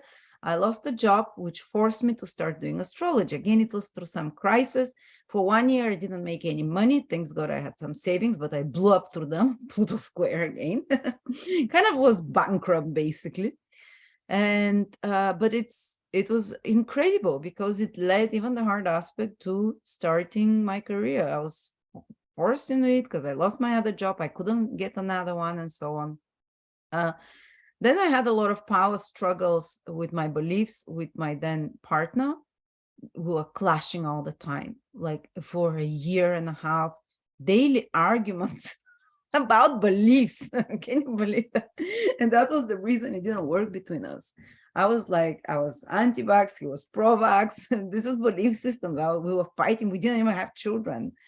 But also a lot of his beliefs that were right, through power struggles, I also adopted them.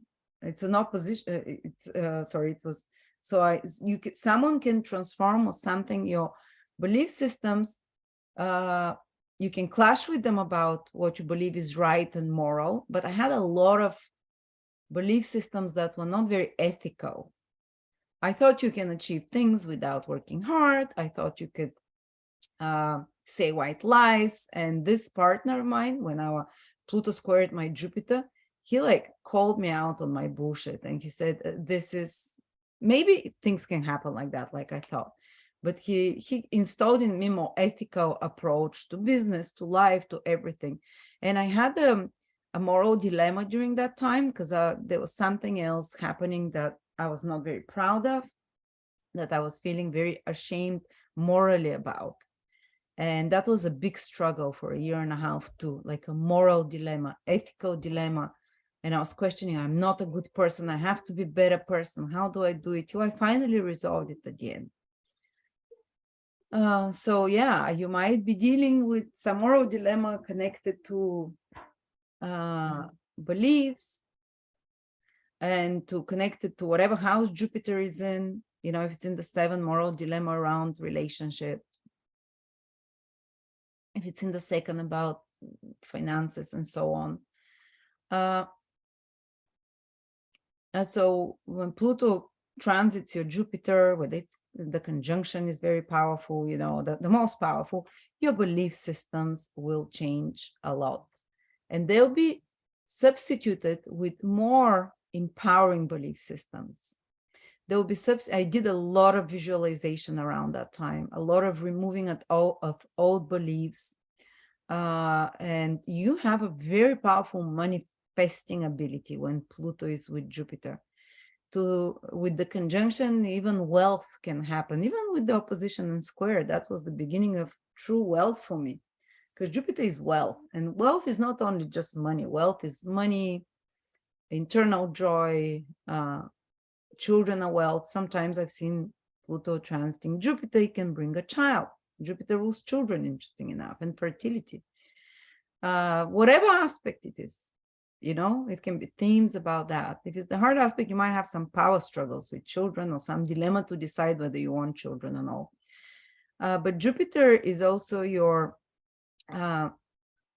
so Jupiter is wealth, so they can be, the very rich people often tend to have Jupiter, Pluto conjunction, or Jupiter even square or opposition contacts between Pluto and Jupiter are big money somehow. So sometimes it can even empower you in ritual. You can start something during that time and uncover hidden treasure and wealth within yourself through knowledge, because truly Jupiter is knowledge. So through knowledge, you can enrich yourself in some way, even with the hard aspects. But with the hard aspect, there is more drama. Yes, Sarah, thank you.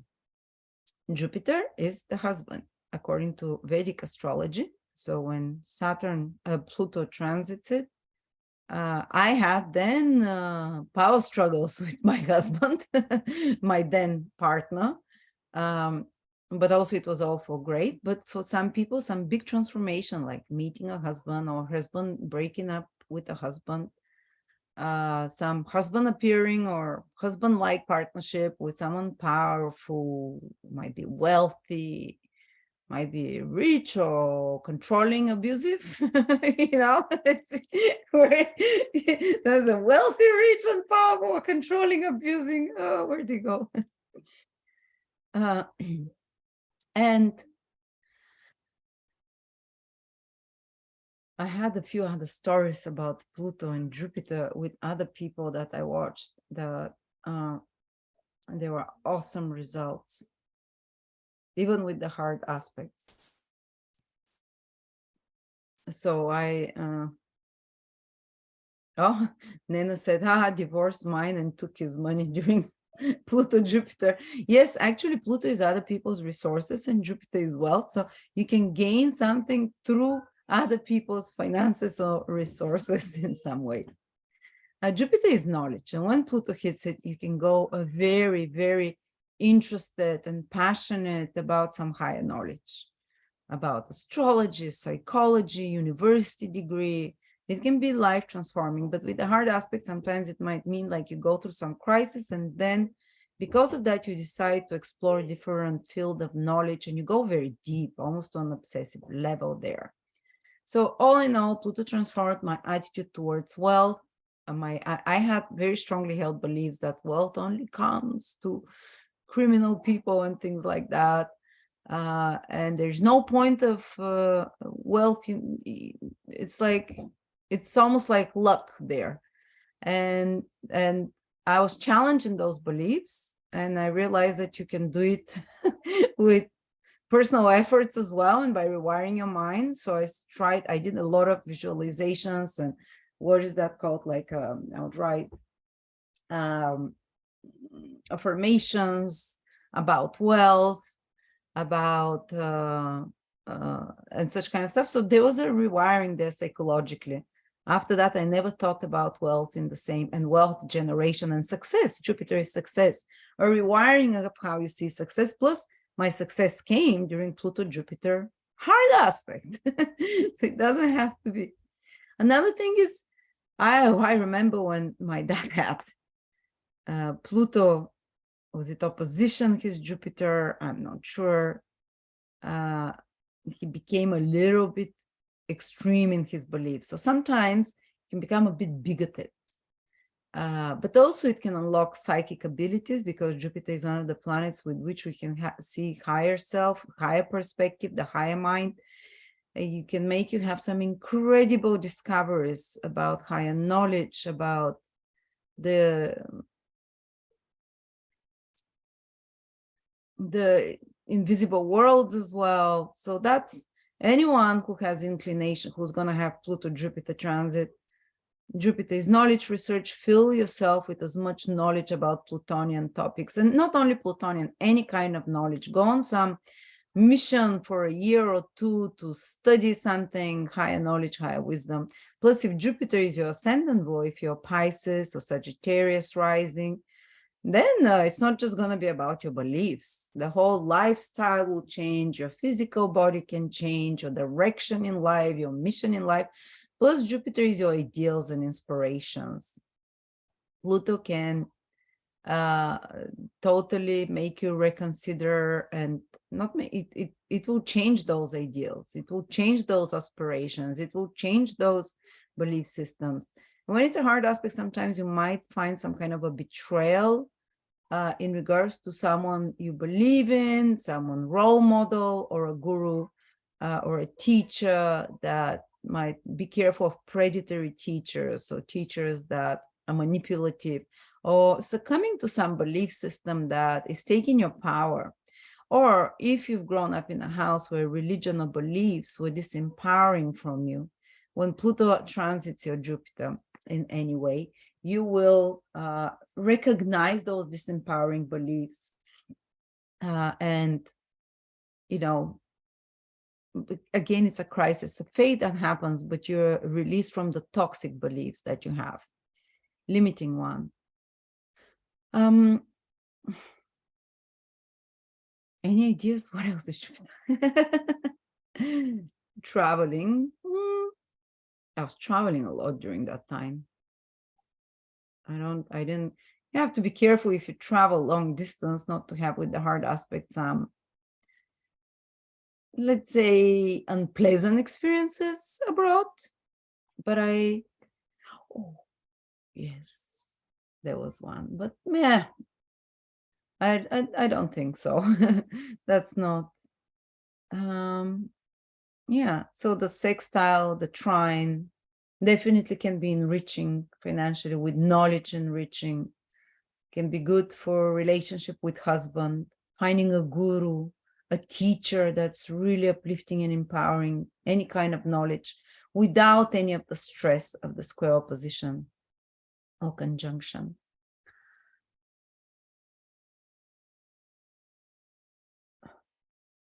Now, Saturn. Pluto in hard aspect to Saturn. Is it conjunction? Is it square? Is it opposition? A lot of people are very afraid of that transit. Again, for me, it was the best thing that could happen, even though the year it was happening, I was crying every day. Saturn rules my whole horoscope. But Saturn is very much connected to career and to your worldly status and to the duties that you come here to fulfill. Everyone has, some people have karmic obligations to relatives. Some people have karmic obligation to give duty, depending where Saturn is in their natal chart. Some might have karmic obligation to spouse if Saturn is in the 7th. Some might have karmic obligation, Saturn is in the 9th, to teach. Some might have karmic obligations, depending where Saturn is, to children if in the 5th.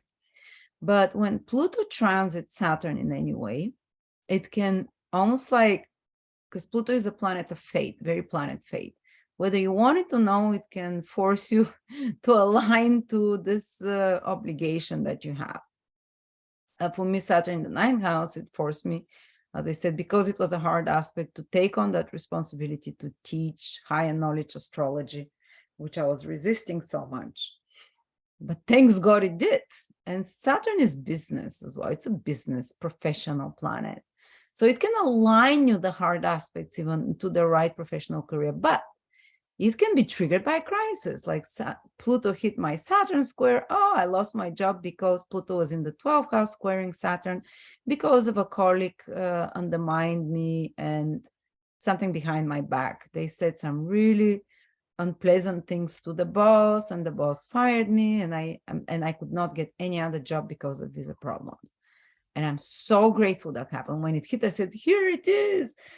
Pluto, hard aspect, Saturn, destruction of career, destruction of stability. Astrology is correct, but oh my God, I hate it. Little did I know that's the beginning of my true authentic career. I was not supposed to work at nightclubs, servicing drinks all my life, and thanks God it happened. And during those 2 years of Pluto squaring my Saturn, that's when I laid the foundation. Saturn is foundations, even though with tears every day. No, I don't want it. Oh, so nothing's going to happen. Oh, drama, my biggest fear. So I was professionally very, very not in a good position before Pluto hit Saturn, and which is very much career planet often. But it aligned me to the right duties in this world. So I hope it does the same to you, no matter what aspect is doing with the sextile and the trine.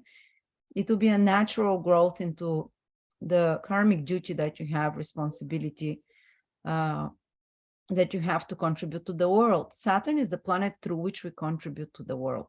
The sun is the planet that we create our own kingdom, but your own kingdom might be different than what you are contributing, and what you like in your own kingdom. The sun might be different. Both are planets of career, the sun and Saturn, but the sun is kind of more creative, while Saturn is like, you kind of have responsibility there, whether you want it.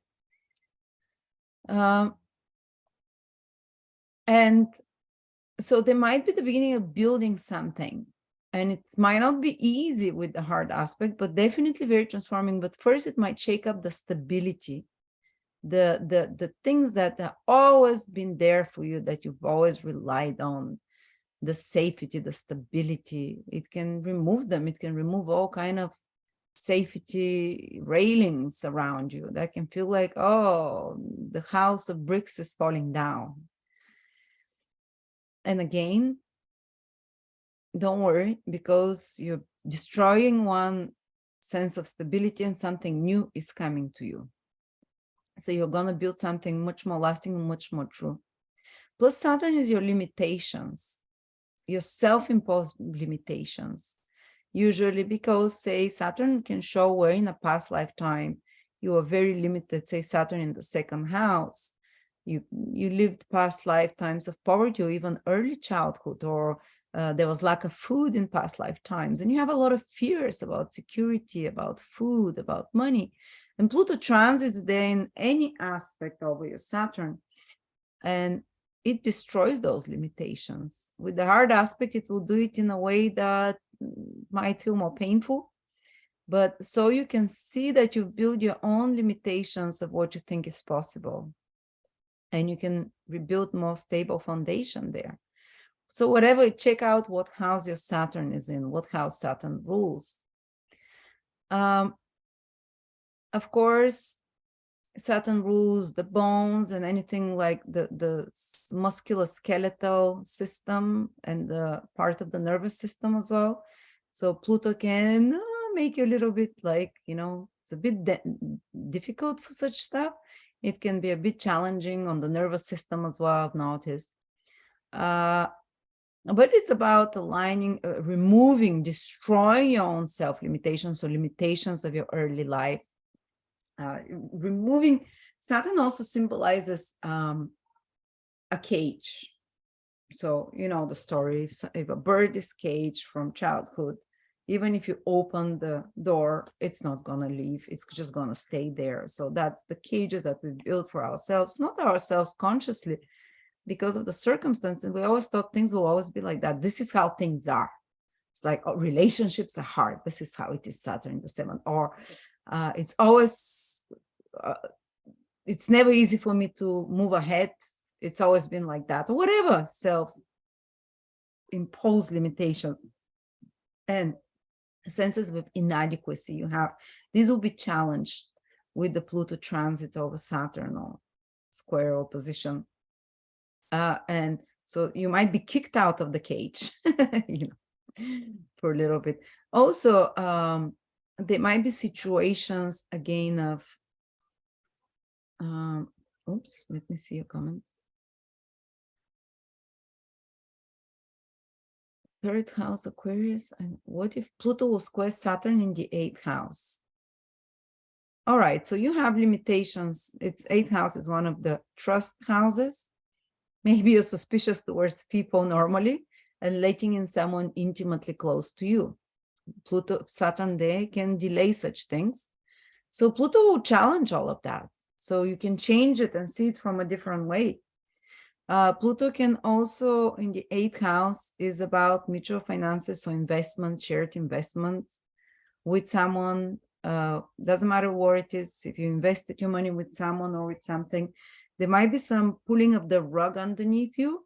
It's some kind of being disappointed, or sometimes like if there is a divorce, something you've relied on is not there, or if there is investment with someone, there might be some kind of challenge you have to work there with, of trust issues again.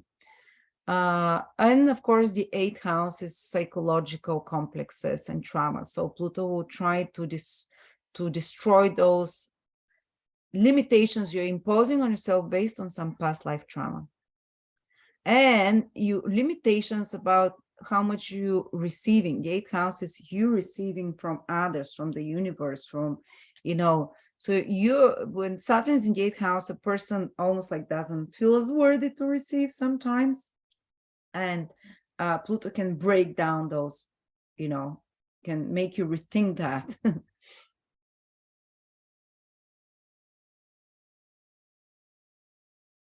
Yeah, Pluto encouraged me to try again to find my abilities to find a career best suited for me. Saturn natally is in my 10th house. Yeah, it will change your career, for example, for you. Saturn in the 8th house.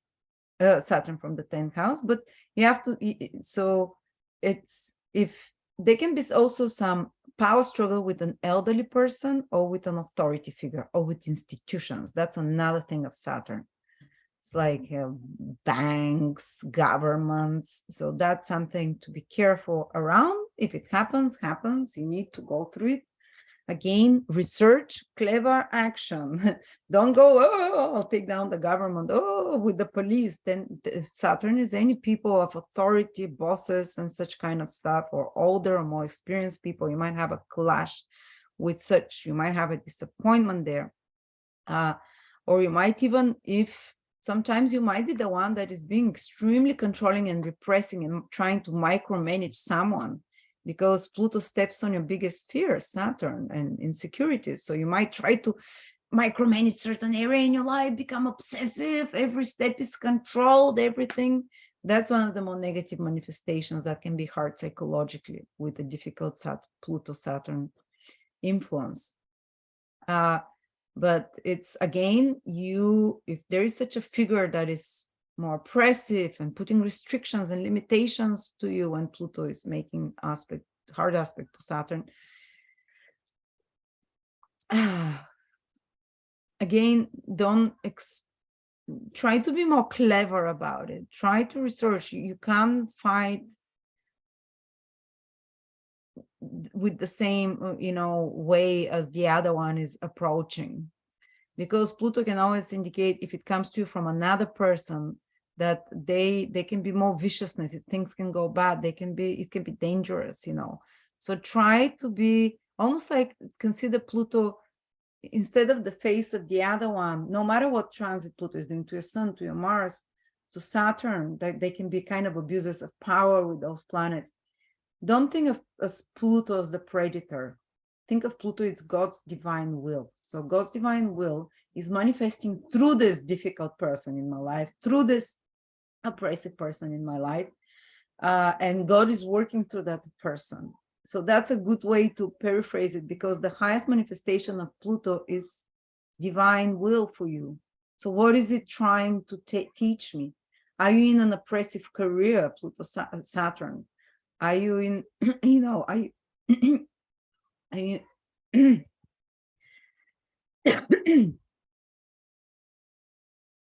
any insights on how this transit differs from a Saturn return? Interesting. I had my Saturn return exactly at the same time as Pluto square Saturn. Saturn was on top of my Saturn. Pluto was exactly square Saturn. So I can't even make a difference between the two of them. It just happened at the same time. It's Saturn is being triggered, so there will be Saturn issues, but with Saturn return, I think I don't know how to say it. Saturn return is more like a maturation phase. You become more responsible. You reconsider your choices very often. If you've been married for a while, you can divorce, you can start on a new career. With Pluto square conjunct or opposition Saturn, it can be not so much, it can even destroy certain ways that you are hung up on doing things, and certain habits and certain limitations. While with Pluto, with Saturn return, it's you're imposing limitations and rules for yourself for the future. While with Pluto, you might need to destroy certain limitations and things that you've put on yourself, outdated ones. And with Pluto, it can totally change the direction again, but it carries that, they're both heavy planets, they carry, these periods can feel heavy for both ways. With Pluto, there is more sense of fatedness as well.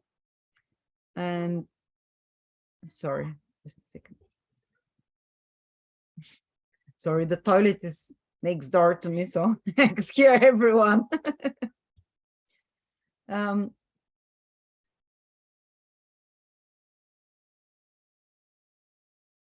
Toilet is Pluto. Oh my God, exactly. And Saturn and Pluto are both toilet, interesting enough. Saturn is where the waste goes, so is Pluto. So talking about that, a lot of waste will go out of your life. And detoxing again with Pluto, Saturn, a lot of good, a lot of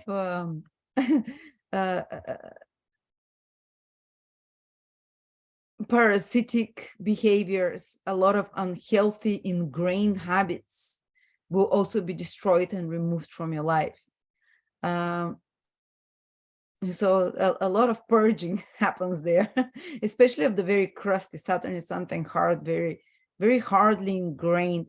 And Saturn is your fears naturally, and Pluto really makes you confront the fears. And I remember the time Pluto started squaring my Saturn, I discovered the book Feel the Fear and Do It Anyway. I didn't even read it. I was just holding it there because I know Saturn is fears and Pluto as well is fears. And I was just holding it. It was on my library when I was starting my business, writing articles, making videos. I was just looking at it because I didn't want to do those things. I was afraid of them. So I just kept repeating, feel the fear and do it anyway. So Pluto Saturn, after Pluto Saturn, you overcome a lot of fears again. Past life memories. When Pluto is squaring Saturn, yeah, Pluto, hard aspect to any planet or even easy, can bring up past life memories and can bring up people and events from past lifetimes. With Saturn, these might be teachers for you of some sort, hard teachers, with someone that you haven't resolved some situation of suppression, or someone who is wiser than you and they challenge you in some way. And with, sorry, I'm just getting distracted by the kids in the door. Kai, can you leave? Sorry about that. And of course, you'll feel it on a much more personal level if Saturn rules your ascendant, if you're Capricorn rising, or if Saturn rules your midheaven. Definitely for the career, you're going to see a big change in direction of some sort. And okay, they're gone. Okay, so I can focus now.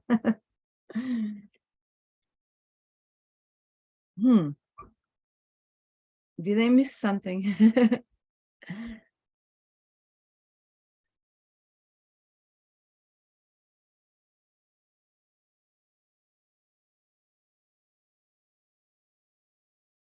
Yeah, I will speak about the houses.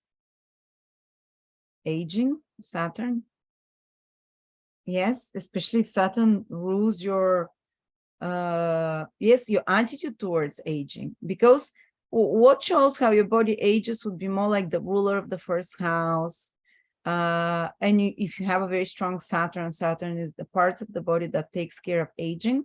So it's like the cleaner in the body. I don't know which little things actually did it. The ones that go and clean the cell and clean up all the mess. This is Saturn. So someone with a strong Saturn, they would age slower.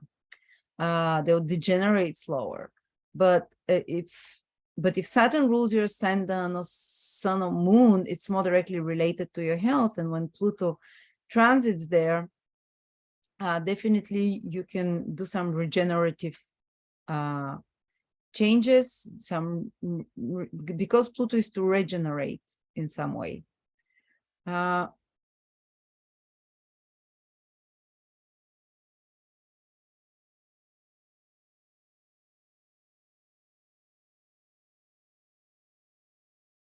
Yeah, when I had Pluto square my Saturn last 2 years, I had financial issues.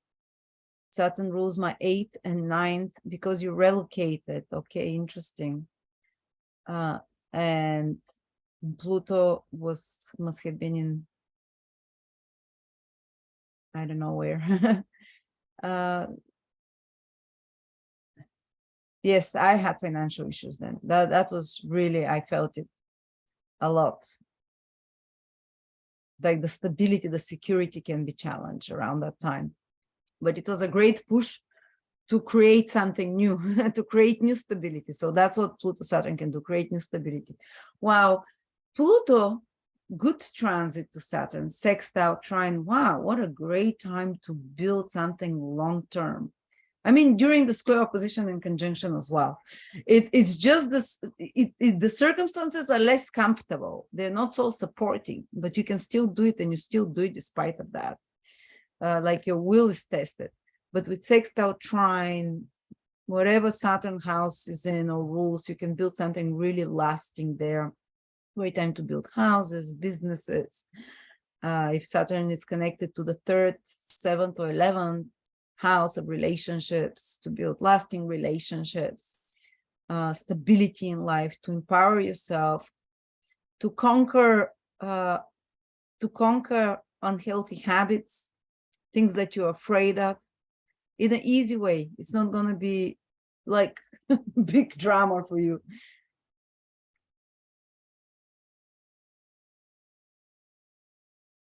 Pluto transit Saturn, it changed my career and put me into creating my own charity. Wow, amazing. Saturn rules my MC here. That's what I'm talking about. So people get excited. Oh, wow. All right. So now let's see.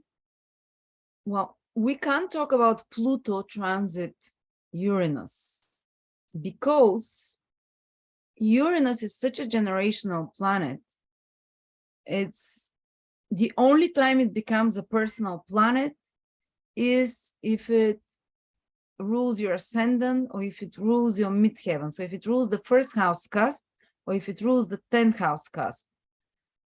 So anyone who has the Uranus in Scorpio or Taurus, if there's still people alive, oh yeah, they'll be very young, but yeah, or the Uranus in Leo, they'll be having, or Uranus in Aquarius, they're probably the generation Z, they have that. Well, all of those, Pluto at some point will square, conjunct, or oppose the Uranus.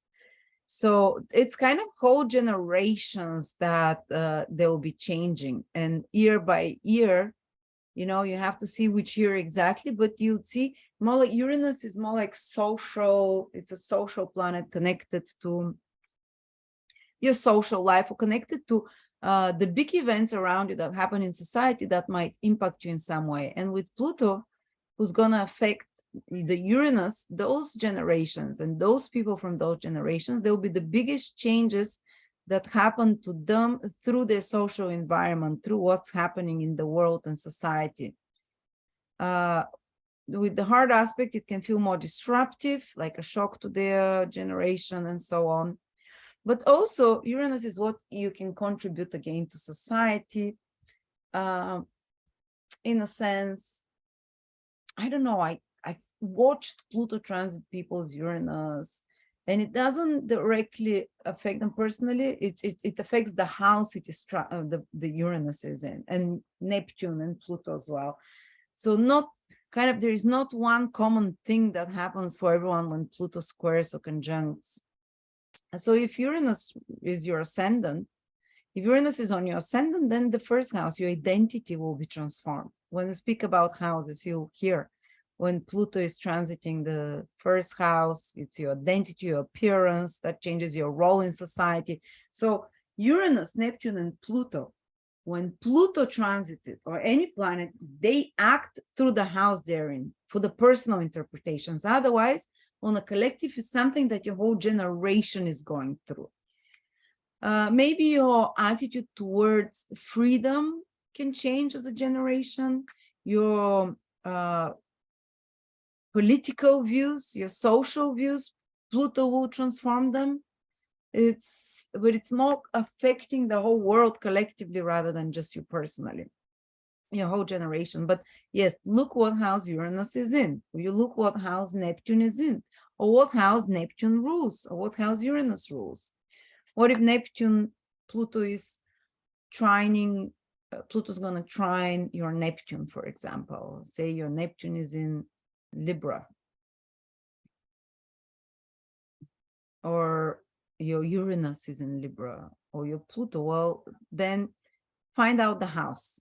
So I cannot tell you anything. Find out the house they're in, find out the house they rule.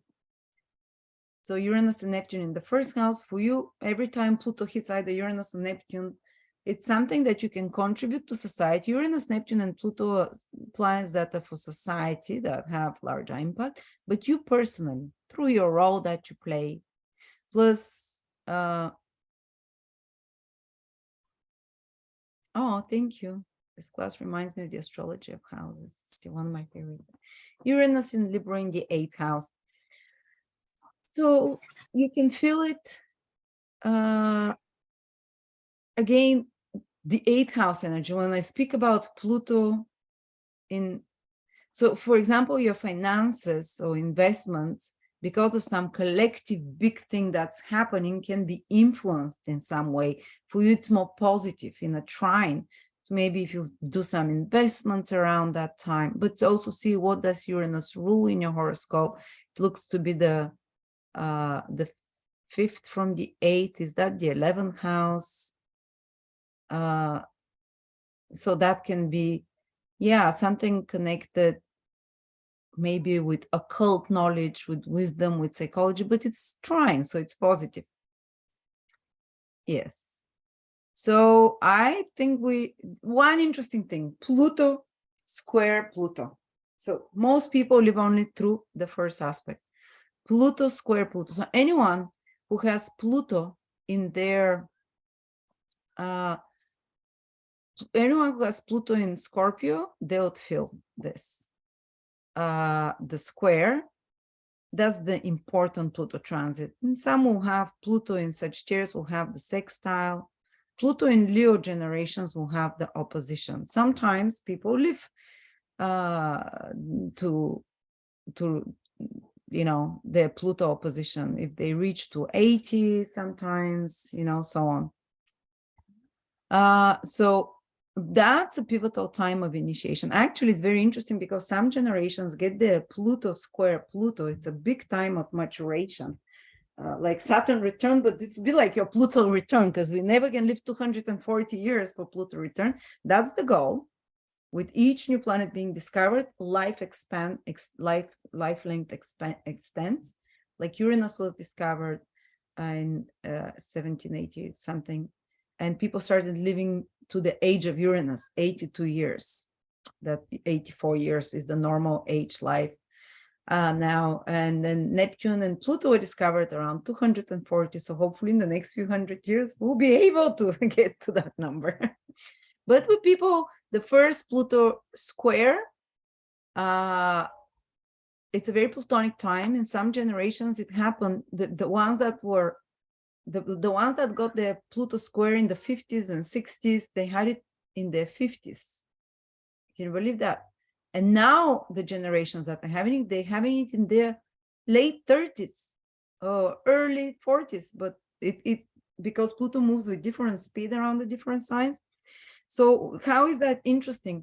The generations in the 50s and 60s, because they got the Pluto initiation much later in life, in general as a whole, they will not talk about Plutonic topics. It's like you can't go talk about abortions, you can't go talk about abuse.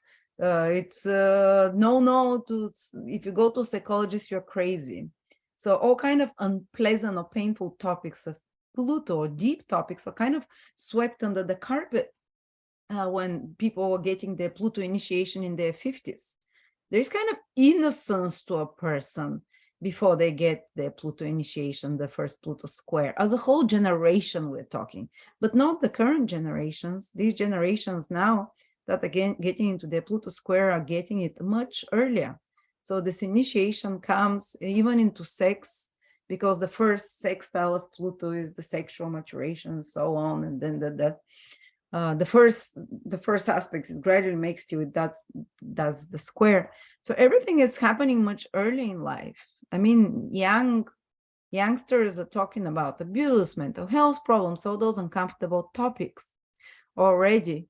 So they're getting into their Plutonic initiation away from innocence into deeper, more uncomfortable, and to confront that there is darkness and whatever, and to accept it, and to psychologically transform themselves from early age. So the people that will be having the Pluto square in the next 20 years, they'll be getting it earlier, but that's usually the whole generation gets baptized into the secrets and the dark underbelly of Pluto, unethical use of power and so on. Plus, when people start getting their Pluto square, that's when they start coming into power.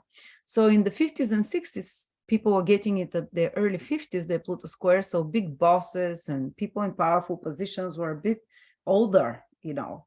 Now you can see CEOs in their early 40s, in their late 30s, and so on. So again, that's an initiation period after you finish your first Pluto square, when you can really you're allowed to empower and to have more impact on the world, because you've gone through this popping the cherry type of thing of your innocence, how to say.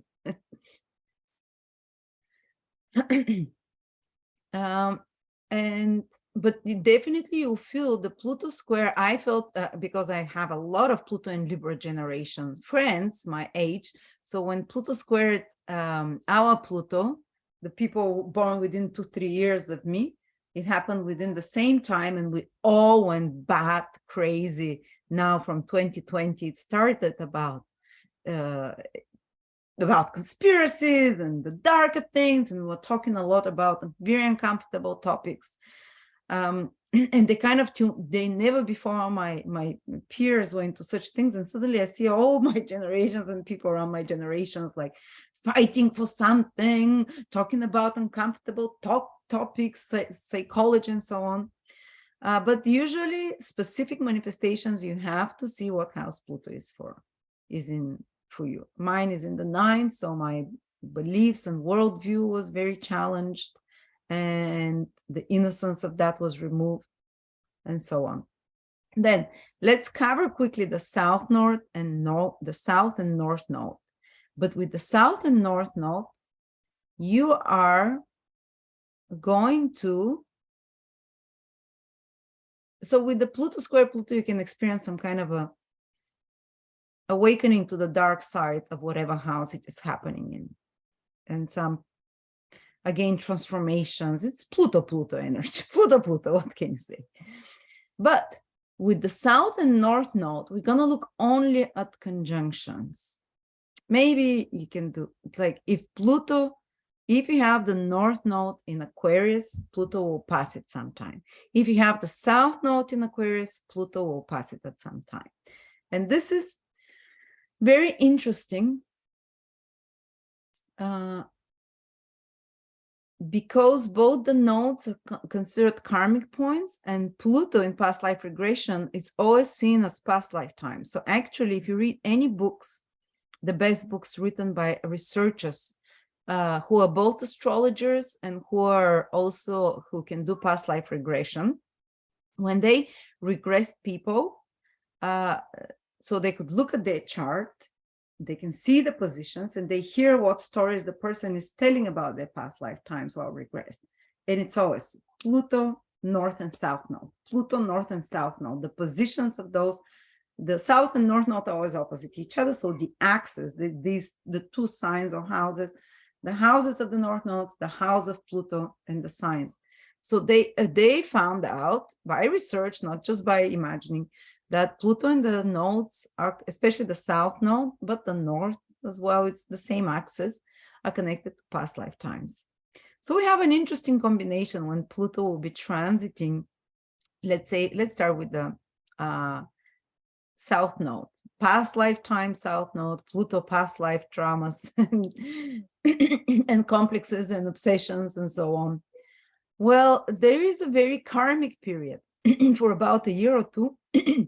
A lot of fated karmic events have happened and have been happening.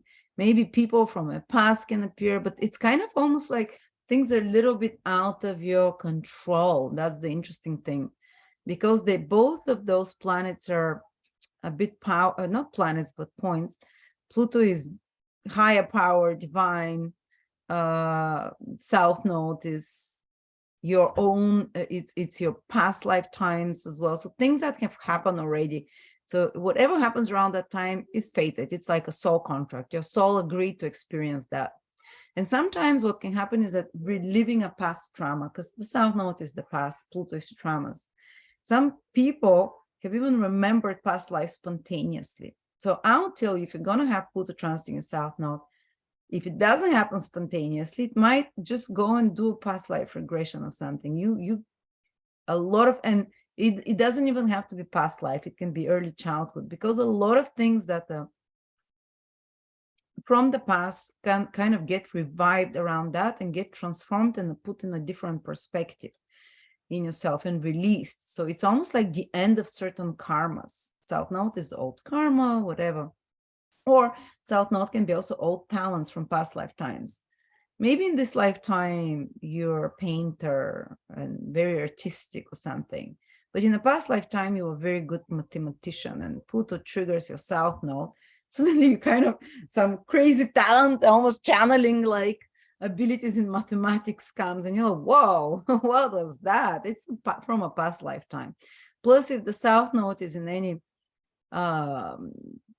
houses related to people, specific people in your life, 5th house, children, 7th house, partners, 3rd house, 3rd and 11th house, other people, you know, friends and so on, 10th house, career, something that is kind of predetermined can come to you about such people, something like a soul contract between such people, something that you didn't complete in a past lifetime, that it's kind of more karmic relationship, but they can be karmic for good as well. Like you have a soul contract, or you haven't completed something together, or unfortunately, sometimes Pluto is like unresolved past life power struggle and conflict that gets awakened and it needs to be resolved. And sometimes it's a bit karmic. If it's in the 1st house, it can be connected to health.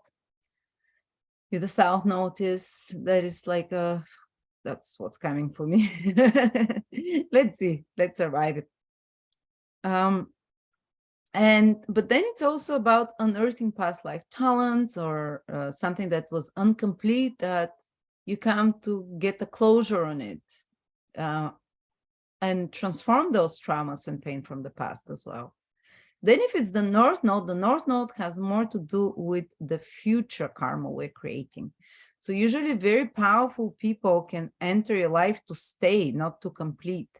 People that you had past life connection with, that are coming here again to complete and to stay for longer time in your life. And Pluto South Node, very spiritual. The South Node is where we can access invisible realms through, because South Node really thins the wells between it has very weak psychic barriers. So when Pluto transits it, Pluto is already can trigger your chakras, makras, you know, can really connect you to invisible energies and entities. South Node can be also entities of any sort. So you have to be a bit careful. There's psychic protection and so on. But also it can be a spiritual awakening of some sort. While with the North Node, the both North Node and Pluto on the negative side have a bit of predatory energy. So you have to be careful that house of the North Node, especially during 1 year of the exact transit, a bit of predatory energy there. When you're looking at North Node and South Node, only look at conjunctions. So if you have the South Node in Aquarius or the North Node in Aquarius, now we're talking about the North Node. So if it's with the North Node, both can have a dark side. Both are known with demonic energies a little bit. I'm not saying demonic energies will come. In mythology, the North Node is connected to the Rakshasas, which are kind of low astral entities, but they're important for humanity. And so is Pluto connected to such to the low astral as well. So it can stimulate a lot of very powerful desires. Both the Rahu, the North Node, and Pluto are about powerful desires. You can be obsessed, infatuated with something that Pluto triggers there, to the extent that you lose your mind a little bit, you know. And while with the Pluto, with the South Node, you can let go of such obsessive desires of the past and so on, because South Node is to release, and Pluto is temptation, obsession, something that you're fixated on. With the South Node, you can help release it in some way. While with the North Node, it can intensify the desire nature a lot in whatever house it's falling with Pluto.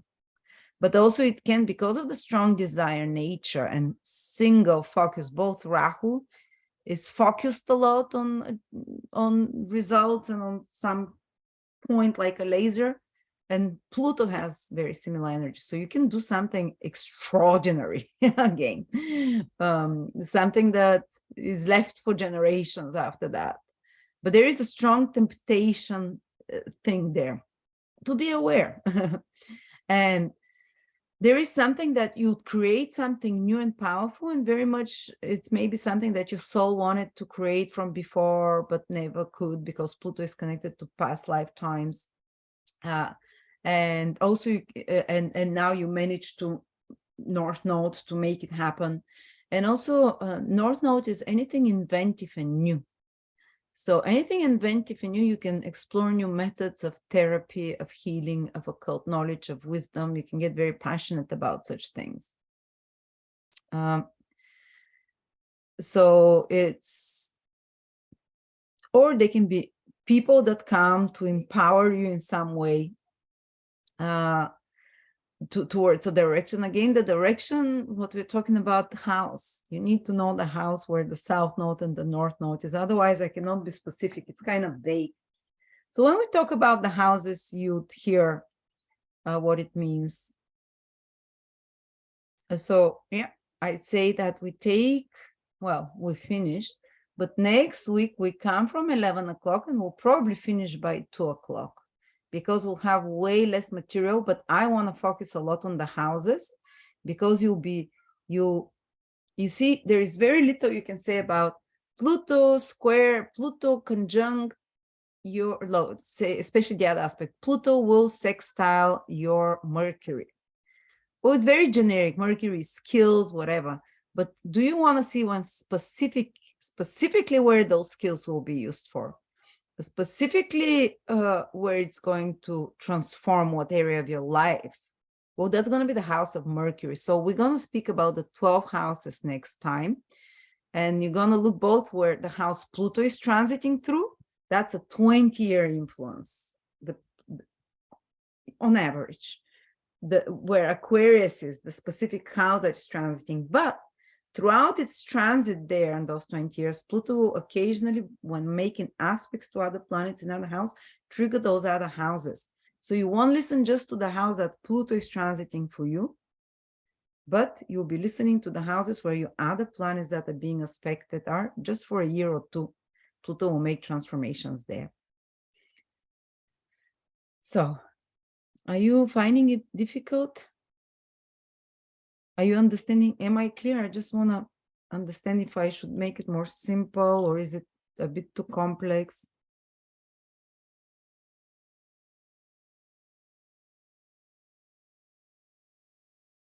Ah, good. Thank you.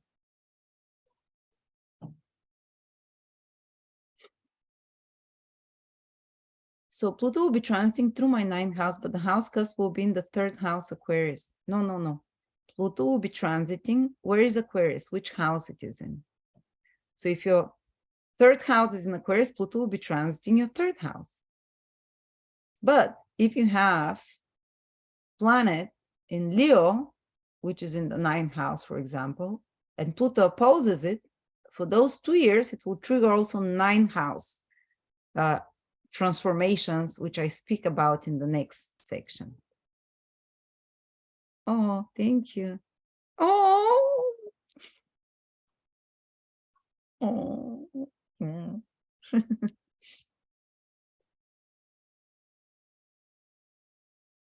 So don't look at any other aspect except conjunction for Rahu and Ketu.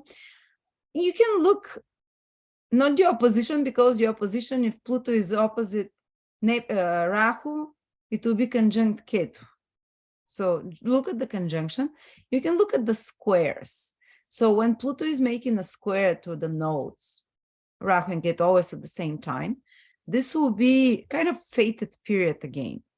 And again, through the houses of the North and South node, something that's fated, that is realigning you to your higher, to your soul's goal, because they have spiritual influences, Rahu and Ketu, the path of the soul, and Pluto is the evolution of the soul. So kind of, it might be that your train has derailed a little bit and Pluto comes and, tries to, it bumps you around, but aligns you to your soul path. And if it's sextile or trine, wonderful. Pluto supports your path journey. Pluto is kind of the fated events are pleasant and supportive. They don't disrupt you. They help you evolve. I don't feel confident. I really understand, but I'm really enjoying it. Tina, so what you can understand, maybe if you don't understand how to calculate your transit, you can send me emails if you don't know how to see what transit you're having.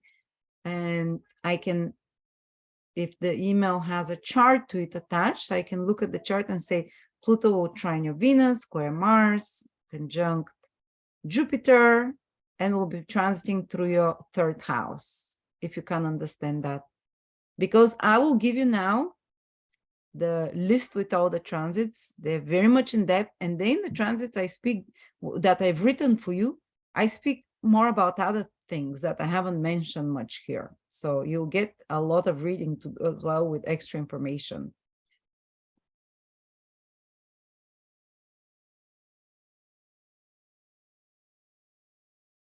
Oh, thank you.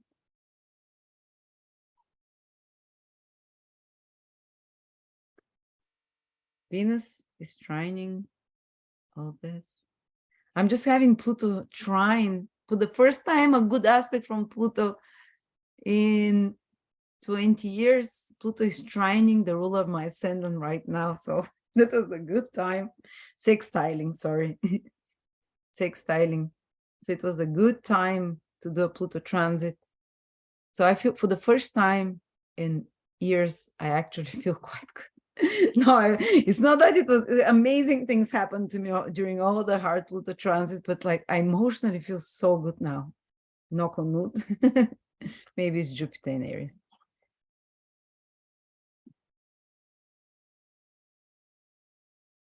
Thank you so much. And see you at 11 o'clock Pacific time next Saturday to do the houses, or that will be 3 hours later, 11, 12, 1, 2 o'clock Eastern time, 9 o'clock Bulgarian time, 7 o'clock p.m. UK time. And I don't know about Australian time. So I'll send you the materials from this video within the next 2 days and all the notes. And then we'll continue with the houses. We'll have fun with the houses a lot. Thank you. Thank you everyone for coming. I thank you for the wonderful messages.